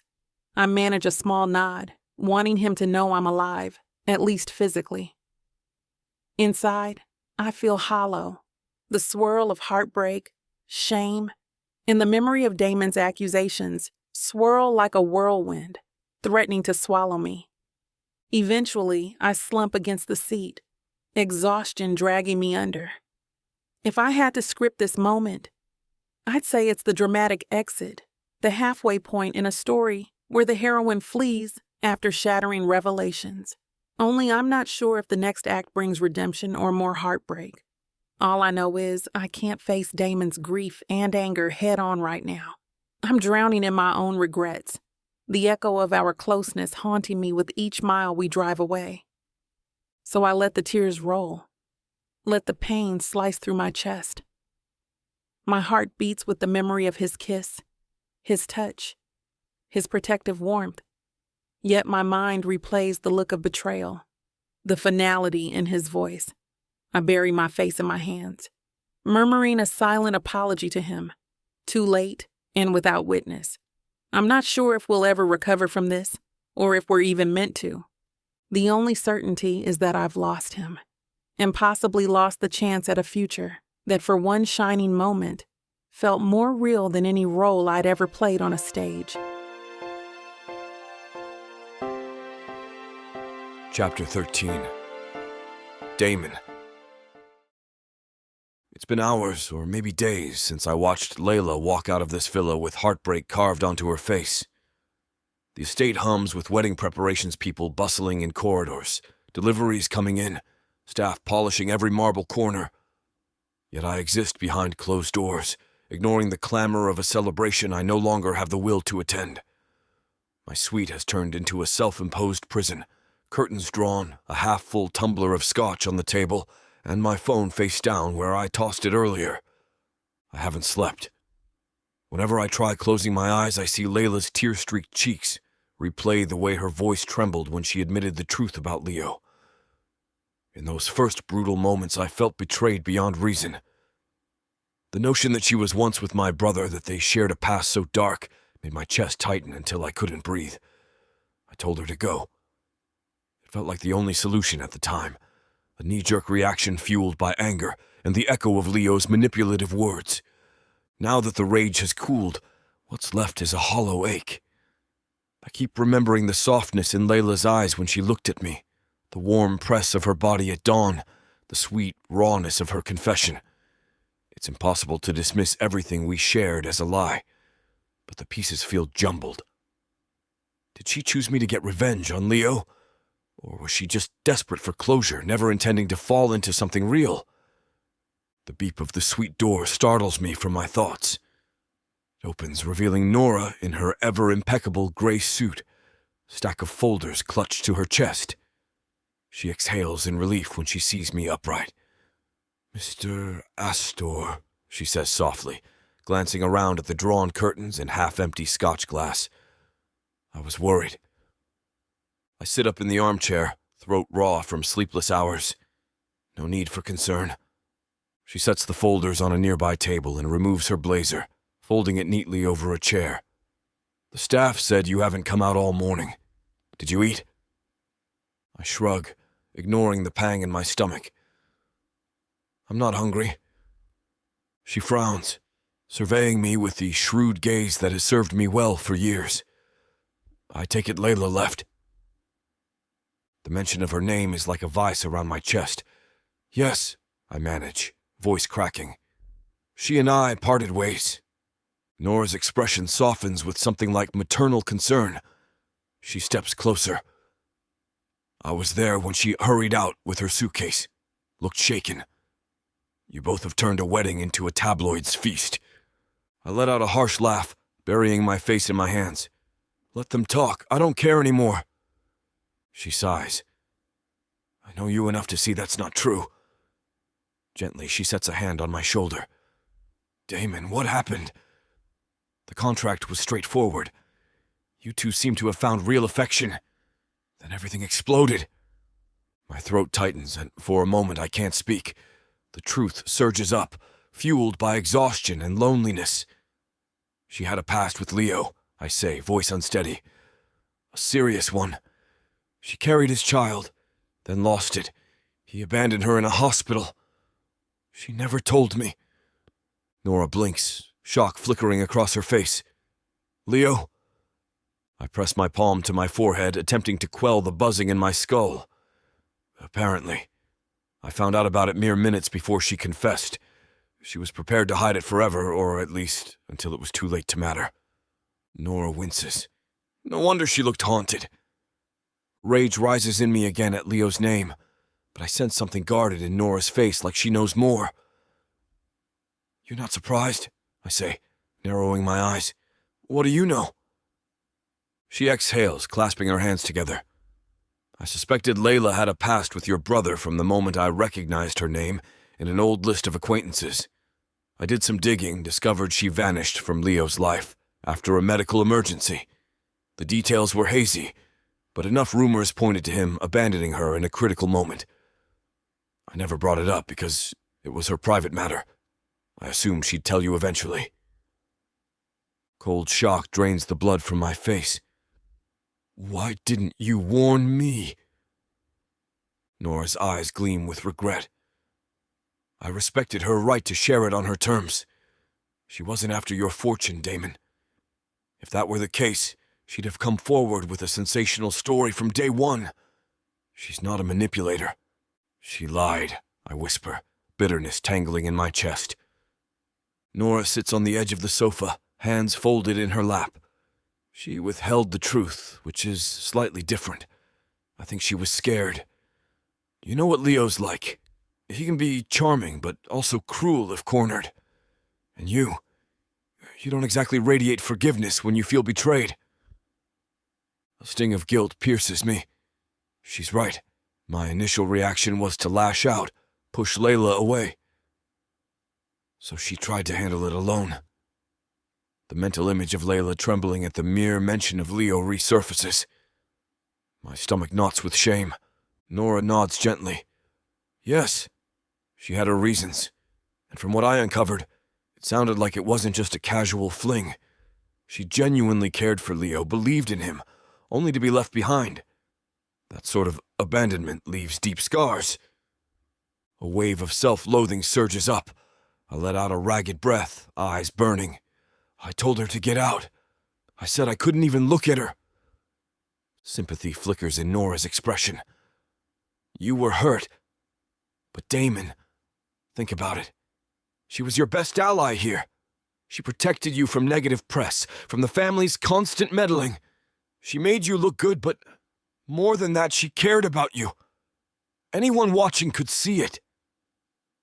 My mind reels with flashes of memory. Leila's bright laugh at the cooking class, her worried eyes when Alessandro cornered me, the softness in her voice when we woke up in bed. I messed it up, I say, voice strangled. Nora stands, moving closer. You can fix it.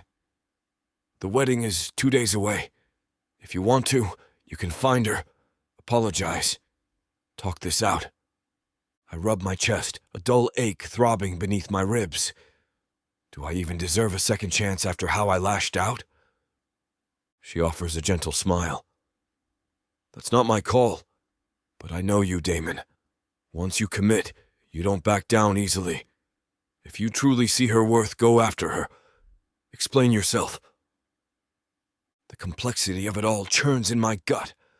Leila is likely miles away, furious and wounded. Leo is still skulking around, probably patting himself on the back for driving a wedge between us. And my parents remain oblivious, busily orchestrating a picture-perfect wedding for their golden son. I'm not sure I can just show up at her door, I mutter. She might slam it in my face. Nora squeezes my shoulder. That's a risk you'll have to take. Then she glances at the clock on the mantel. We have a family dinner soon, a sort of informal gathering. Your mother expects your presence. You can't vanish without raising questions. But after that, or early tomorrow, you can find Leila if that's what your heart demands. My heart demands. The phrasing makes me grimace, but I can't deny the pounding longing in my chest. Where do I even start looking? I ask, half despairing.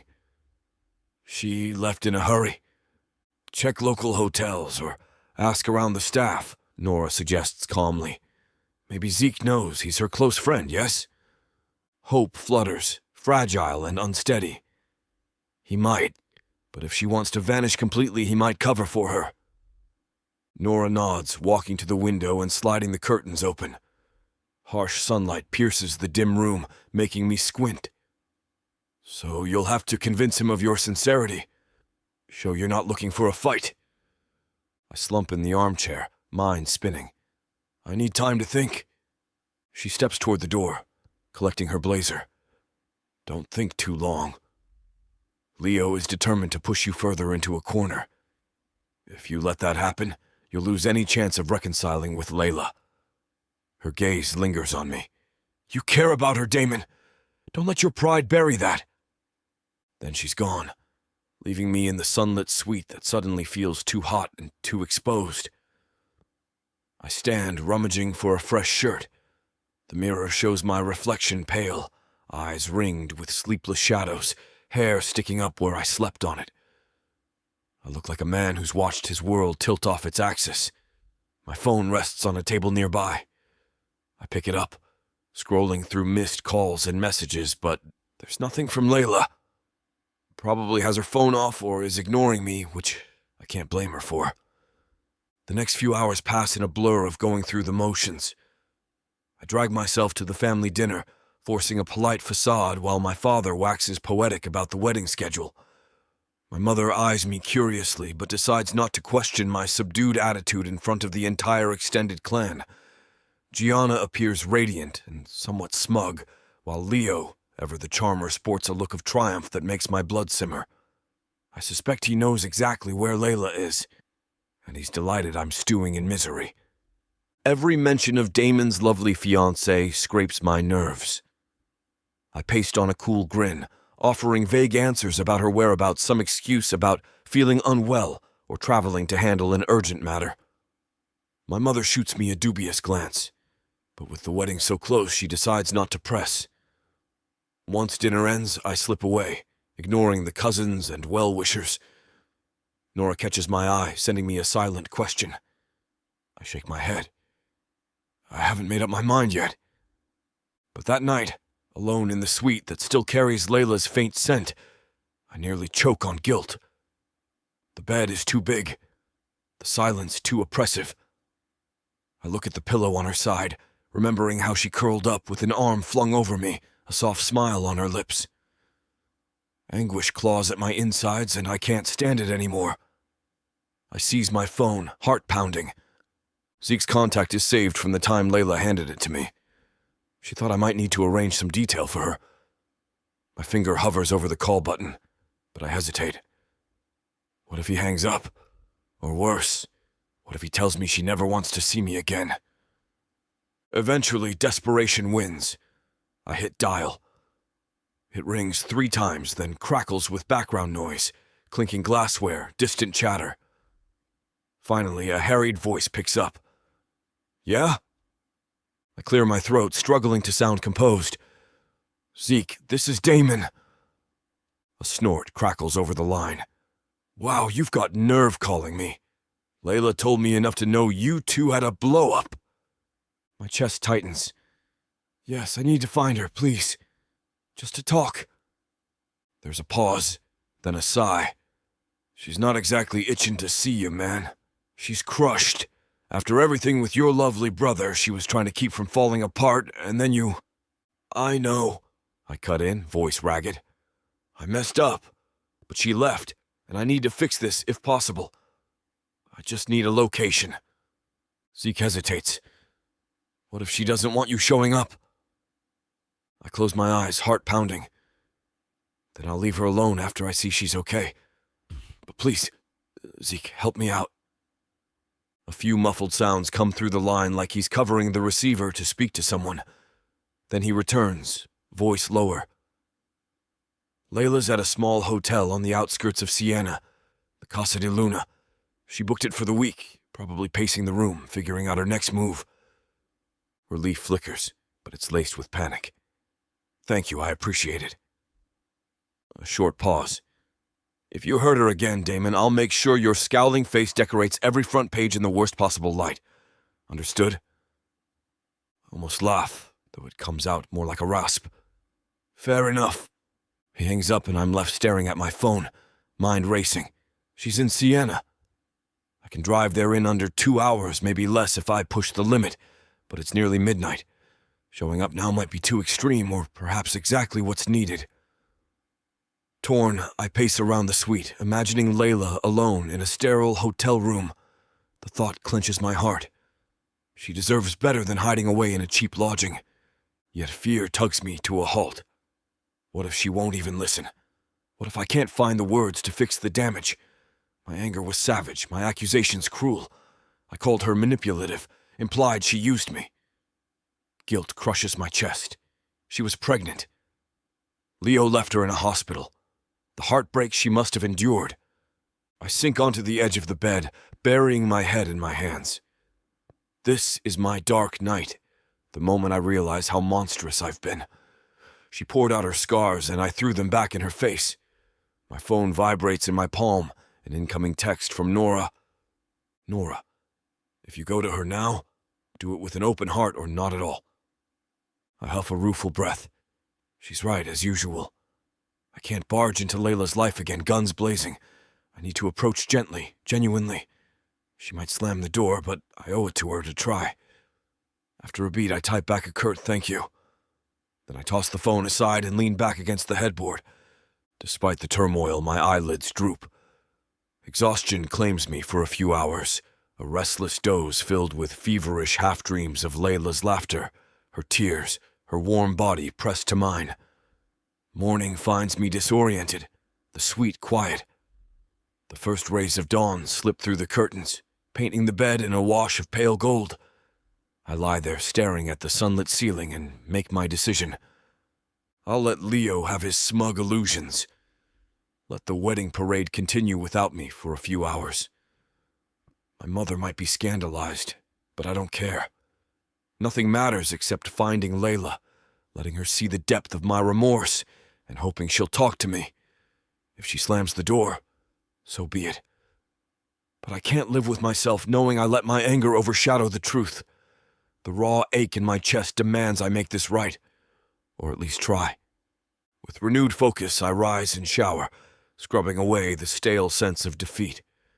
My reflection in the mirror is still haunted, but there's a spark of determination. I dress in simple clothes, dark jeans, a plain shirt.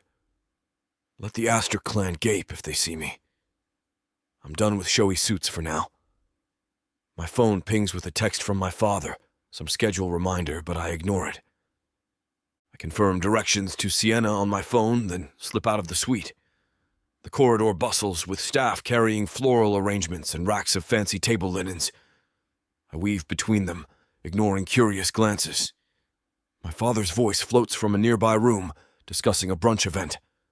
I pivot the other way, not in the mood for a paternal interrogation. When I reach the front entrance, a doorman hurries to greet me. "Mr. Astor, shall I get a driver?"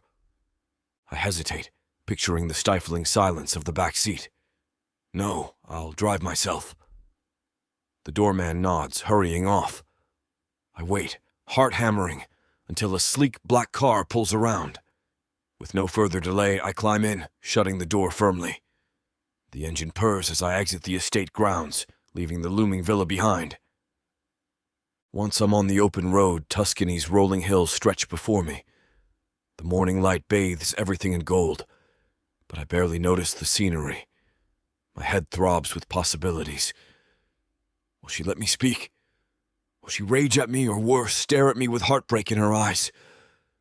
I tighten my grip on the wheel, breathing in short, sharp bursts to maintain composure. Another wave of guilt washes over me, but I let it fuel my resolve. I might be a mess of regrets and confusion, but I won't let my fear keep me from trying.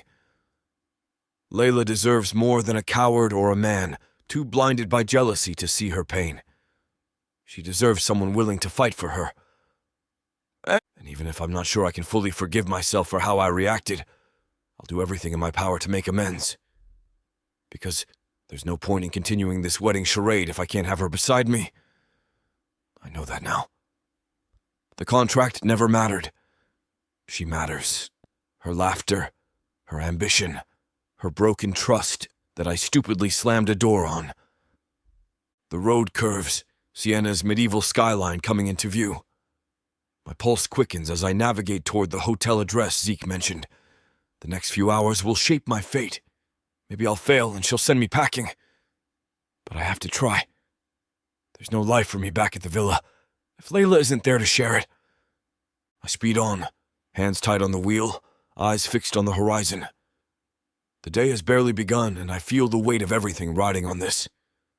All I can do is press forward, heart pounding with equal parts dread and hope, determined to earn her forgiveness, or at least show her that, for once, I'm willing to bleed for something real. I thought I was getting a fake marriage, but I didn't know my story was being told by Miss Tyler. This isn't just any fake marriage now, is it? No. You introduced me to the devil. Come on, girl. Jacob isn't that bad. Oh, I love Jacob. His family, on the other hand?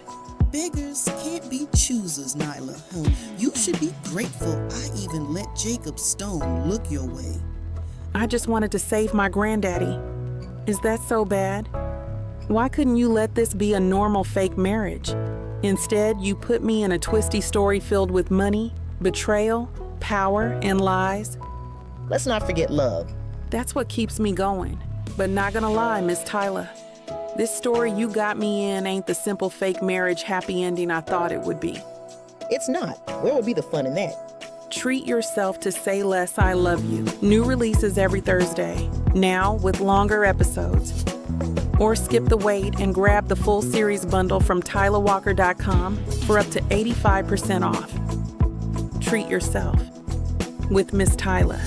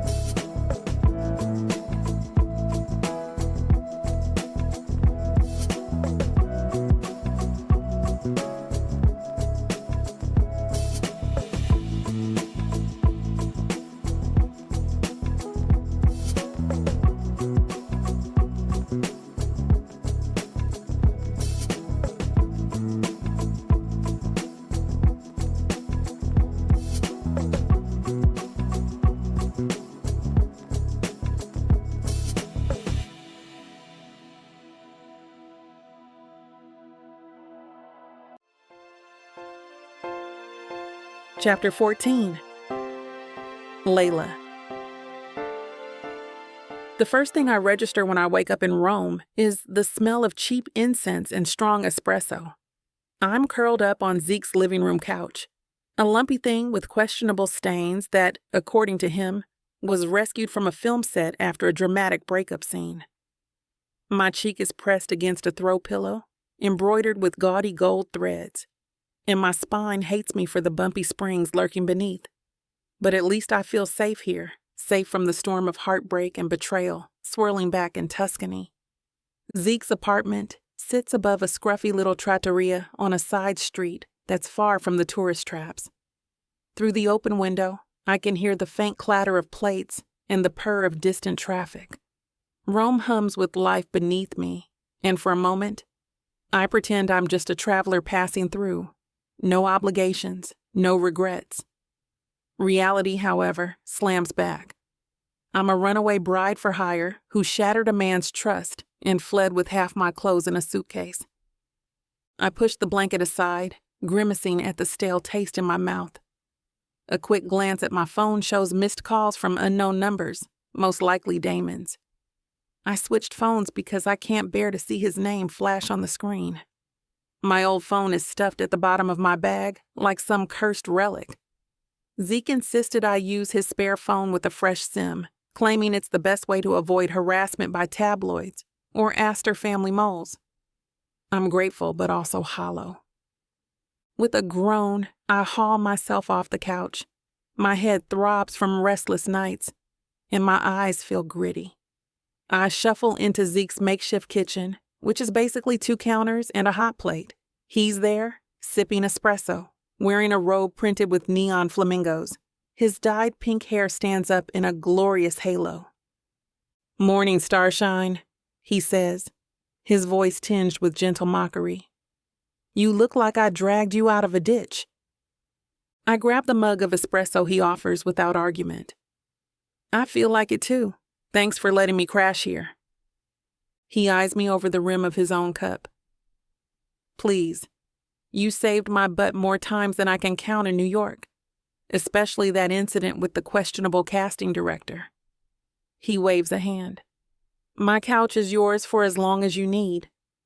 I nod, sipping the hot liquid that scorches my tongue but jumpstarts my brain. "Might be more than a few days," I warn. His face softens. "Leila, I don't care if it's a year, but let's be honest. You won't hide forever. I know you too well." Hiding feels like the only thing left to do. If Damon wants to track me down, he'll figure it out. He's that kind of man, but I don't think he will. He told me to get out, so I did. My voice cracks, betraying how deep the wound still is. He made it clear I was just some liar in his house, using him for something. Zeke's lips thin. He was angry, prideful. Doesn't mean he's done with you, or that you're done with him. I slump onto a stool at the tiny breakfast bar. My chest physically hurts when I think about him. We crossed every boundary, made it feel real, and then I yanked the rug out from under us. He reaches across the bar to pat my hand. "You were stuck between a rock and a jerk. You tried to come clean, but the timing was catastrophic." He shoots me a pointed look. "Doesn't mean you don't have a right to love." I snort, pressing my forehead against my palm. "Love? Right. Let's not throw that word around." My eyes burn with tears that I refuse to shed. "I just need a reason to move on. A new project or something." Zeke clears his throat with theatrical flair, rummaging in a stack of papers on the counter. "As a matter of fact, Miss Drama Queen, I have news. I was chatting with an old friend who works at a small indie theater here. They're desperate for a last-minute lead in a new play. Someone dropped out due to a scheduling conflict. I mentioned your name and they practically drooled." I gape, espresso sloshing in the mug. "A role? Here in Rome?" He nods, smirking. "Rehearsals start tomorrow, if you say yes. It's not glamorous or high-paying, but they're a passionate bunch. And they want you because of your raw talent, not your connection to Damon or any big producers. Hope flutters in my chest, battling the dull ache of heartbreak. Wait, they don't even need an audition? They trust my word, and apparently they caught clips of your old off-Broadway work online. The director's intrigued, especially with your emotional range. He arches an eyebrow. You in? Emotional range? That's a kind way of saying I'm a swirling vortex of feelings, but I'm tired of letting heartbreak define me. Tired of chasing roles that never come. Maybe this is a gift, a chance to do something just for me. No ulterior motives or high society illusions. I set down the mug, ignoring the swirl of anxiety in my stomach. Yes, I say, the word trembling on my tongue. I'm in. I need a distraction, and acting is the one thing I've always truly loved. Zeke's face lights up. That's my girl. He claps at his hands. We'll contact the director, get you sorted.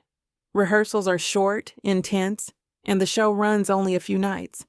But it'll be your chance to shine away from all that Astor drama. Astor drama. My gut clenches at the mention. Damon's face fills my mind. His slow, thoughtful way of looking at me when he was trying to puzzle out my secrets. The warmth in his eyes when we finally dropped the facade. And the cold fury when he found out about Leo. It hurt so much I almost dropped my mug. Zeke notes my expression and lowers his voice. You sure you're okay? If you need to talk? I swallow, tears pricking my eyes. I can't talk about it yet. Then, a shaky exhale. But thanks. I appreciate the offer. He nods, respect glimmering. Got it. For now, let's focus on this new role. I'll message the director, tell them your game. I manage a small, wobbly smile. Please do. After we finalize details, an address for rehearsals, a general time frame, Zeke announces he has an audition of his own to attend, leaving me with a copy of the script that arrived via email.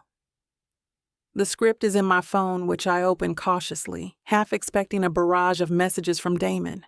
But it's Zeke's spare phone, so no direct line to that part of my old life. Relief and sadness mix in my chest. Alone in the apartment, I set up on the couch with a worn duvet, reading through the script. It's a small-scale drama about grief, family ties, and the ghosts we never quite escape. Every page resonates in ways that make my throat tighten. The protagonist struggles with abandonment, a father who left, and a sibling who overshadowed her dreams. It's too on the nose, yet somehow perfect. My eyes blur as I imagine stepping onto a stage, channeling all my tangled regrets into art. An hour in, I stop reading to pace around. I can't shake the memory of Damon's quiet heartbreak, the tension in his jaw when he realized how much I'd concealed. If I'd told him earlier, would we have found a different ending? Or was this doom always inevitable, given Leo's existence in the shadows? I catch a glimpse of myself in a wall mirror. Dark circles under my eyes, hair tied in a messy bun, wearing Zeke's sweatshirt that says, "Drama is my cardio." I look like a woman floundering. With a sigh, I force myself back to the script, determined to memorize lines, channel the turmoil into something productive. 2 days pass in a blur. I throw myself into rehearsals at the Modest Theater, a cramped space down a side alley with a cracked sign. The director, Claudio, is a wiry man with passion sparking in every sentence. We rehearse scenes relentlessly, shaping the emotional arc of the play. The cast is small. 3 other actors, all local Italians who greet me with open arms. For once, there's no mention of the Astor name, no suspicious glances at my background. In the evenings, I crash on Zeke's couch, exhausted but oddly alive. My mind still drifts to Damon late at night, conjuring images of his slow smiles, his protective arms, his wounded expression that last day. Every time, I bury my face in the pillow and will myself not to cry. I fail half the time, muffling sobs so Zeke won't worry. On the third day, I'm walking home from rehearsal with a bag of groceries when my phone buzzes. Zeke's spare, not my old phone. A text from Zeke. "Don't freak out, Damon's here." He asked me for your location, but I told him nothing. He said he might search the city. My heart leaps into my throat. I stand in the middle of a Roman sidewalk, traffic whirring, a sour sense of panic crawling up my spine. Damon in Rome, looking for me? My chest clenches. A part of me wants to sprint to Zeke's apartment and barricade the door. Another part wants to run through the streets, calling his name. The conflicting surge of longing and fear leaves me dizzy. Shaking off the paralysis, I hurry back to the apartment, groceries rattling in my arms. Zeke meets me at the door, eyes wide. "You okay?" I set the bag on the counter, panting. "You said Damon's here? How did you find out?" He raises a smartphone. "He cornered me at the theater, asked where you were. I refused to give details, but he left me his number and said he won't leave Rome until he talks to you." A wave of anxiety grips me. Did he seem angry? Zeke tilts his head. Anguished, more like. Tired. He was polite, apologetic, begged me to help him fix things. My heart twists painfully. He can't just fix what happened. Leo's not going anywhere, and Damon's family is everything to him. Zeke steps closer, setting a gentle hand on my shoulder. "You sure about that? He looked ready to burn down Rome to get you back." My knees feel shaky. I lean against the counter for stability. I can't face him, not yet. The second I see those blue eyes, I'll collapse. And then what? We can't rewrite the past. Zeke's eyes glimmer with sympathy. "You sure you don't want to hear him out? See if there's a future?" I close my eyes, tears prickling. I don't know.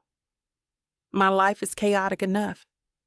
This role might be my shot at focusing on something real, something that's mine. Damon and I, we're a whirlwind of broken promises. If we tried to fix it, we'd need more than a quick chat. Zeke sighs, pulling me into a hug. "Well, I told him I wouldn't betray you unless you said so. If you need more time, I'll stand by that." I cling to him, burying my face in his shoulder. Gratitude and regret churn in my gut, but I can't form the words to explain how deeply I crave Damon's touch, while fearing the heartbreak he might unleash again.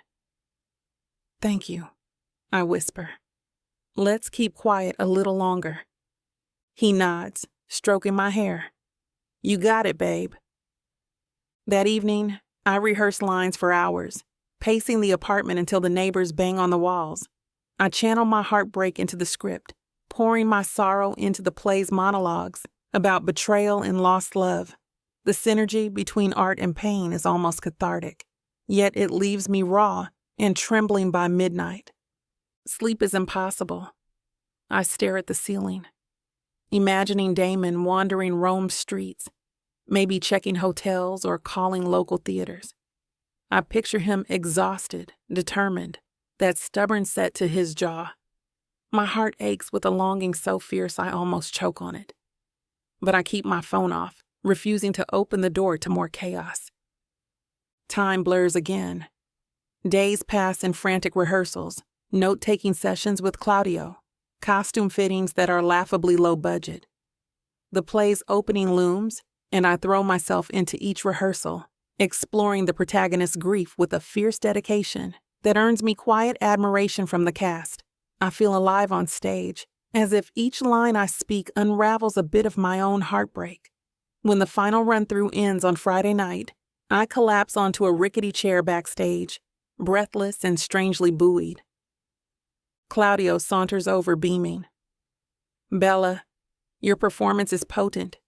Keep that fire for the show tomorrow." He taps my script, battered with scribbles. "You're living the role." I muster a small grin. "It's been a catharsis, that's for sure." He pats my shoulder, then strides off to chat with the crew. I sit alone in the darkened backstage, lit only by a single overhead bulb. My mind drifts to Damon again, the memory of his arms around me, the taste of his kiss when we surrendered to the heat. My chest tightens so fiercely I press a hand to my heart, as if that could contain the ache. A noise behind me makes me jump. I whirl around to see Zeke emerging from the shadows, holding 2 water bottles. "Thought you might need hydration," he says softly. He hands one over. "Thanks," I say, gulping it down as if it could drown my sorrow. Zeke eyes me carefully. "I heard you were mesmerizing tonight." "Congrats." I shrug, staring at the scuffed floor. The illusions of acting, right? He sets a gentle hand on my arm. "Any illusions left about Damon?" My jaw tightens. I wish I could bury them, but they haunt me every waking minute. I want him gone from my mind, yet I can't let go. Zeke's eyes fill with empathy. "Maybe it's time to let him find you." I swallow hard, glancing away. I still don't know if I can face him. Too many wounds, especially with everything. He sighs. "You gotta decide soon, babe. The show starts tomorrow, and I know you'd hate to see him in the audience unannounced." A flicker of panic mingles with an odd thrill. "He wouldn't know about the play, would he?" Zeke lifts a shoulder. "Rome's small, especially in theater circles. If he's asking around, someone might mention your name." I deflate, rubbing my temples. If he shows, I'll deal with it, but I won't seek him out. That's the compromise I settle on, a shaky half-truce with fate. That night, I climb into bed, my bed now, because Zeke insisted I leave the couch for his bedroom. He's cramming on the couch, refusing to let me argue. I study the peeling posters on the walls, old musicals and indie films. An entire life scrawled out in mismatched decor. In the quiet gloom, I cling to the locket at my chest, my grandmother's memory fueling me with the reminder of resilience. I survived betrayal once before. I can survive heartbreak again. But the tears come anyway, silent and unending, until I drift into a restless sleep. The next day arrives with bright Roman sunshine pouring through the window, spotlighting my tangled hair and sweaty brow. Today is opening night of the play, a small production that no one important will likely see. But it matters to me. For once, I'm doing something purely for my own growth. I drag myself out of bed, ignoring the trembling in my limbs, fueled by a mix of nerves and leftover grief. At the theater, the cast scrambles through final touches. Costumes, lighting checks, test runs of emotional monologues. My stomach churns with anxiety, but it's a familiar stage fright, almost comforting. I dress in my character's clothes, a modest blouse and skirt for the story's era, and glance at myself in the mirror. Dark eyeliner, hair pinned in a simple style, heartbreak hidden behind carefully applied stage makeup. The show begins. My pulse thunders as I step onto the makeshift stage, the raw light shining in my eyes. The crowd is small, maybe 30 or 40 people in folding chairs. But the moment I deliver my first line, something electric ignites. I pour every ounce of regret and longing into each word, letting the character's struggles mirror my own. The applause after the first scene surprises me with its warmth, encouraging me to dig deeper. Scene after scene unfolds, my emotions cresting and crashing like waves. When the pivotal monologue about abandonment arrives, I channel my pain over Damon and Leo, the unborn child I lost, the father who walked out on me years ago. My voice cracks as I confess the character's longing to be enough for someone, anyone, and tears slip down my cheeks. The hush in the audience feels charged, as if they can sense this is more than acting. It's a piece of my soul laid bare. By the final blackout, I'm trembling, chest tight with catharsis. The applause rumbles in the small space, and the cast joins me on stage for a bowed curtain call. My heart swells at the standing ovation, modest but genuine. I catch Zeke's grin from the back row, his pink hair bobbing. Relief and pride meld together, if only for a moment. I did this. I reclaimed my stage, my artistry, no strings attached. Then the house lights come up, and the audience disperses with soft chatter. Zeke rushes forward, practically knocking me off my feet in a hug. "Brava," he exclaims, tears shining in his eyes. "You were brilliant, darling." I laugh shakily, hugging him back. I feel raw, but also alive. He nods, voice cracking with emotion. "That's what art is, yeah? Pain transmuted into something beautiful." My chest aches, and I glance over his shoulder at the empty seats. The place is almost cleared out, no sign of a tall blonde man in a crisp suit scanning the crowd. A ridiculous part of me deflates. I'm angry at him, but a tiny spark of hope lingered that he'd crash my opening, some grand gesture. Clearly, I'm a fool. Zeke's eyes flick to my face, reading me easily. He didn't show. Maybe tomorrow night. I swallow, forcing a shrug. I guess. It's probably for the best. He squeezes my hand. "You were incredible. Let's go celebrate." The cast is gathering at the small cafe next door. Nodding, I follow him backstage to change. My heart remains heavy, though, even with the rush of performance still thrumming in my veins. Damon's absence is a stark reminder that no matter how much I pour my soul into a role, real life might not offer neat resolutions. Within half an hour, I'm in simple jeans and a t-shirt, hair let loose from its stage pins, sitting in a cramped cafe with the cast. They chatter in a mix of English and Italian, celebrating our successful opening. The smell of fresh bread and the sounds of laughter surround me. Yet I feel detached, an imposter. Zeke passes me a glass of Prosecco. To Leila Simone, conquering Rome with her brilliance. I force a smile, raising the glass. The bubble of laughter in my throat doesn't quite reach my eyes. I sip, letting the fizz tickle my nose. "To new beginnings," I say softly. But as the night wears on, I keep glancing at the door, half expecting a certain man to stride in, all quiet storms and guilt-ridden eyes. He never does. Eventually, the group disbands. Zeke and I wander back to his apartment under the moonlit Roman sky. My feet ache from a day spent in constant motion, yet my mind buzzes with unspent energy. Inside, I drop onto the couch, pressing my palms to my stinging eyes. He sits beside me, chewing his lip. "You performed magic tonight, Leila." I nod mutely, tears threatening. I still feel empty.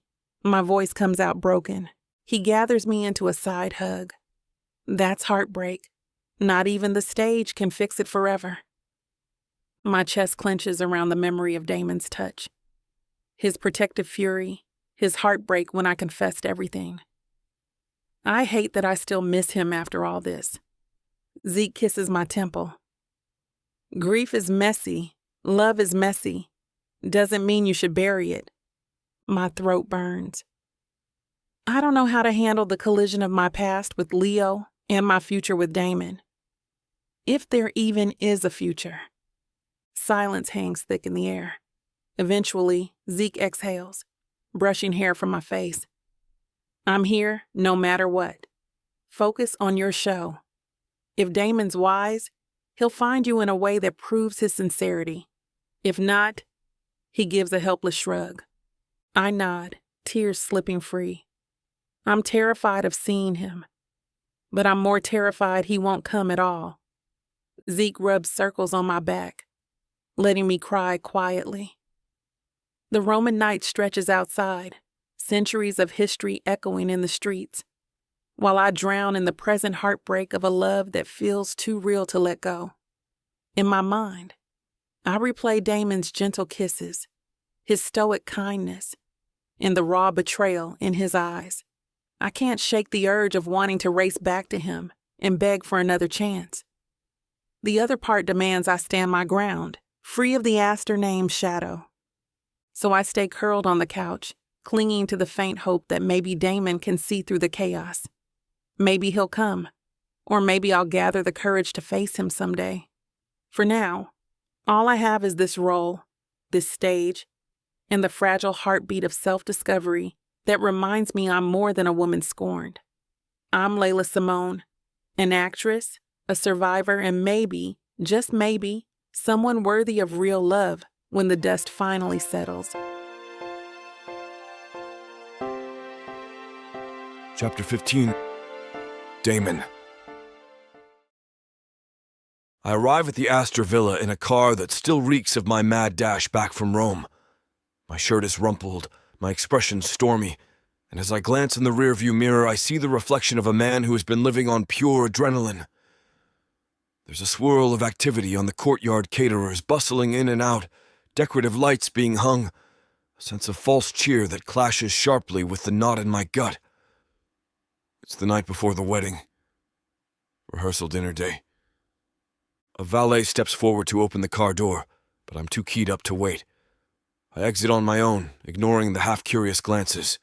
My stomach churns, partly from exhaustion, partly from dread at facing Leo and my family after everything. The plan was to slip away quietly, to find Leila, yet I'm stuck returning for an event that demands my presence. My mother practically demanded it. If I vanish again without explanation, the scandal intensifies, and I lose whatever leverage I might still have left. Stepping into the foyer, I'm greeted by a cascade of chatter and refined laughter.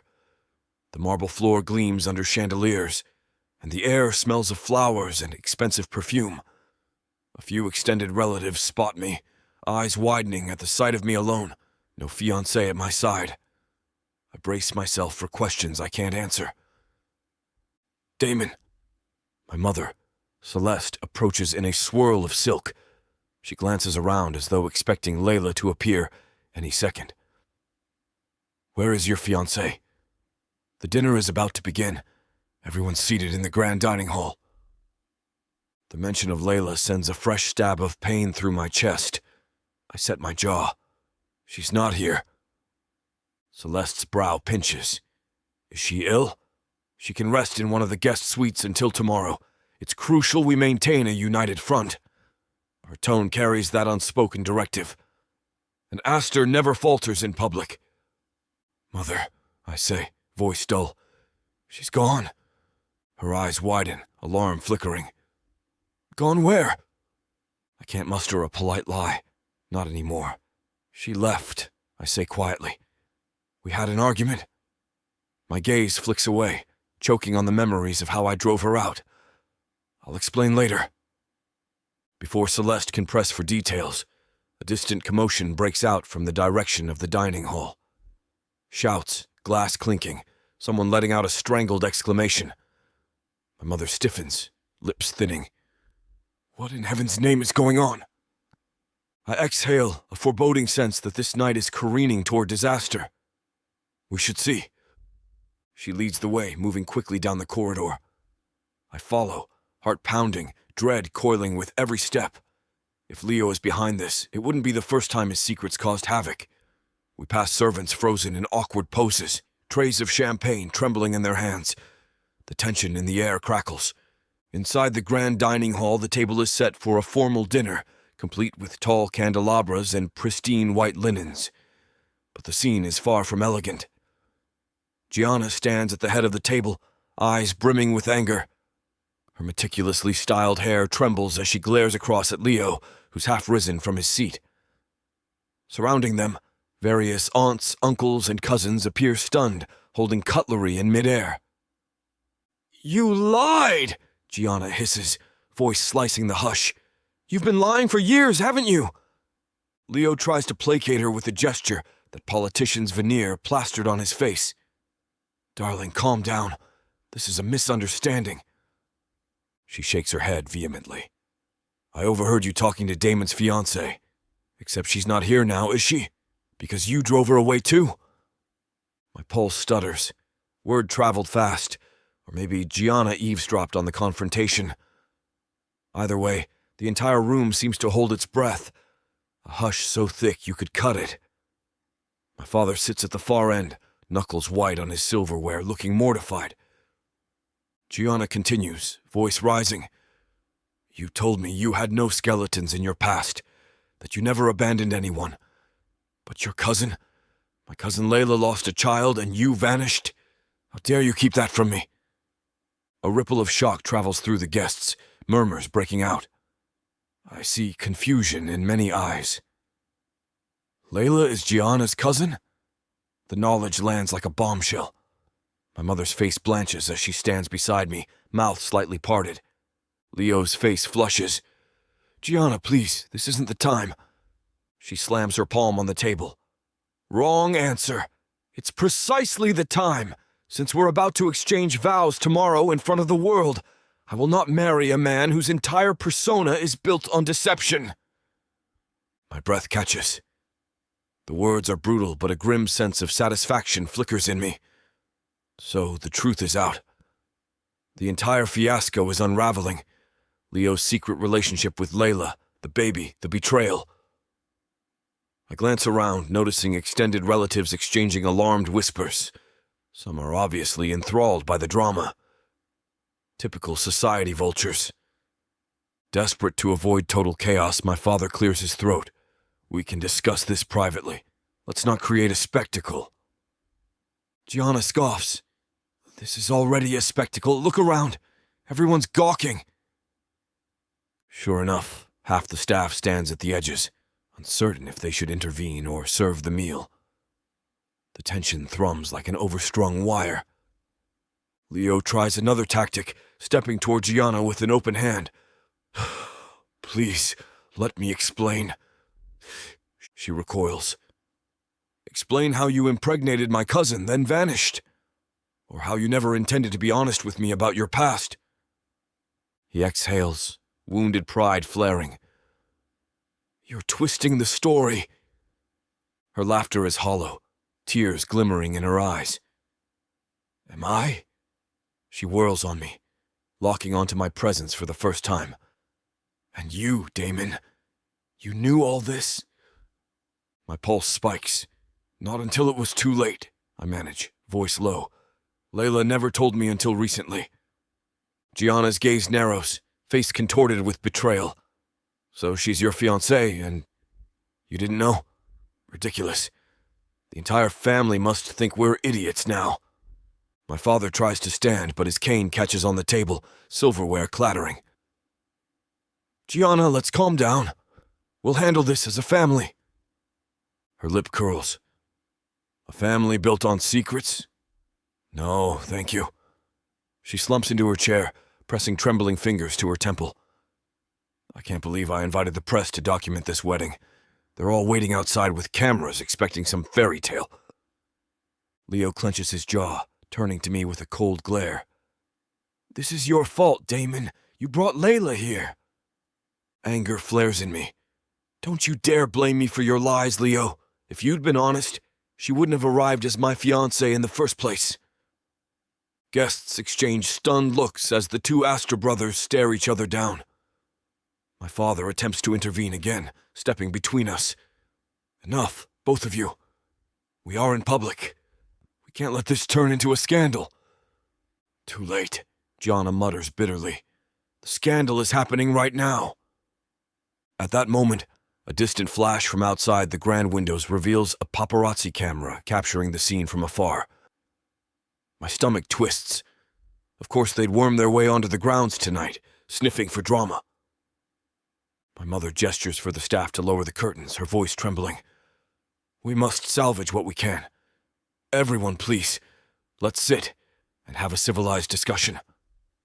Gianna stands abruptly, chin high. I refuse to dine with a liar.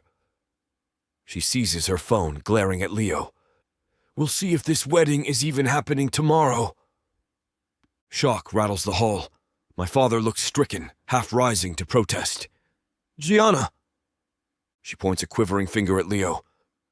Fix this, or we're done. Then she storms out, shoulders trembling. A hush falls, thick with condemnation. Leo stares after her, jaw tight, flipping between anger and panic. The rest of the guests share unsettled murmurs. My mother hovers near my father, who wavers on his feet, obviously appalled by the fiasco. No one moves to help Leo.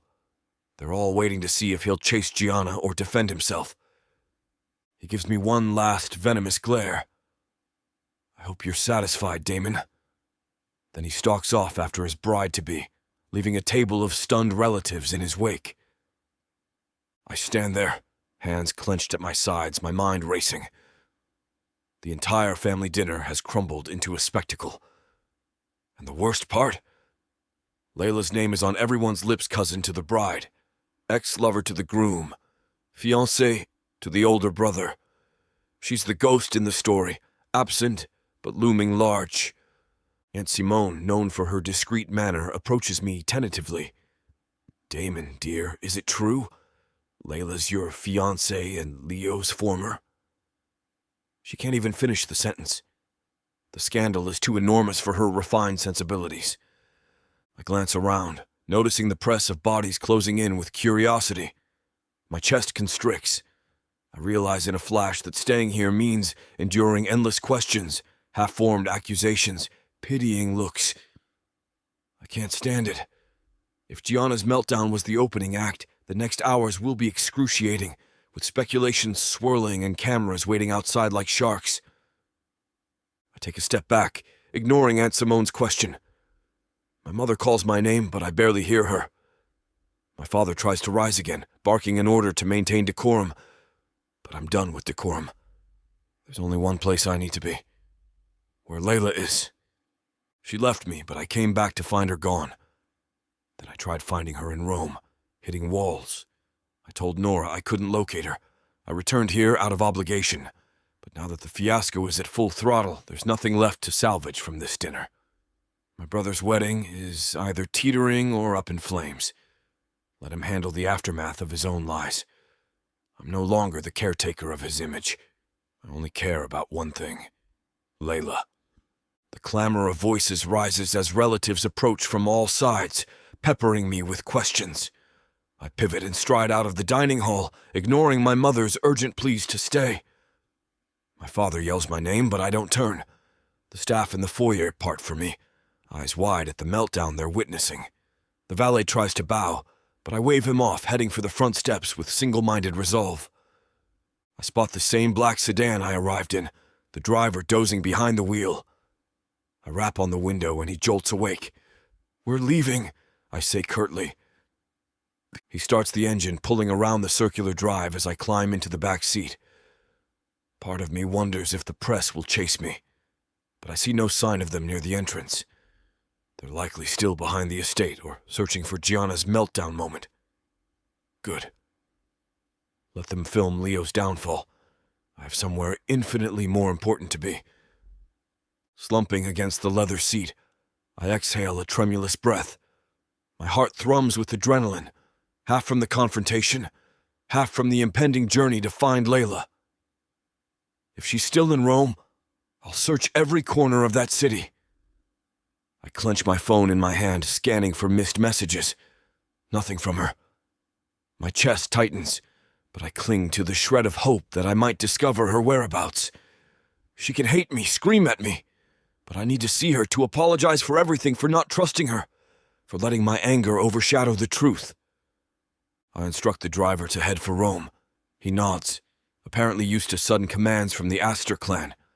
The car rumbles down the estate's long driveway, the villa receding in the rearview mirror, lights blazing behind the tall hedges. I can still picture the stricken expressions of my family, the swirl of scandal. None of it matters compared to the hollow ache in my chest that only Leila can fill. In the quiet interior, my phone buzzes. It's Nora. I answer, voice shaking with tension. Nora. She sighs on the other end. You left. The entire dinner is in shambles. Gianna marched out. Leo followed. Your father is furious. Your mother is frantic. I drag a hand down my face, ignoring that forbidden gesture. I can't stay and watch them tear each other apart. You know why I came back for her. And she's gone. Nora's voice softens. You're going after Leila? Yes, I murmur, gaze locked on the road ahead. I can't let this end like it did. Not after everything. She pauses, then says quietly, "Good luck, Damon. I'll handle the fallout here. But be sure of what you want before you find her." My throat tightens. I am sure. The line ends, leaving me alone with my regrets and the hum of the highway. Rome is a couple of hours away, but I'm restless, hoping to accelerate time. The driver senses my urgency, pushing the car faster as we merge onto the main road. Darkness cloaks the Tuscan landscape, only flashes of headlights illuminating the winding route. My thoughts dart from the fiasco behind me to Leila's tearful eyes, the softness of her voice when she said she never meant to hurt me. I swallow back a surge of guilt. She tried to protect herself, and I punished her for it. Now I'm left with nothing but a vow to make it right, if she'll let me. The hours pass in tense silence until we reach the outskirts of Rome. Lights sprawl across the horizon, the city still pulsing with life even at this late hour. My phone glows with a single message from Nora. Everything is chaos. Go fix what's yours. My chest twists. I have no address, no guarantee I can find Leila. But I'll search hotels, ask Zeke. Do whatever it takes. I only hope she gives me a chance to explain, to apologize, to plead for forgiveness if that's what it takes. Soon enough, we're cruising past ancient buildings and modern storefronts, weaving through traffic that's surprisingly busy for nighttime. My foot taps impatiently. The driver glances at me in the rear view, unsure if I have a specific destination. Neither do I. The city is vast, and Leila could be anywhere, but I won't let doubt stop me. I lean forward. Take me to the center. I'll figure out the rest. He nods, turning down a major boulevard. My phone remains silent, no updates from Zeke or Leila. A bitter sense of irony burns in my gut. I'm the master of cunning business strategies, yet I have no plan for winning back the one woman who matters. My only advantage is the knowledge that we share a bond deeper than we admitted. That bond might be fragile, but it's real. As we roll to a stop at a traffic light, I notice a group of tourists chattering outside a cafe, glancing up at a billboard advertising a small local theater production. My pulse stirs. Leila is an actress, after all. Could she have found a gig here? It's a wild guess, but anything's possible. The city is full of random theaters. She might be performing again, trying to heal through the stage. The driver moves on as the light changes. A swirl of determination steals my spine. I won't rest until I track her down, even if it means scouring every corner of Rome. Tomorrow's wedding in Tuscany might go on or collapse, but it's no longer my priority. The only vow I care about is the one I intend to make to Leila, an honest promise, free of secrets if she'll have me. With the car pressing deeper into the city, I gaze at the neon signs, the flurry of a nighttime traffic, the ancient ruins bathed in floodlights. This city is a testament to survival through centuries of upheaval. Maybe we too can survive. Maybe it's not too late to write a different ending, one where I don't let anger overshadow the love that simmered between us. Clutching my phone, I whisper a silent plea into the Roman night. Leila, give me one chance. I'll tear down every wall to find you. Chapter 16. Leila. My palms sweat under the stage lights, even though the theater is a tiny hole in the wall that seats maybe 50 people at best. I pace backstage wearing a slightly tattered Elizabethan gown, courtesy of the minuscule costume budget, and reciting lines under my breath.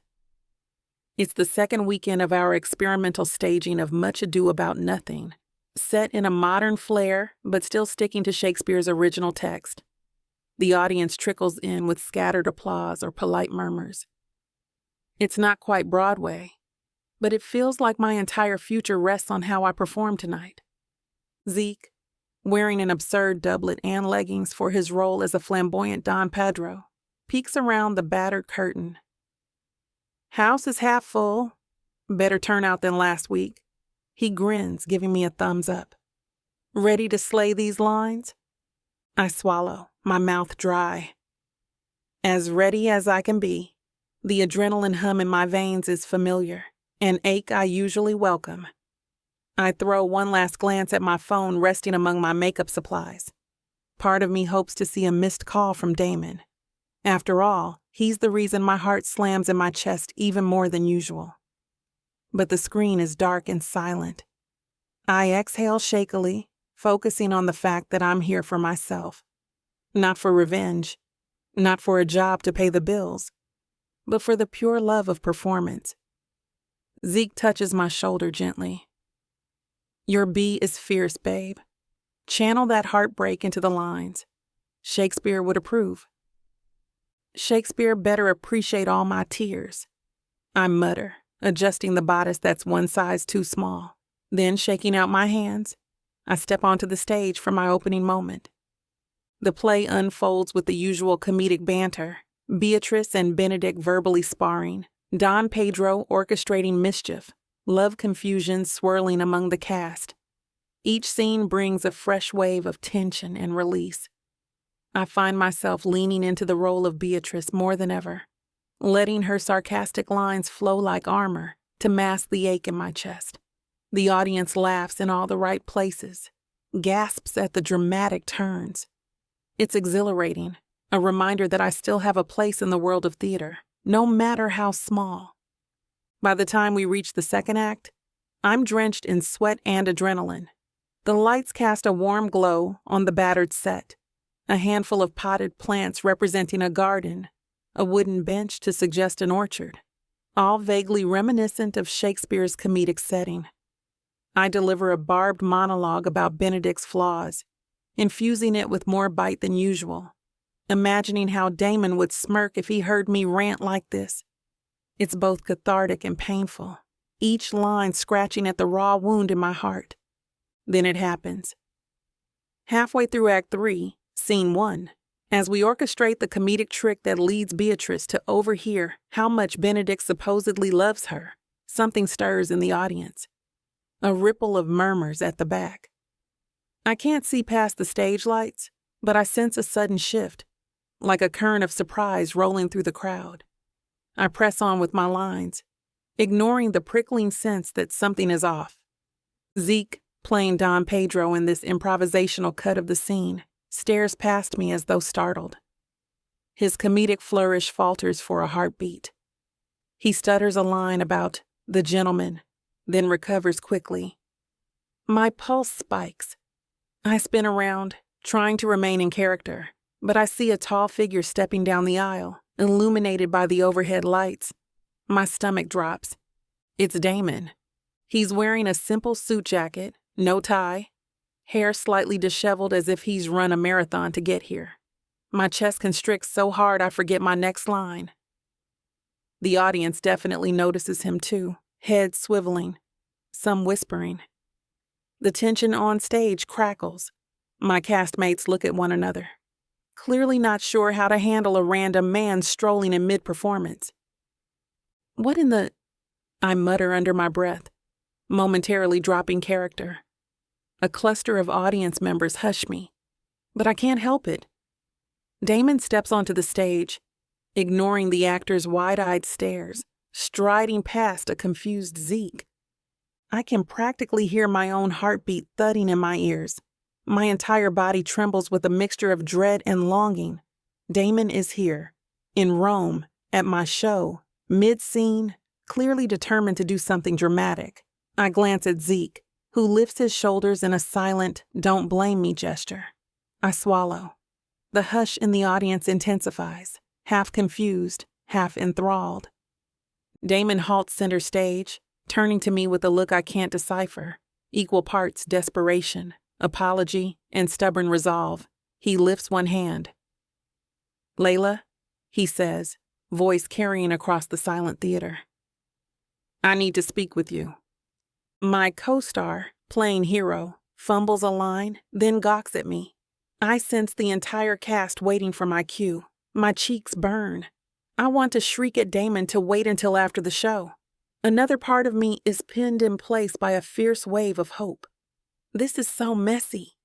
Shakespeare would either applaud or roll in his grave. Damon steps closer. I didn't mean to interrupt your performance, but I had no choice. You wouldn't answer my calls or my texts, and I've searched half of Rome. A smattering of shocked murmurs rustles through the audience. Zeke tries to salvage the comedic tone. Someone fetch the watch, he says in character, brandishing an imaginary sword. A few forced giggles ripple through the crowd, but Damon doesn't budge. His eyes never leave mine. My throat is tight, heart hammering. Damon, I manage, breathless. I'm in the middle of... He holds up a hand, stepping still closer. Yes, you're performing as Beatrice, right? One of my favorite Shakespeare heroines. Sharp-tongued, fiercely loyal. Rather like you. I blink, tears prickling behind my eyes. This is insane. The entire audience is witnessing an unscripted meltdown, but Damon's unwavering gaze pins me. He speaks again, voice raw. I tried to find the perfect Shakespeare quote to express my feelings, but ironically, the man used a lot of words. I might not do it justice. My chest tightens. He's referencing the line from Much Ado. I do love nothing in the world so well as you. That's one of Benedict's lines to Beatrice. I can see Damon fumbling in his mind, uncertain how to say it. The audience watches with bated breath, as if we're all in a dream. He says, Leila, I do love nothing in the world so well as, damn it, he falters, hands shaking, as you. The words echo through the theater, a ragged confession that knocks the wind from my lungs. The audience audibly gasps, a wave of delighted murmurs. Zeke stands off to the side, looking like he might spontaneously combust from excitement. I stand there stunned, tears threatening to overflow. Damon rakes a hand. No. I see him catch himself. Dropping his hand to avoid the gesture, he exhales a trembling breath. I'm sorry for everything. For not trusting you. For believing the worst. For letting Leo's manipulations blind me. I can't lose you, Leila. Not after I realized what we shared was real. My eyes blur with tears. My fellow actors hover, exchanging uncertain looks, but they don't intervene. The entire audience is silent, enthralled by this unrehearsed drama. Damon, I whisper, voice cracking. He dips his head, fiddling with something in his pocket. I should have done this weeks ago, but I was too prideful. Now I'll do it in front of everyone, the way you deserve. Publicly, bravely. His throat works as he withdraws a small velvet box. My heart nearly stops. He drops to one knee, the stage lights illuminating the determination in his eyes. I know we started as a contract, a ruse to keep the world at bay, but I fell in love with you. I don't care about the scandal. I don't care about the press. I just want you. Truly. For real this time. Tears spill down my cheeks, unstoppable. The entire theater collectively holds its breath. Damon snaps open the box, revealing a ring that glitters even in this modest lighting. My pulse thrashes in my ears. Leila Simone, he says, voice shaky. Will you marry me? No contract, no lies, just us? Emotion crashes over me in dizzying waves. My breath hitches, and I struggle to find words. Zeke is beaming from the side, mouthing say yes, while the audience quietly murmurs in anticipation. I finally step forward, tears streaming, and lift Damon's face so he'll stand. My voice trembles. Of all the nerve, Mr. Astor, I manage in a watery laugh, interrupting my show to propose. You realize how inconvenient this is? A grin tugs at his mouth, relief sparking in his eyes. I'm counting on your dramatic flair, Miss Simone. I let out a broken laugh sob, pressing my forehead to his. I love you, I whisper. I didn't want to. but I fell hard and I'm terrified. He closes his eyes, voice raw. I'm terrified too, but not having you is worse. My chest feels like it might burst. The ring sparkles between us. Yes, I say, voice thick with tears. Yes, I'll marry you, you stubborn jerk. A wave of cheering erupts from the audience, who can't decide if this is part of the play or not. My castmates burst into applause. Damon slips the ring onto my finger, tears bright in his own eyes. Then he cups my face and kisses me, a kiss so real and full of promise that the entire notion of stage acting melts away.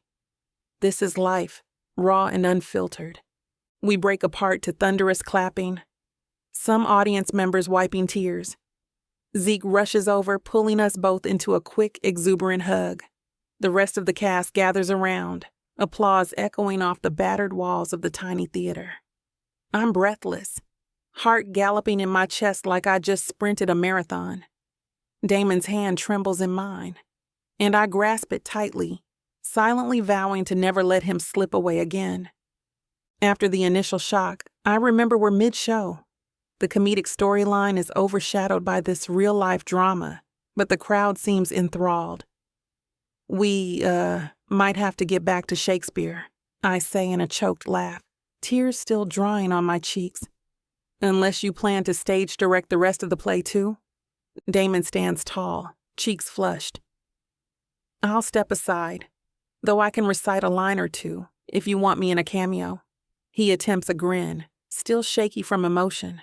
I laugh again, pressing my hand over my ring as if to reassure myself it's real. Trust me, cameo or not, you've stolen the show. He steps off stage, letting the cast corral him to the wings, while I attempt to salvage the scene. The audience, however, roars with delight, cheering for the real-life romantic meltdown. I raise my hand for quiet, heart pounding. People of Rome, I say, half laughing, half crying. Thank you for indulging that unscripted interlude. Let's see if we can resume Act 3, shall we? They applaud wildly. The rest of the cast and I take a moment to reset, exchanging giddy glances. Zeke playfully fans himself, whispering, "Girl, you owe me a new pair of socks because you just knocked them off." I roll my eyes, biting back a grin, and we jump back into Shakespeare's comedic chaos. The next lines feel surreal. I'm reeling, every nerve singing with joy. Behind my performance, I sense Damon waiting in the wings, probably watching with a mix of pride and lingering nerves. My entire body tingles. The metal on my finger feels heavier than any stage prop. The comedic banter about love and trickery resonates in a brand new way. By the time the final bow arrives, I'm breathless not just from the show, but from the knowledge that my life has shifted immeasurably. The applause at curtain call is thunderous, a mixture of genuine appreciation for Shakespeare's wit and the real-life spectacle of a mid-scene proposal. My fellow actors bow, then beckon me forward. I step up, and the applause ratchets higher. Damon stands just off stage, smiling like a man who's found oxygen after nearly drowning. My heart stutters. I blow a kiss to the audience, tears glimmering again. Then I beckon Damon forward, ignoring the stage manager's frantic gestures. He emerges sheepishly, and the crowd roars anew. I loop an arm around his waist, pressing my cheek to his shoulder. You realize you just overshadowed the entire play with your grand gesture, right? I whisper, voice trembling with suppressed laughter. He lowers his head to mine, voice husky. I'll finance a bigger production if that helps fix the overshadowing. A startled laugh bursts from me. You'd buy out a theater for me? He shrugs, eyes shining with relief and love. I'll do whatever it takes to show you I'm all in. My chest clenches with a wave of gratitude. All in. That's what I needed to hear. We share one last dramatic bow for the cheering audience, then slip backstage. The moment we're alone in the cramped wings, the adrenaline rush dissipates, leaving me trembling. Damon catches my arms, eyes brimming with concern. "Are you okay?" he murmurs, brushing a stray curl off my forehead. That was intense. I lean into his touch, tears slipping free again. "I'm more than okay. I'm delirious. Damon, I can't believe you found me. Did Zeke crack?" He nods with a wry smile. "I cornered him at your other show, threatened to go door to door otherwise. He caved, told me you'd be performing tonight. I arrived late, spent half the show figuring out how to do this without getting thrown out. Guess I succeeded." A nervous chuckle slips out from my lips. "You definitely succeeded." He cradles my face, expression flickering with regret. "I'm so sorry for everything, for doubting you, for letting Leo twist my mind. I was a fool." I press my hand to his cheek. "We were both fools, but we survived." He slides a hand over mine, kissing my palm. The intimacy of that gesture sends warmth flooding through me.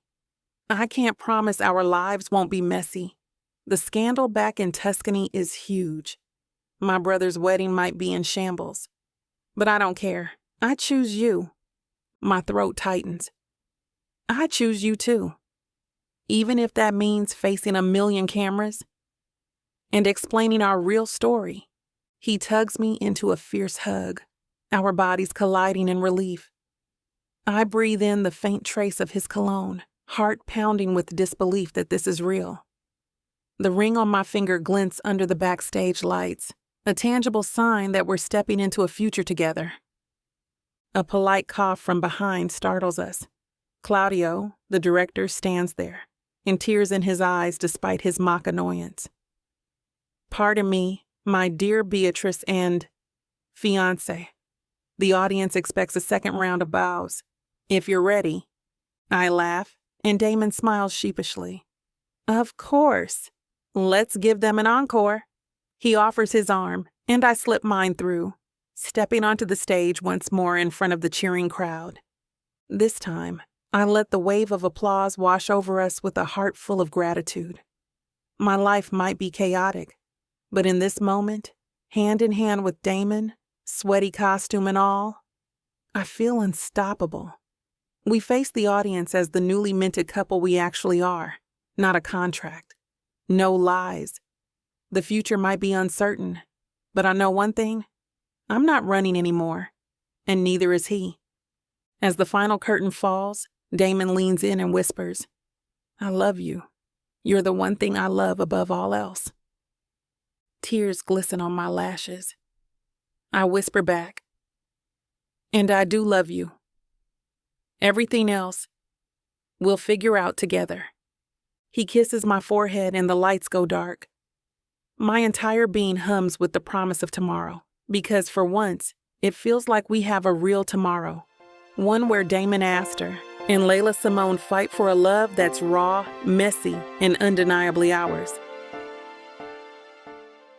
You won't know what hit you, baby. I'm going to take you, break you, and make you mine. And when I'm done, you're... Now hold on just a minute. What? I got something to say. What's the meaning of this? Now you may be some fine-looking white boy, Got that right, baby. It takes hard work.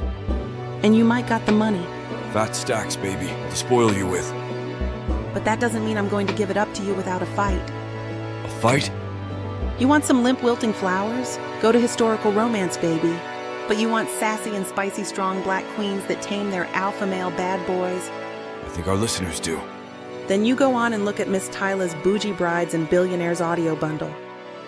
50 hours of me whispering the most romantic things in your ears. Fake marriages, alpha male billionaires, strong black women, steamy scenes that will make your eyes roll back. And everything wrapped up in a happily ever after that will put you in an afterglow. Use code SAVE40 to get 40% off this bundle and any other digital product in Miss Tyla's store. Unabridged and uncut. Just like you, You're gonna have to find out. Tyla Walker Romances. Escape your life with sassy romance. Chapter 17. Damon. I Can't stop staring at the ring on her hand. A million thoughts collide in my head as we slip out of the theater's backstage door, still breathless from the adrenaline of that improvised proposal. Leila's co-stars call out final congratulations, and Zeke is hollering something about, "My babies grew up," but we're too dazed to respond with more than waves and ragged laughs. The Rome night air envelops us, warm, scented with street food and a faint hint of exhaust. Her hand trembles in mine and I tighten my grip, desperate to anchor her, if only so I can believe this is real. We've both cried too many tears, said too many words tinged with regret. But right now, we're together. Ring shining under the moonlight, my vow echoing in my chest. "Where are we going?" she asks softly, voice laced with uncertainty. I press my lips together, scanning the quiet cobblestone street. There's a modest hotel a few blocks away that we passed earlier, but maybe she'd rather go home. "Where do you want to go? Your friend's place, or—" She shakes her head, eyes still red from the emotional performance. "Zeke's apartment is packed with our fellow starving actors. We won't get a moment's peace." Her cheeks flush slightly, as if remembering how the last time we had real privacy, we ended up tangling in heartbreak. "Maybe somewhere else. A hotel?" My heart kicks at the idea. There's a small boutique hotel near the piazza. It looked quiet, private. We could talk. My voice trips over the word talk, but I sense she knows I mean more than conversation. She exhales, managing a wobbly smile. "I need more than talk, Damon. But yes, let's go." Relief surges through me. With hands intertwined, we hail a taxi. The ride is short, the driver weaving through narrow Roman streets, giving us curious sidelong glances but not saying anything. We keep silent, too, tension crackling. My pulse thrums, half anxious, half elated. The ring glints on her finger, catching occasional glints from passing streetlights, an undeniable reminder of the promise we just made. Once we arrive at the small hotel, I pay the driver, and we slip inside. The lobby is cozy. Low lamps, plush armchairs, marble floors. A drowsy clerk at the front desk perks up when we ask for a room. "Only the top-floor suite remains," she says apologetically. "It's a bit more expensive." I don't even blink, rummaging out my credit card. "We'll take it." Leila stands beside me, eyes skimming the quiet corridor beyond. She's still wearing her stage makeup, the faint lines around her eyes giving her an otherworldly glow. "You always go big, don't you?" she murmurs with a small smile. My lips twitch in response. "Only for you." We complete the check-in, and moments later, we're riding a compact elevator up to the top floor.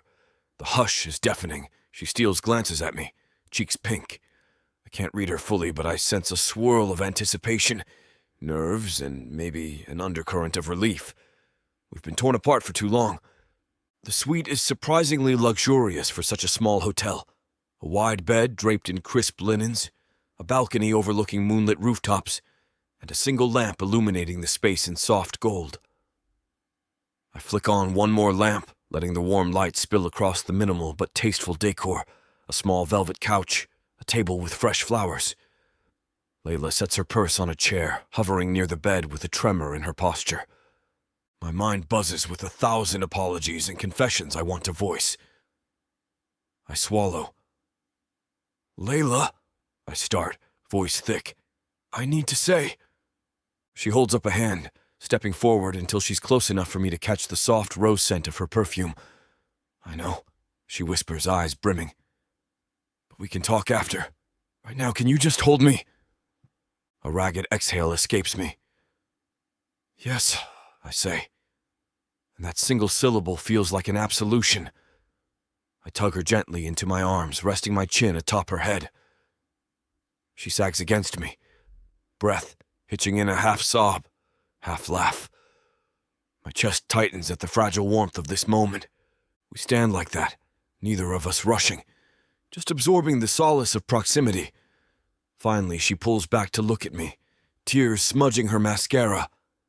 "I'm a mess," she murmurs, swiping at her cheeks.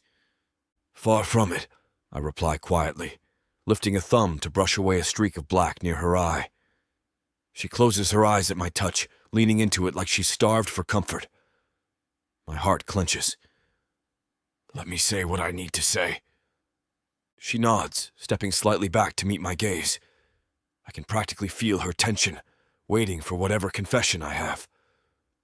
The ring winks on her finger again, spurring me forward. "I'm so sorry for the way I reacted," I begin, throat raw. "I was angry, hurt, but I should have listened. If I'd paused to see your pain, I'd have known you weren't manipulating me. You were just cornered by Leo's cruelty, stuck with a secret you never wanted to reveal that way." Her eyes glisten. "It was never about revenge, Damon, I swear. I never wanted to blow up your family or cause scandal. I just didn't know how to tell you about Leo and the baby." A trembling breath leaves my lips. "I know that now. Nora told me more about your past, how you were hospitalized and he abandoned you. I'm sick with guilt for ever thinking you'd exploit me." She inhales sharply, tears slipping free again. "He left me at my lowest. I was terrified you'd do the same if you saw me as baggage. So I hid it, like it would protect me from heartbreak." A shaky laugh escapes her. "That sure backfired." I gently cup her cheek, feeling warmth beneath my palm. "I understand now, and I regret every cruel thing I said. I'm begging for your forgiveness." She searches my eyes, something deep and yearning flickering in her expression. "I forgive you, but we need to be honest with each other, Damon. No more secrets, no more half-truths." A wave of relief crashes over me. "Agreed. Absolute honesty from this moment on." My voice wavers. "I love you, Leila. If I have to say it 100 times a day, I will." Her lips tremble. "I love you too. Even when I hated you, I loved you. If that makes any sense." I let out a small laugh, tugging her closer until our foreheads brush.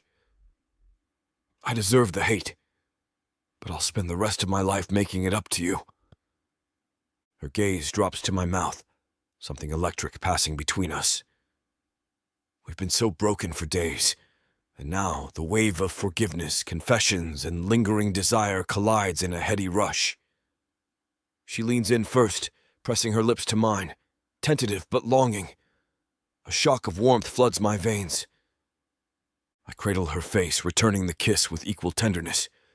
Each brush of our lips feels like a promise, slow and deliberate, an antidote to the fear and pain we inflicted on each other. She slides her hands up my chest, gripping the fabric of my jacket. My pulse thrums in my ears as I deepen the kiss, tasting the salt of her tears, the faint sweetness of her lipstick. When we break for air, her gaze is bright, pupils dilated with raw need. "This time," she whispers, voice quivering, "I want it to be about us. No secrets, no illusions, just you and me." My throat closes in relief. "Yes," I manage, swallowing hard. "Let's do it right." She reaches for the jacket button, fumbling as she slips it off my shoulders. My heart stutters as she murmurs a quiet apology for the missing time, for the heartbreak. I hush her gently, hands sliding down her arms until I reach the zipper on her stage costume. We move slowly, as though each garment is a small gift we're unwrapping. Eventually, we're standing in half shadows, the lamp casting us in warm gold. Her hair tumbles free from its stage pins, curls framing her face. She's breathtaking, a goddess in the hush of a Roman night. My chest constricts with gratitude that she hasn't turned me away. I step forward, hooking a finger under her chin. "You're so beautiful. Always have been." Her cheeks flush. "Flattery will get you everywhere, Mr. Astor." I laugh nervously. "Then let me flatter you for a lifetime." Her eyes shine with tears and mirth. Consider me prepared for an onslaught of compliments. I lean in, capturing her lips again, this time letting my hands roam her waist, her hips, the curve of her back. She melts into me with a soft sigh, the kind that winds around my spine and tightens like a silk ribbon. The tension that's lived between us for weeks morphs into something molten, less frantic, more deliberate. A slow blooming ache. The kind of hunger that builds not from a desperation, but from the knowledge that this time, we're doing it right. "Damon," she whispers, her voice a smoky tremor as her fingers skim under my shirt, tracing the ridges of my abs. Her nails graze lightly, like she's memorizing me all over again. I suck in a breath. "Yeah, baby." "Touch me like you mean it." I hate to put a stop to a good time, but it looks like we've hit this platform's limit for spiciness. This platform's got some rules we have to play by if we want to keep giving you these stories for free. And trust me, this scene isn't something you want to miss. While we can't get into all the details here, you can still dive into the full, uncut version at TylaWalker.com. Miss Tyla has an entire collection of unabridged audiobooks and ebooks waiting for you. And the best part? You can treat yourself with 40% off when you use the code SAVE40. That's right. You'll save on any digital product, even bundles that are already discounted. Miss Tyla would never let anyone feel the kind of disappointment you must be feeling right now. So why wait? Treat yourself with Miss Tyla. We lie there, drifting in the sweet quiet. My fingers trail over her shoulder, soaking in the warmth of her skin. She shifts slightly, pulling the sheets over us to ward off the chill of the AC. A content sigh escapes her, and I mirror it with my own. The tension in my body melts, replaced by a bone-deep exhaustion that's somehow comforting, as if all that adrenaline and heartbreak finally found peace. My eyes flutter shut for a moment. I realize the day has been the most intense roller coaster of my life. Public proposals, confessions of love, a heartfelt reconciliation. And it ends here, in a Roman hotel suite with Leila in my arms, wearing my ring. The improbable beauty of it all sets my heart racing again. She nestles her head on my chest, voice soft. "We should probably rest. Tomorrow we'll need all our strength to face the world." I let out a hum of agreement. "We'll handle the world in the morning." My arms encircle her, pressing her closer. "Right now, this moment is ours." She closes her eyes, a tranquil smile on her lips. "I'm not going anywhere," she promises. "I'm done running." I dip my head, kissing her temple. A wave of affection surges up, leaving me breathless. "I love you," I say again, because I can't stop repeating it. She smiles, pressing her mouth to my collarbone. "I love you too." The lamp casts warm shadows across the suite as we settle into each other, hearts beating in sync. I feel her breathing slow, the tension draining from her body. And with that quiet sense of belonging, I allow my own eyes to drift shut. Sleep claims me quickly, wrapped in the softness of her presence and the knowledge that we found our way back to each other. No contracts, no illusions, just Damon and Leila, forging a new path through the chaos of tomorrow. I drift into dreams of Tuscany, imagining her laughter in the sunlit gardens, free of secrets, because it's been so long since I'm convinced we can face whatever crisis awaits us in that estate, as long as we do it hand in hand. Chapter 18. Leila. I wake up in Damon's arms and need a few seconds to remember we're in Tuscany, not Rome. Warm sunlight filters through the balcony doors of a guest suite in his family's sprawling estate. My limbs feel pleasantly sore from our night of emotional confessions and the slow, tender lovemaking that followed. I shift against him, inhaling the faint scent of his skin, a mix of soap and that subtle cologne I've come to crave. He blinks awake, bright blue eyes meeting mine in a lazy, content way that sends a tingle through my chest. "Morning," he murmurs, voice husky. A soft smile forms on my lips. "Hey, fiancée," I say, the words still fresh on my tongue. We've been engaged for less than a day, yet it feels like a whirlwind of heartbreak and healing has led us here. He squeezes my waist, pulling me closer until our foreheads touch. "Thank you for coming back with me," he whispers. "I promise I won't let them devour you with gossip or half-truths. We face them together." My heart twists with both nerves and gratitude. "I know," I say quietly. "And it's not just your family. I have to talk to Gianna, too. Well, everything's complicated." He nods, concern flickering in his eyes. "We'll handle it." A tiny hush follows, just the two of us, tangled in sheets and morning light. I savor the moment before the onslaught of the outside world intrudes. Eventually, we force ourselves to rise. I slip into a breezy sundress that Damon insisted on buying me in Rome. Soft fabric, the color of lilacs that sets off my brown skin with a gentle glow. He watches me with a glimmer of appreciation that makes my cheeks warm. He chooses a casual linen shirt and trousers, still managing to look like a top-tier model fresh from a photo shoot. Arm in arm, we leave the suite and navigate the estate's corridors.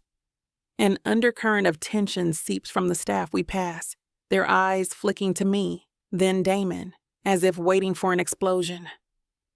The rumor mill must be working overtime. Leila Simone, the ex of Leo Astor, engaged to Damon Astor. I keep my chin high, ignoring the tightness in my stomach. In the grand foyer, we encounter Zeke. He bursts in through the double doors with a dramatic flourish, pink hair in a wild updo, toting a rolling suitcase that bumps precariously over the marble.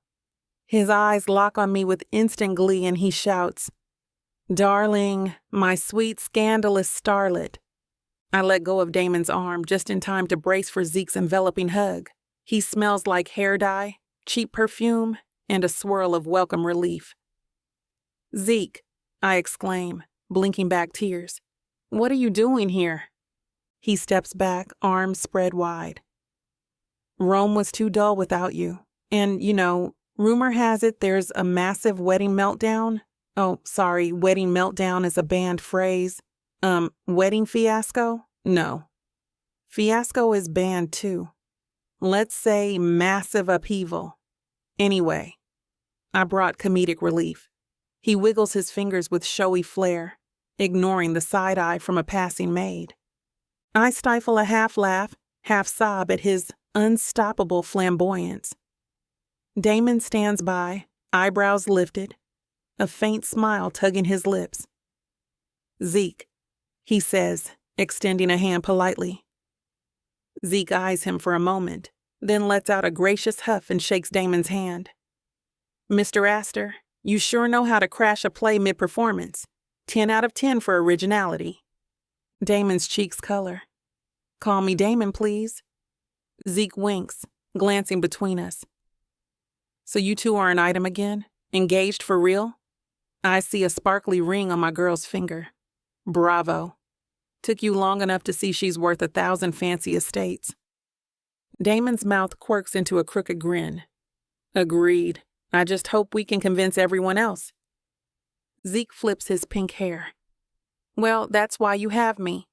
I'll run interference with the nosy staff, or the meddling relatives, or the paparazzi. You two focus on saving the final scraps of dignity at this wedding." My breath hitches as his words bring me back to reality. "Speaking of wedding, Gianna," I mutter, stomach nodding. "I have to see her. She must be furious." Damon sets a hand gently on my back. "We'll find her together if you want." I inhale, bracing myself. "No, I think I need to do this alone. She's my cousin. This goes beyond the press or the Astor name." Damon hesitates, then nods in understanding. "I'll wait for you. Our suite is just down the corridor if you need an escape hatch." Zeke glances around with mischief in his eyes. "And I'll be exploring this labyrinth, maybe snagging a few truffles from the kitchen." I give him a grateful look, then step away from Damon, pressing a brief kiss to his cheek. "I'll be fine," I whisper, trying to sound confident. He nods, concern still etched into his features, and Zeke quickly tugs him into a chat about The best vantage points for comedic eavesdropping, leaving me free to track down Gianna.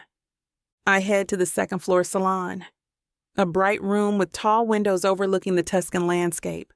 Sure enough, Gianna sits at a settee near the window, flipping through her phone in a distracted manner. Her hair is pinned in a sleek chignon, her posture rigid. My heart thrums with guilt. She looks up when I enter, face tightening. Leila? The guarded tone isn't unexpected. I swallow, approaching slowly. Gianna. Silence falls, thick with unresolved tension. I summon courage. I'm sorry, I begin, voice catching. For everything that happened with Leo, for the secrets that blew up at your rehearsal dinner. I didn't want to humiliate you or overshadow your wedding. Her eyes flicker with sadness and anger. Yet here we are. Everyone's gossiping about how I didn't know my own cousin once dated my fiancé. No, I'm not sure if he's my fiancé anymore. And you're engaged to Damon now? I let out a shaky breath. Yes, but that doesn't excuse my part in all this. I should have told you the moment I realized Leo was your groom. I panicked. I was dealing with so much shame and heartbreak from the past. She looks away, jaw tight. For a moment, I fear she'll lash out. Then her shoulders slump. He left you after you miscarried. I heard bits and pieces. I can't believe he kept that from me. Said he had no skeletons. We'll be each other's first major love, he told me. All lies. Tears prick my eyes. I wanted to protect you from that pain, but it came out anyway. My voice trembles. Leo doesn't deserve your heartbreak. If you walk away, I won't blame you. She inhales shakily, cheeks flushed. I told him the wedding's off, unless he proves I'm not just another stepping stone in his political ambition. Right now, I can barely stand to look at him. A pang of sympathy stings my chest. I get that. For what it's worth, you deserve someone who won't run at the first sign of trouble. My throat goes tight. I'm sorry we destroyed your fairy tale image. Gianna lets out a broken laugh. Life's no fairy tale, is it? Then she drags a hand through her hair, messing the pristine chignon. I spent years perfecting my society wife persona. Now I'm questioning everything. Maybe I need a break from this entire spectacle. My heart twists. So you're not sure if you'll marry him tomorrow? She shakes her head. I gave him an ultimatum. He's frantic, promising me the world, but how do I trust him after that kind of betrayal? I hesitate, words tumbling through my mind. I can't answer that for you. But if he's truly remorseful, if he's changed, you might find forgiveness, or you might not. That's your choice. Don't let the press or your parents pressure you. Her gaze flicks to me with a faint, watery smile. Look at you, giving me advice. A few days ago, we were practically at each other's throats. A small laugh escapes me. We're complicated, you and I, but we're also family, no matter how chaotic it gets. She nods, tears brimming. Without warning, she sets her phone aside and stands, pulling me into a tight hug. I stiffen, then melt into it, tears threatening to spill. The last time we hugged was years ago, before envy and heartbreak twisted our bond. She sniffs, pulling back. I don't hate you. I just needed space to process this. And maybe we can rebuild if we're both honest. Relief floods me. I'd like that. A knock on the door frame startles us. Zeke appears, wearing a flamboyant straw hat he must have pilfered from somewhere, brandishing a tray of pastries. He glances between us with comedic curiosity. Am I interrupting a touching cousin moment? Because I come bearing carbs. Gianna blinks at him, then meets my eyes, a hint of a smile forming. You must be Zeke. He struts in, offering the tray. In the flesh, Leila's best friend, moral support, comedic relief. Also, apparently, the caretaker of any free pastries left unattended.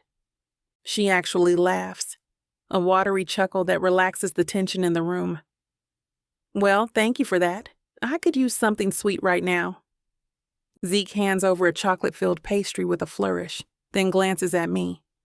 Damon's looking for you. Something about finalizing wedding details? My stomach flips. Wedding details? I echo, feeling a surge of confusion, until I realize he's referencing my wedding to Damon, not Gianna and Leo's drama. A swirl of nerves and joy collides in my chest. Right. We need to figure out how we want to do this. We said we wouldn't hide anymore. Zeke sets the tray on a side table. Yes, so hop to it, future bride. Damon's down in the library with some planner who got roped in last minute. He gestures dramatically. You two might be the quickest engagement to wedding in history. Gianna wipes her eyes, turning to me. You're planning a wedding? Already? There's no malice in her tone. Just a mix of awe and maybe envy. I offer a timid smile. Yeah, after everything, Damon wants to do this for real. And so do I. We're not waiting. It feels crazy, but sometimes you just know. She tilts her head, an unreadable emotion flickering in her eyes. I guess you do. Congratulations, Leila. I hope it's everything you never got from Leo or anyone else. Touched by her sincerity, I squeeze her hand. Thank you, and you. Please, do what's right for you, okay? She nods, stepping back. Zeke claps his hands, effectively dispelling the lingering heaviness. All right, enough drama for the morning. Leila, go find your fiancé. I'll be around, sampling more pastries or breaking up random fights if needed. I grin at him, gratitude flooding me. Then I lean into Gianna for one last brief hug. We'll talk more later, yeah? She presses her lips together, nodding. Yes, we will. With that, I hurry out into the corridor, feeling lighter despite the chaos swirling in the estate. Zeke trails me, chattering about potential wedding themes. Italian countryside chic, he calls it, until we reach the library. Inside, Damon stands at a large wooden desk, flipping through some glossy wedding magazine. The anxious line between his brows eases when he spots me. There you are, he murmurs, stepping around the desk to greet me. His warm hand finds mine, squeezing lightly. Everything okay with Gianna? I nod, exhaling. We had a genuine talk. She's still figuring out what to do about Leo, but at least we reached some peace. How's the wedding mania for us? He glances at the array of brochures, color swatches, and a thoroughly harried event planner, rummaging through binders. I roped in someone from the staff who organizes corporate events, but she's never done a private wedding in under a week. She's stressed. I bite back a laugh. Under a week? Damon, you realize that's borderline impossible. He sets both hands on my shoulders, gaze steady. I don't want to wait, not after everything we've been through. Unless you need more time. My heart flips. Time is overrated, I say, half teasing. Then I grow serious. I want this too. Let's do it. Small ceremony, only the people who truly matter. No big show. He exhales, relief evident in his posture. Agreed. Something intimate here in Tuscany, or wherever you want, honestly. He taps his chin, then meets my eyes. Though maybe it's best if we do it away from the main villa. Too many paparazzi lurking for Leo's fiasco. Let's find a quieter place. Zeke pokes his head over Damon's shoulder. I know a vineyard up the hill that's quite scenic. Perfect for those Instagram-worthy vow shots. I roll my eyes but smile. We'll consider it. But first, I need a ring that won't blind me every time I wave. That diamond is huge, Damon. He smirks. You can pick a simpler band if you like. I had limited time in Rome to find one that felt right. A wave of tenderness courses through me. It's beautiful, but a bit flashy. We'll figure that out too. Zeke claps his hands. Fantastic. Let's go see if we can put together a wedding in record time. Before we can respond, my phone buzzes. I check it, half expecting some tabloid alert, but it's a text from Gianna. I wish you both happiness. Don't let my drama drag you down. My chest tightens. I show Damon, who nods solemnly. She's hurting, but I think she'll find her path, he says softly. I lean into him, cheek against his shoulder, grateful for his quiet strength. Yeah, let's hope so. We spend the next couple of hours in the library, conferring with the nervous event planner, while Zeke occasionally interrupts with comedic suggestions, like equipping the guests with pastel-colored confetti cannons or setting up an emergency gelato station. Damon shoots him exasperated looks, but we both giggle more than once. The tension in my chest eases as I realize how far we've come. From an arrangement steeped in lies to planning a real wedding, no illusions. During a lull in the planning, Zeke snags me by the arm, pulling me aside near the towering bookcases. Just so you know, I wholeheartedly approve of this union, he declares, eyes twinkling. I grin, leaning back against a shelf. I'm glad to have your blessing, oh wise comedic maestro. He snorts. I'm serious, Leila. I haven't seen you this alive, this real in ages. Damon might be the best chaos that ever happened to you. Emotion pricks my throat. I think so too. He pats my cheek, then shrugs dramatically. Now, if you'll excuse me, I'll go find more pastries or sabotage the paparazzi, whichever arises first. I laugh, gratitude warming me from head to toe. After he leaves, I wander back to Damon's side. He's examining color palettes for table linens, an activity that would have horrified him a week ago. My heart brims with affection at the sight. He glances up at me, offering a half smile. Ready to finalize things? I nod, pressing a palm lightly to his chest. Ready if you are.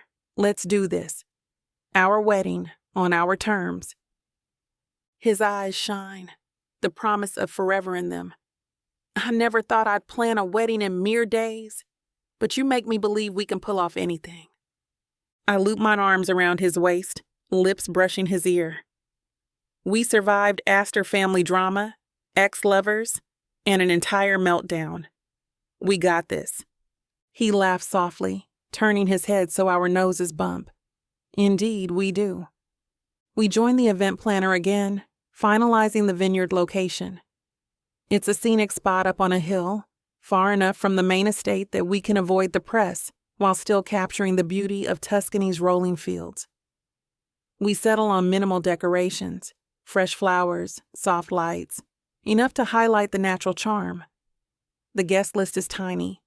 Zeke, a handful of supportive relatives, maybe Gianna if she's up for it. Damon's parents might show if they can handle the shock of their older son marrying me instead of half the socialites they once pushed at him. We decide not to fuss over the details. The love is enough. When we're done, the sun has dipped low, casting the library in golden light.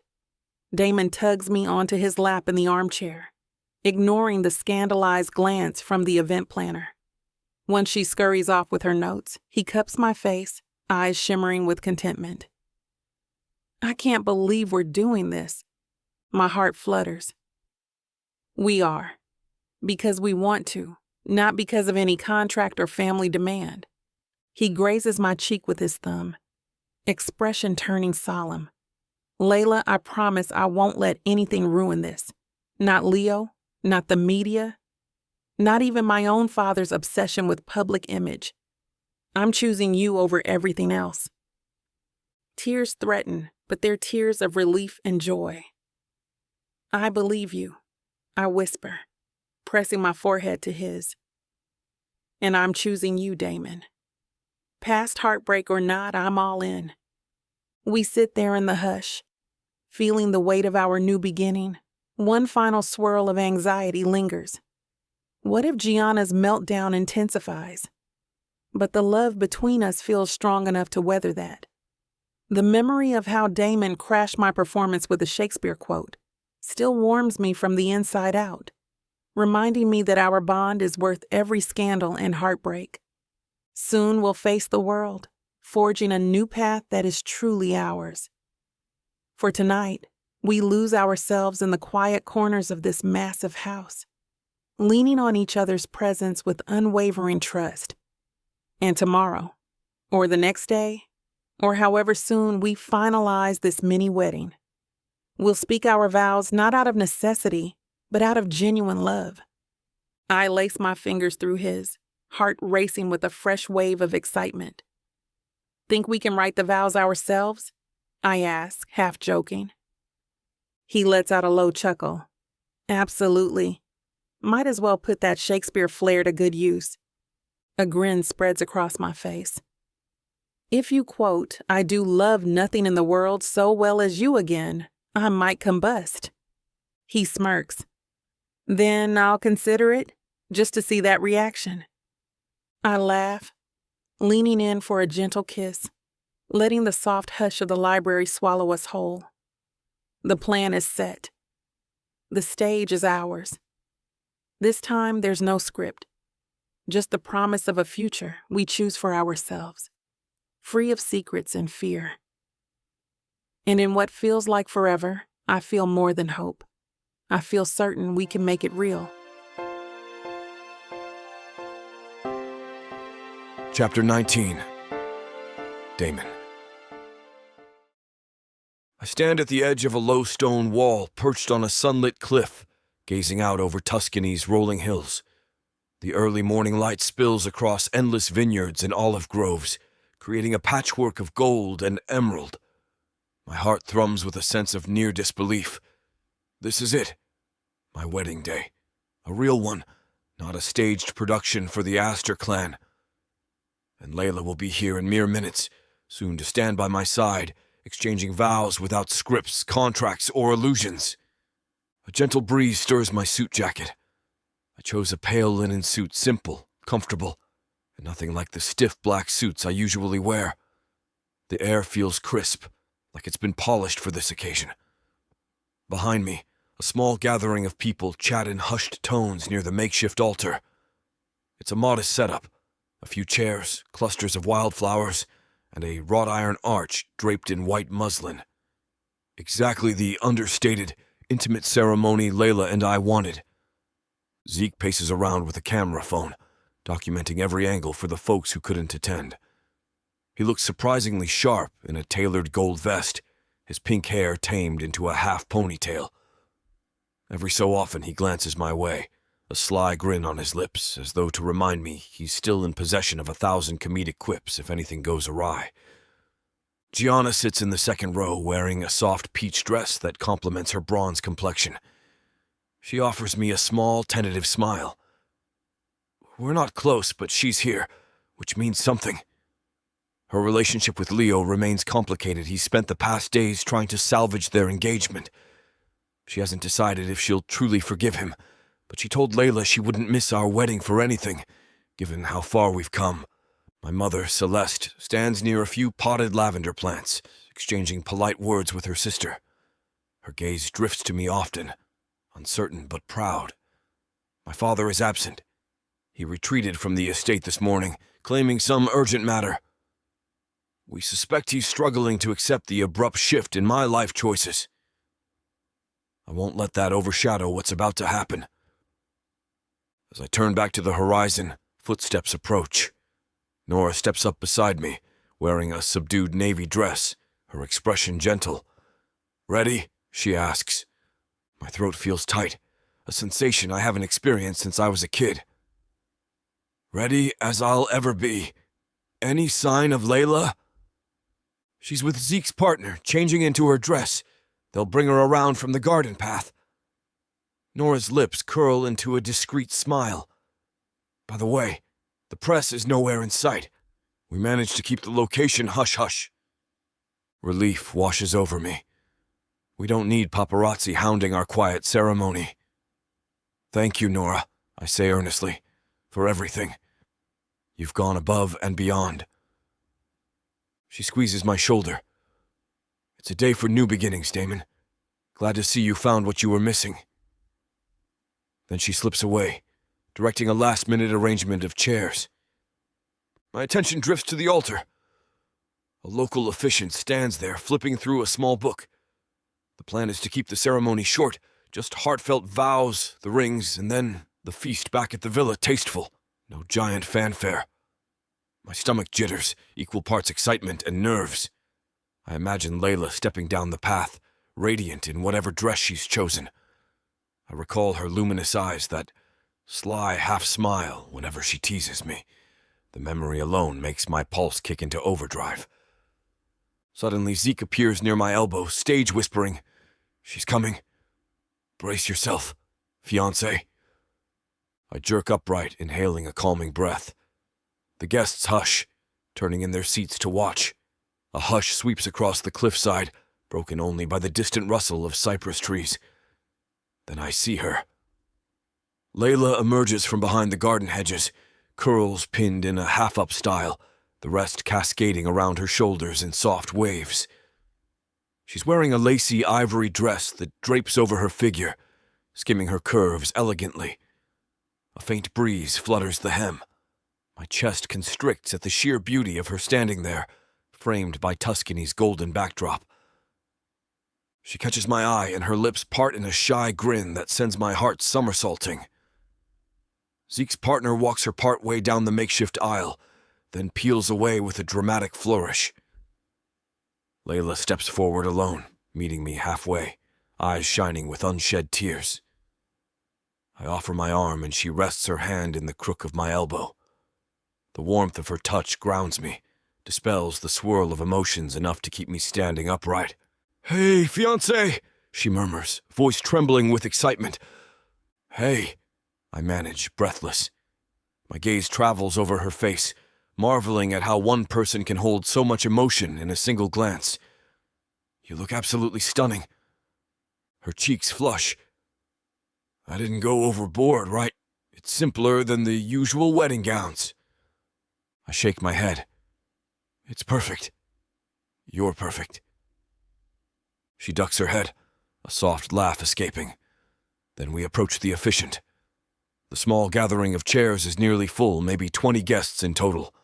Some relatives from my side, a few of Leila's theater friends, Gianna, Nora, and a handful of others who truly support us. It's enough. More than enough. The officiant greets us with a warm smile, raising her arms to signal the ceremony's start. The vows begin. The officiant speaks about love, unity, forging a new path. I can barely focus on her words, too caught up in Leila's trembling hand in mine.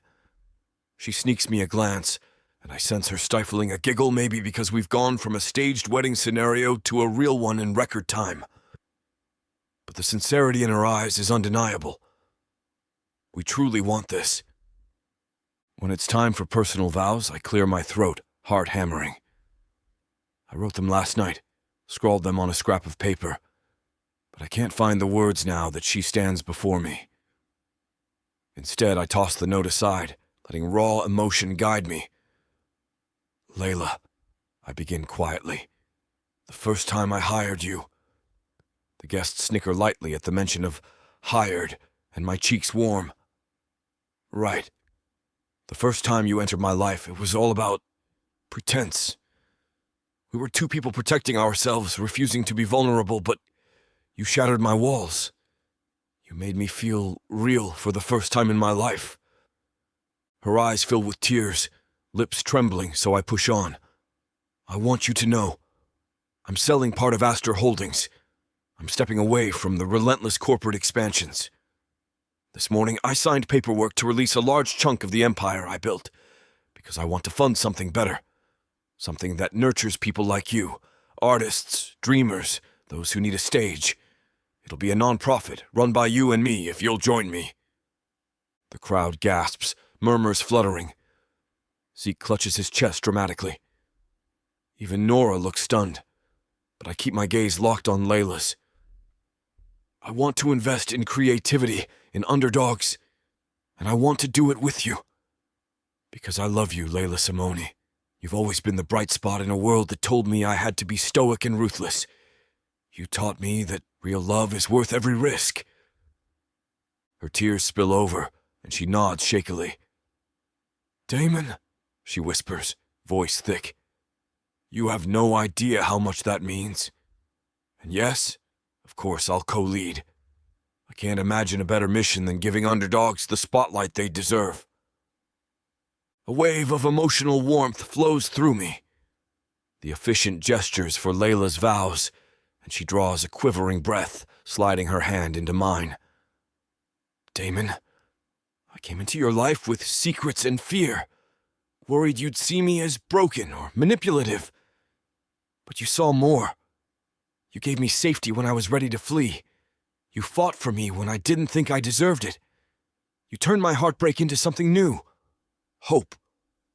She glances at the few members of her side of the family who came. Gianna smiles faintly, tears in her eyes. Leila continues, voice resonating with quiet strength. I promise to stand beside you without pretense.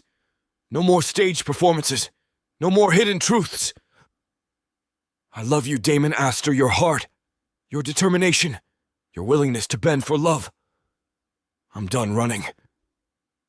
My throat is painfully tight.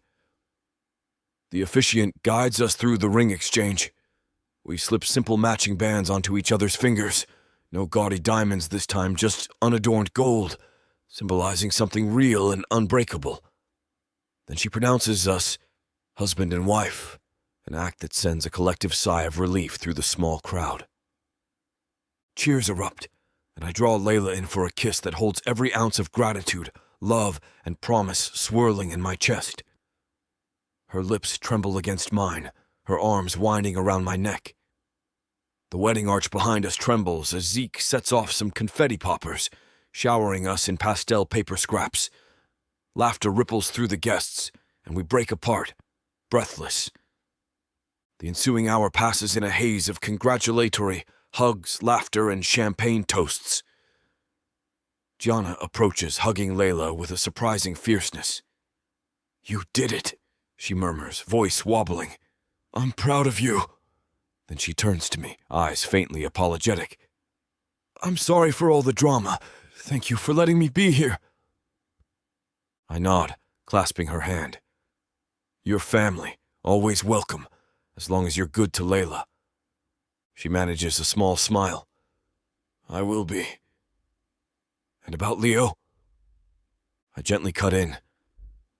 He'll handle his own crises. I won't meddle, but if you want my help, you can ask. My tone is measured but sincere. I sense her relief that I'm not pushing for a forced reconciliation. She nods gratefully, then steps aside, making room for Zeke, who barrels in with comedic flair. Okay, newlyweds, time for your official wedding selfie, he declares, snapping photos with his phone. He barks instructions for us to pose in front of the scenic backdrop. We comply, laughing at his flamboyance. The tension from days past melts away under the Tuscan sun, replaced by the sense that maybe everything can turn out all right. Midway through pictures, a discreet cough draws my attention. I swivel to see Leo lurking at the edge of the gathering. My pulse tenses, but I exhale to keep calm. He's dressed in a subdued suit, hair combed, expression contrite. Leila stiffens beside me, but after a moment she nods at him. We both approach, leaving the others behind. He clears his throat. Congratulations, he says, voice low. I know it might not mean much, but I'm sorry for everything. I misjudged you, Damon. And Leila, I never meant to. Leila lifts a hand, stopping him. We can't rewrite the past, Leo, but we can move forward. If you're truly remorseful, prove it through your actions. Leo nods, shoulders weighed by regret. I intend to. Gianna agreed to talk. Maybe we'll salvage something, maybe not. Either way, I owe you both an apology. And I wish you happiness. You deserve it. His voice wavers on that last line, hinting at genuine regret. I let out a slow breath. Thank you, I accept your apology, but I'm setting boundaries. You and I, we might be brothers, but I won't let your manipulations or your ambitions affect my life again. Understood? He winces at the word overshadow, but nods. Understood. With that, the tension breaks. He offers a polite nod, stepping away to find Gianna. Leila clings to my arm, exhaling. I guess that's as good as it gets for now, she murmurs. I press a kiss to her temple. We focus on us. That's all that matters. As dusk creeps in, the guests gather for a small dinner, a feast of local Italian dishes arranged on a single long table near the cliff's edge. Conversation flows, interspersed with comedic jabs from Zeke and affectionate toasts from Nora and Leila's theater friends. The synergy around the table feels surreal. No paparazzi, no grand illusions, just honest laughter under the Tuscan sky. Eventually, the day's excitement winds down, and people begin dispersing for the night. Leila and I slip away to a private villa suite that Damon arranged, cradled between cypress trees, overlooking the shimmering lights of the countryside. Candles glow in sconces along the walls, casting the interior in a warm orange hue. My chest tightens with anticipation. This is our wedding night, truly ours. Leila glances around, a soft smile on her lips. Damon, you keep outdoing yourself, she says quietly, running her fingers along a stone windowsill. I step closer, sliding my arms around her waist. It's just a small villa, but I wanted us to have absolute privacy. My heart pounds as I recall her vow. No illusions, no distance. I can't believe we're married. She turns in my arms, eyes shining. Me neither. Yet I've never felt something more real. The hush between us crackles. Slowly, she tugs the zipper of her dress, letting it pool at her feet. My breath catches. She stands there in the dim candlelight, wearing only her locket and that simple gold wedding ring. The sight knocks the air from my lungs. Her curves glimmer in the glow, shadows dancing across her smooth skin. She glances up, a teasing grin curving her mouth. I recall promising you a real wedding night, free of secrets. I swallow, heart hammering. I recall that too. I slip out of my suit jacket and the rest of my clothes with unsteady hands. We come together in a swirl of warm limbs and whispered confessions, letting go of the day's tension. Our kisses are gentle at first, unhurried, as though we have all the time in the world now that we've claimed each other openly. I brush my lips across her shoulder, down her arm, and her laughter trembles with anticipation. And that's where we're going to put a pause on pleasure. It looks like the rest of this chapter is just too naughty to put on the air. As much as we'd love to share every little detail, we've got to stick to this platform's guidelines to keep these free audiobooks coming. They've got some rules about what we can show, and we wouldn't want to risk losing the chance to bring you more content. As frustrating as it is to build the tension only to be interrupted, Miss Tyla always knows how to make it up to you. You can find the full, uncut scene over at tylawalker.com. With an entire library of unabridged audiobooks and ebooks, Miss Tyla's collection is waiting for you. And if you use code SAVE40, you'll get 40% off any digital product, even on bundles that are already discounted. So don't let the fun stop here. Head over to tylawalker.com and treat yourself with Miss Tyla. Chapter 20. Leila. 3 years later, and the chaos in my life has somehow mellowed into a steady hum of contentment, though mellow might be a stretch considering I'm currently in a hospital suite, in labor with triplets. Triplets. If someone had told me back in my Hungry Actor days that I'd be here, married to Damon Astor, of all people, about to deliver not one, not two, but 3 Astor Simone babies, I'd have asked if they'd been hitting the wine before noon. But here I am, sweat dampening my forehead, hair braided back for practicality, wearing a hospital gown that's about as flattering as an old potato sack.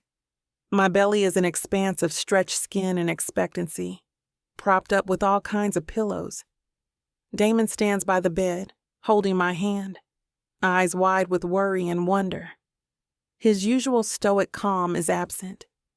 He's fidgeting like a first-time dad who just realized he's about to meet his entire brood in a single afternoon.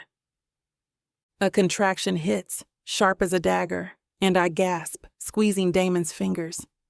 He winces, though not from pain.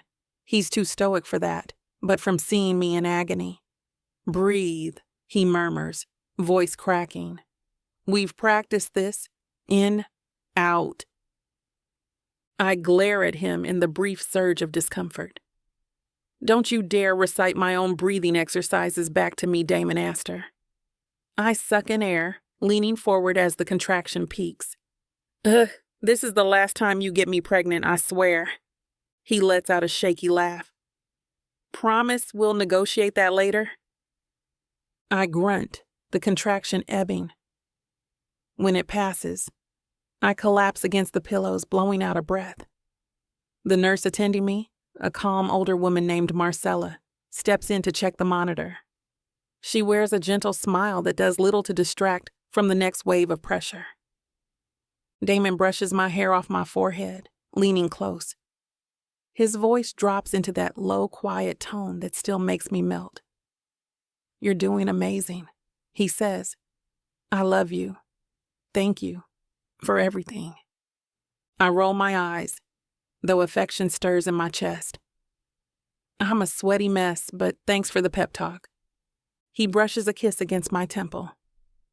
"You're beautiful, always." The sincerity in his eyes makes tears prick at mine. 3 years ago, I never imagined we'd be here. After our real wedding in Tuscany, we spent months traveling, mostly for the new nonprofit we co-founded, supporting underfunded theater troupes, young playwrights, and aspiring actors from marginalized communities. We combined my creative connections and his business savvy, building an organization that quickly gained traction across Europe and the States. I found a sense of purpose I never knew I craved, bridging artistry and philanthropy, all while returning occasionally to the stage for cameo roles. A year and a half into our marriage, we started talking children. Damon was hesitant. He knew my history, my heartbreak after losing the baby with Leo, and he wanted to be sure I was emotionally ready. But I was. And ironically, I was really ready, or so my body decided, because we got pregnant. And at our first ultrasound, the doctor announced there were 3 heartbeats. I almost fainted. Damon genuinely did. It's been an adventure ever since. Now, amidst the beep of monitors and the sterile lighting, that adventure is in a swirl of nerves and adrenaline. Marcella checks me again, nodding with professional calm. "We're close, Senora Astor. Ready to push soon?" I let out a tremulous laugh. "Oh, I'm so ready." Damon pales, pressing his forehead to mine. "I'm with you," he whispers. I exhale, bracing for the next contraction. The medical team readies themselves. A second nurse, a pediatric specialist for the triplets, and Dr. Rossi, our obstetrician, who's been guiding us through every complication that carrying 3 babies entailed. Damon shifts to stand near my side, back stiff, but eyes determined. I sense his protective streak flaring. He told me last night he's more anxious about me than the babies themselves. "Okay," Dr. Rossi says gently. "On the next contraction, I need you to push." The contraction hits like a freight train. I bear down, teeth gritted, Damon's hand clenched in mine. Pain ignites my entire lower half, but I push through it, literally. Damon's voice breaks as he says, "You've got this, Leila. I'm right here." He's so earnest it makes me want to both laugh and cry. I push, gasping, until Dr. Rossi instructs me to pause. Another wave, another push, Damon murmuring my name like a mantra. Everything feels surreal, like I'm existing in a hyper-focus of pain, love, and absolute awe that I'm about to birth 3 new humans. Suddenly, a flurry of movement from the doctor. "We have the first baby crowning." Keep going. Yes, that's it. One more push. I let out a guttural moan, channeling every drop of strength. Then the pressure lessens, replaced by a sharp relief. A small, shocked cry echoes in the air. Our first baby. I burst into tears, shoulders trembling. Damon's face contorts, half laughing, half weeping. The nurse quickly checks the baby, a little boy from the glimpses of flailing limbs, then passes him to a waiting pediatric nurse to confirm vitals. My chest floods with an intense wave of primal love. Baby boy, Dr. Rossi declares, voice bright. He's strong, healthy. Let's get him cleaned up. Then you'll meet him. I'm so overwhelmed I barely hear the words, tears streaming down my cheeks as Damon kisses my hair. But there's no time to rest. 2 more babies to go. The second wave hits, and I grip my teeth, pushing again. Damon looks at me like I'm the bravest woman in the world, tears clinging to his eyelashes. In a few shuddering moments, the second baby arrives. A girl. Her cry is shriller, and it slices right through me with fierce protective joy. By now, tears pool in Damon's eyes, too, though he tries to blink them away. One final push for baby 3. My body feels like it's on fire, but adrenaline and love drive me forward. The contraction roars. I push with everything I have, and a third cry joins the chorus. Another girl. The entire medical team bustles with excitement, carefully tending to the newborns, checking vitals, suctioning tiny airways. My mind spins. 3 babies. I can't believe I did that we did that. Exhaustion slams into me like a tidal wave. But Dr. Rossi and the nurses reassure me everything looks good. My body sags against the pillows, sweaty hair plastered to my face. I clutch Damon's hand, tears still streaking my cheeks. He kisses my knuckles repeatedly, whispering, "You're incredible. You're a goddess, Leila." I let out a wavering laugh, voice hoarse. "I might believe you once the meds kick in." Nurses bring the newborns, each swaddled in a pale green or yellow blanket. My heart nearly bursts when I see 3 tiny faces squirming and rooting for comfort. Damon's breath hitches audibly, and tears spill down his cheeks. He murmurs something about how perfect they look. I cradle them awkwardly, my arms trembling from the strain of labor. Damon reaches out to steady the blankets, carefully taking one baby while I hold the other 2. The boy has a rounder face, one girl with the dark hair stubble, the other with a tuft of auburn, a callback to my dyed ends from years ago. Damon presses his lips to the boy's forehead, tears dripping onto the newborn's blanket. "My son," he whispers. "My little man." Then he turns to the girls, eyes shining. "My precious daughters." My chest aches with so much love I can't breathe. He meets my gaze, tears still falling freely. "Leila," he chokes out. "Thank you. Thank you for giving me this. I never thought..." He breaks off, overwhelmed. "I love you so much."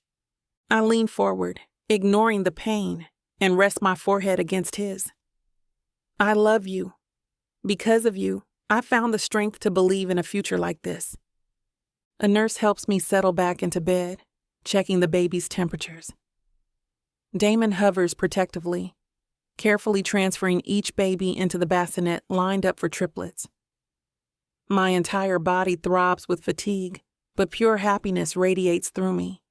I drift in and out of a haze as the medical staff finalize post-birth procedures, Damon never leaving my side. Eventually, the suite clears out, leaving us with 3 mewling babies in pastel blankets. Damon stands at the foot of my bed, gazing from me to them like he can't decide who to watch more intently. I crook a finger, beckoning him over, and he sinks onto the mattress. We share a weary, awed laugh. "We're parents," I whisper, tears pricking again. "To triplets." He nods, exhaling shakily. "We might need more than a single nanny." I snort. Zeke will volunteer for comedic babysitting shifts, no doubt. A grin tugs at his lips. They'll learn sass from day one. He brushes a strand of hair off my cheek. You realize this house will be anything but quiet? My eyes glimmer with excitement.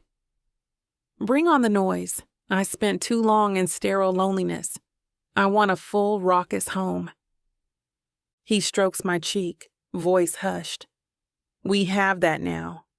We sit there in companionable silence until a gentle knock at the door makes us glance over.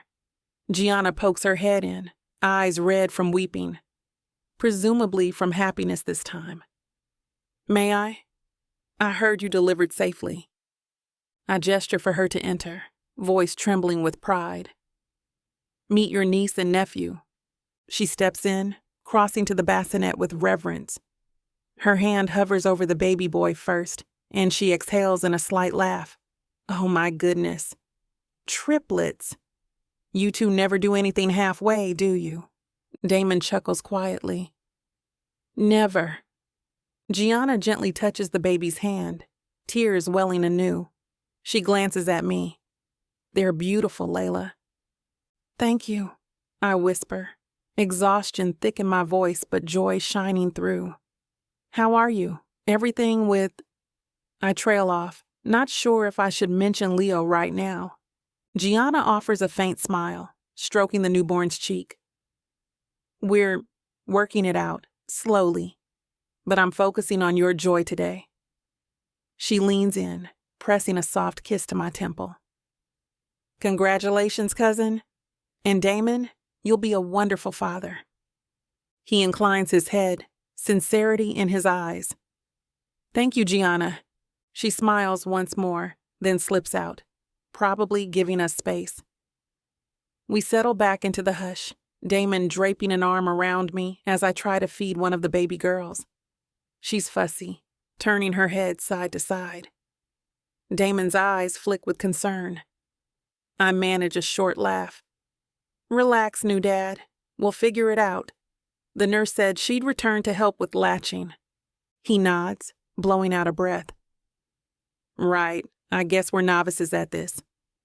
The door swings open again, this time Zeke bounding in with a massive bouquet of daisies and pink balloons. Darlings, did I miss the grand introduction? Ooh, look at them. He squeals so loudly, one baby whimpers. Oops, sorry. He creeps closer in exaggerated slow motion, peering into the bassinet. Triplets. You two are unstoppable. My heart can't handle the cuteness. I stifle a laugh, hugging the fussing baby to my chest. Zeke, keep your dramatics down. The newborns might get the wrong impression of you. He places the flowers on the bedside table, then flops into a chair, crossing his legs. As if I can be tamed. His grin is so wide it hurts my eyes. Congrats, Mama. You just leveled up in life in the biggest possible way. I exchange a fond glance with Damon. We did, I say softly, letting the weight of it settle again. I'm terrified, but also, I feel unstoppable with him by my side. Zeke extends a hand, giving Damon a playful salute. And you, big shot, you better be ready to wake for 3 a.m. feedings times 3. Damon laughs, though a hint of panic flickers behind his eyes. We'll manage. If I can build a corporate empire, I can handle diapers, right? Zeke cackles. Oh, sweet summer child. Despite his snark, the warmth in Zeke's voice soothes me. Damon glances at me, emotions swirling in his gaze. Fear, excitement, unwavering devotion. I offer him a small wry smile, letting him know we'll figure it out.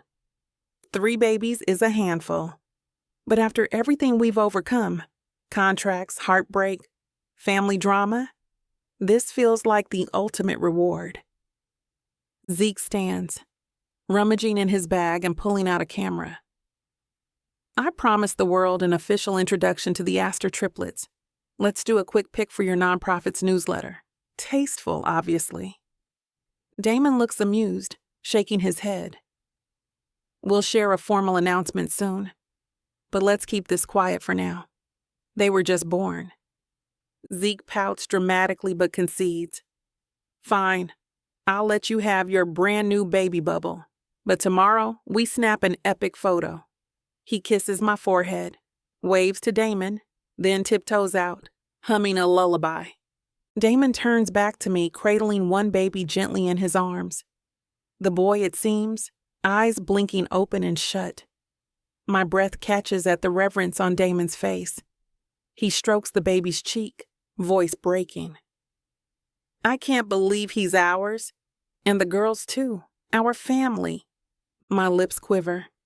They are. 3 little miracles.